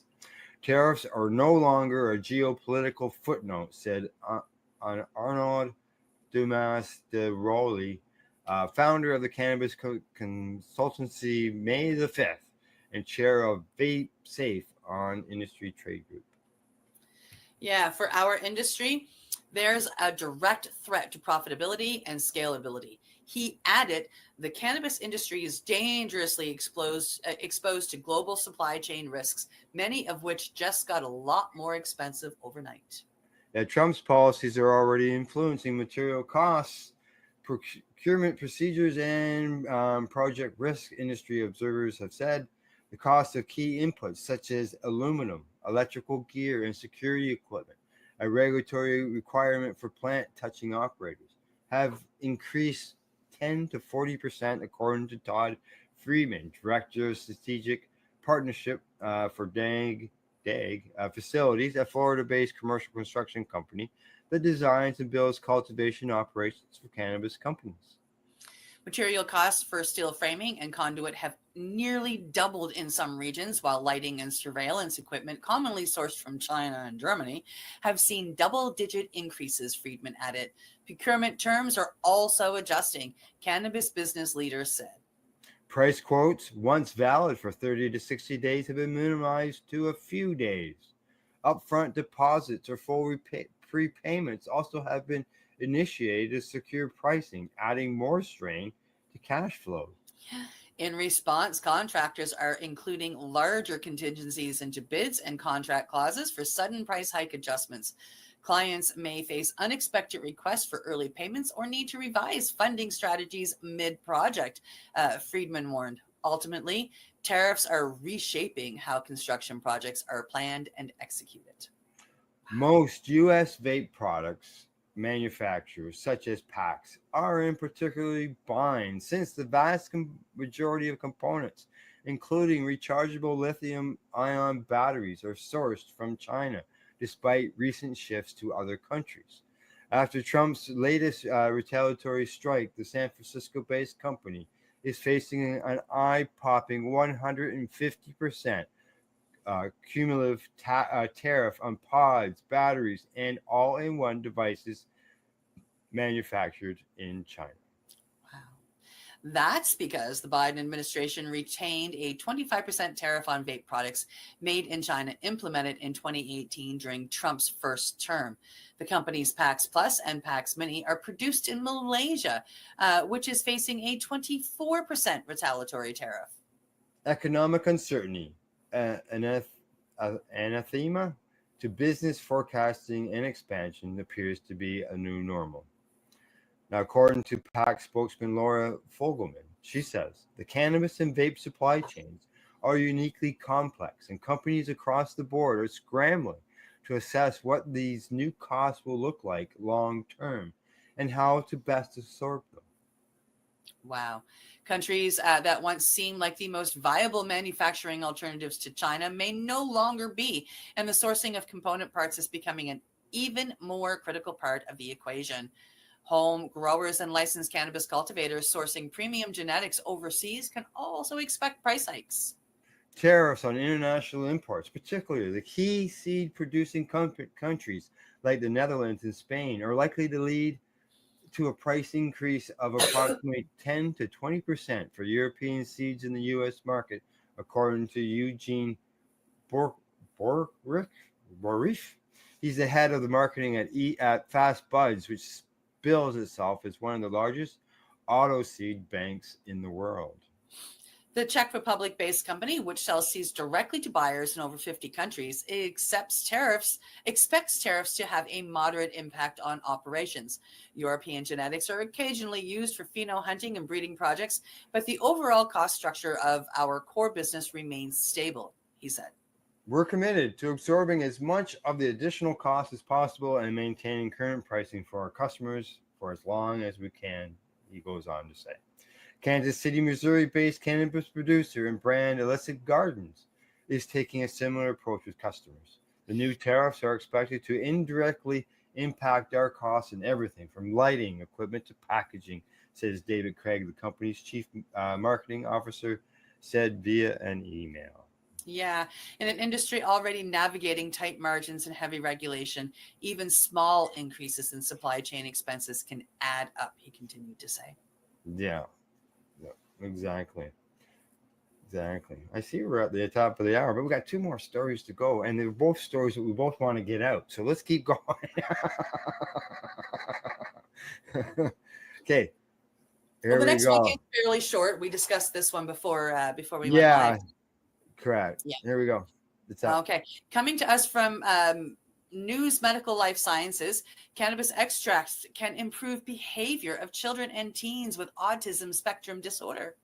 Yeah, new research presented at the 2024 European Congress of Psychiatry reveals that the use of CBD cannabis extract can lead to meaningful benefits and improve the behavior of children and adolescents with autism spectrum disorder. ASD affects approximately 1 in 100 children around the world, and symptoms can include difficulty interpreting language, difficulty expressing emotions, and repetitive behavior and routines. The meta-analysis included randomized placebo-controlled studies on the efficacy or safety of CBD cannabis extracts in children and adolescents with ASD. 3 studies were used in total with 276 participants with a mean age of 10.5, ranging in age from 5 to 21. The dosage of CBD cannabis extract started at 1 milligram per kilogram per day and was titrated up to 10 milligrams per kilogram. Key findings from the study include CBD cannabis extract use shows moderate improvements in social responsiveness and small yet notable reductions in disruptive behaviors and anxiety. CBD cannabis extract significantly enhanced social responsiveness, reduced disruptive behavior, and alleviated anxiety while also improving sleep quality. The use of CBD cannabis extract has a favorable safety profile, and it did not increase adverse events compared to placebo. And there were no significant differences between adverse events in CBD cannabis extract versus placebo.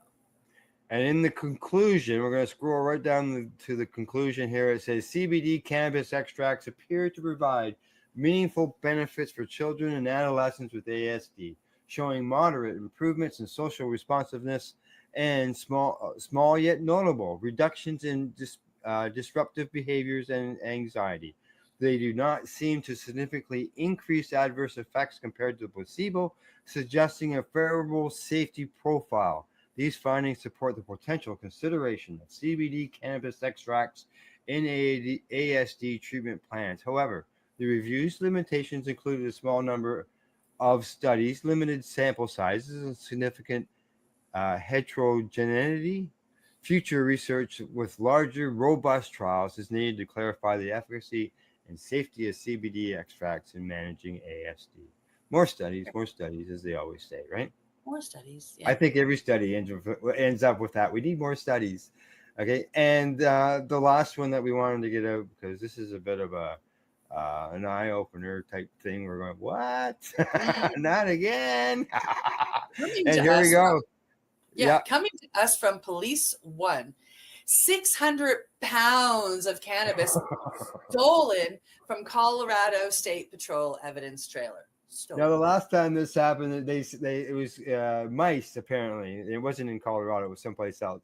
But yeah, apparently mice. So let's see what happened here. About 600 pounds of cannabis scheduled to be destroyed was stolen from the Colorado State Patrol evidence trailer last week, according to the agency. The theft was discovered Friday morning when an evidence technician was conducting a property walkthrough of the Arapahoe County facility, according to the news release from the Colorado State Patrol. State Patrol officials believe the cannabis was stolen after dark 3 days earlier on Tuesday, April 1st. Imagine that, on April Fool's Day. According to the release, no suspects have been publicly identified, but State Patrol officials said the thieves used a power tool to remove a lock on the evidence facility's gates. Security camera system checks and exterior property walkthroughs have been increased to identify security issues faster and ensure evidence integrity, officials stated in the release. A comprehensive internal investigation is now underway to determine if established protocols were violated. There was no active case involving cannabis and no evidence was stolen, State Patrol officials said in a release. Wow. A report was filed with the Inglewood Police Department, and the Colorado State Patrol is actively investigating the burglary. So they only went in, took the cannabis, and left. They didn't touch anything else. Correct. So this is a building that maintains and controls evidence, but they got no security cameras on it until after this stuff was stolen. And only the weed was stolen. Like, I mean, there was probably jewelry and, things Other were, evidence. all kinds of stuff in there. And they went in and took the weed and left. Yeah, exactly. Those darn mice. Those darn mice. That's right.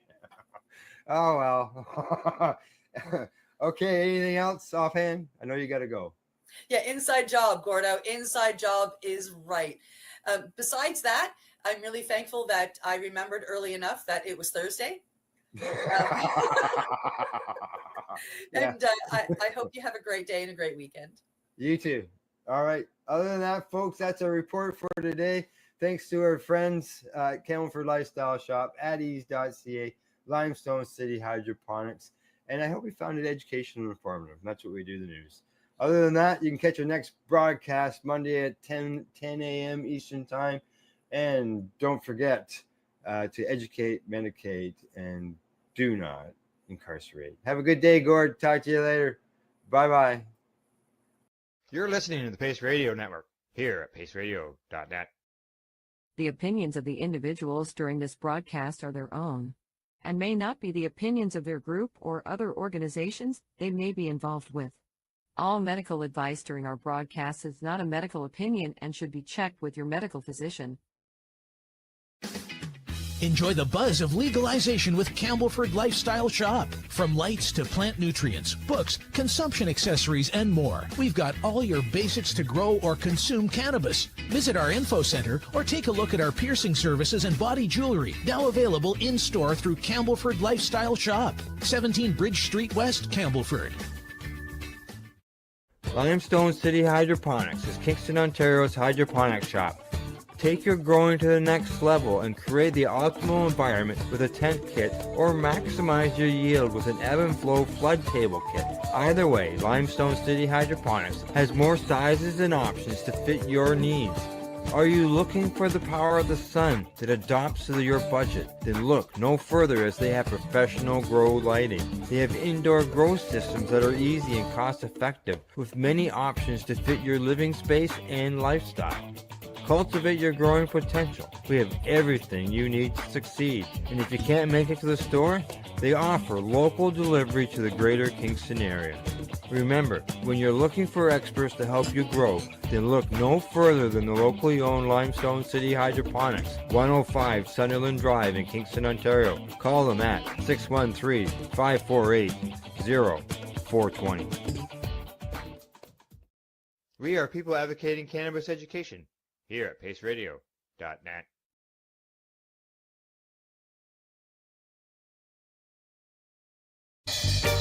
You're watching the 420 Pace, found at 420pace.ca. Stay tuned. We'll be right back after this toke.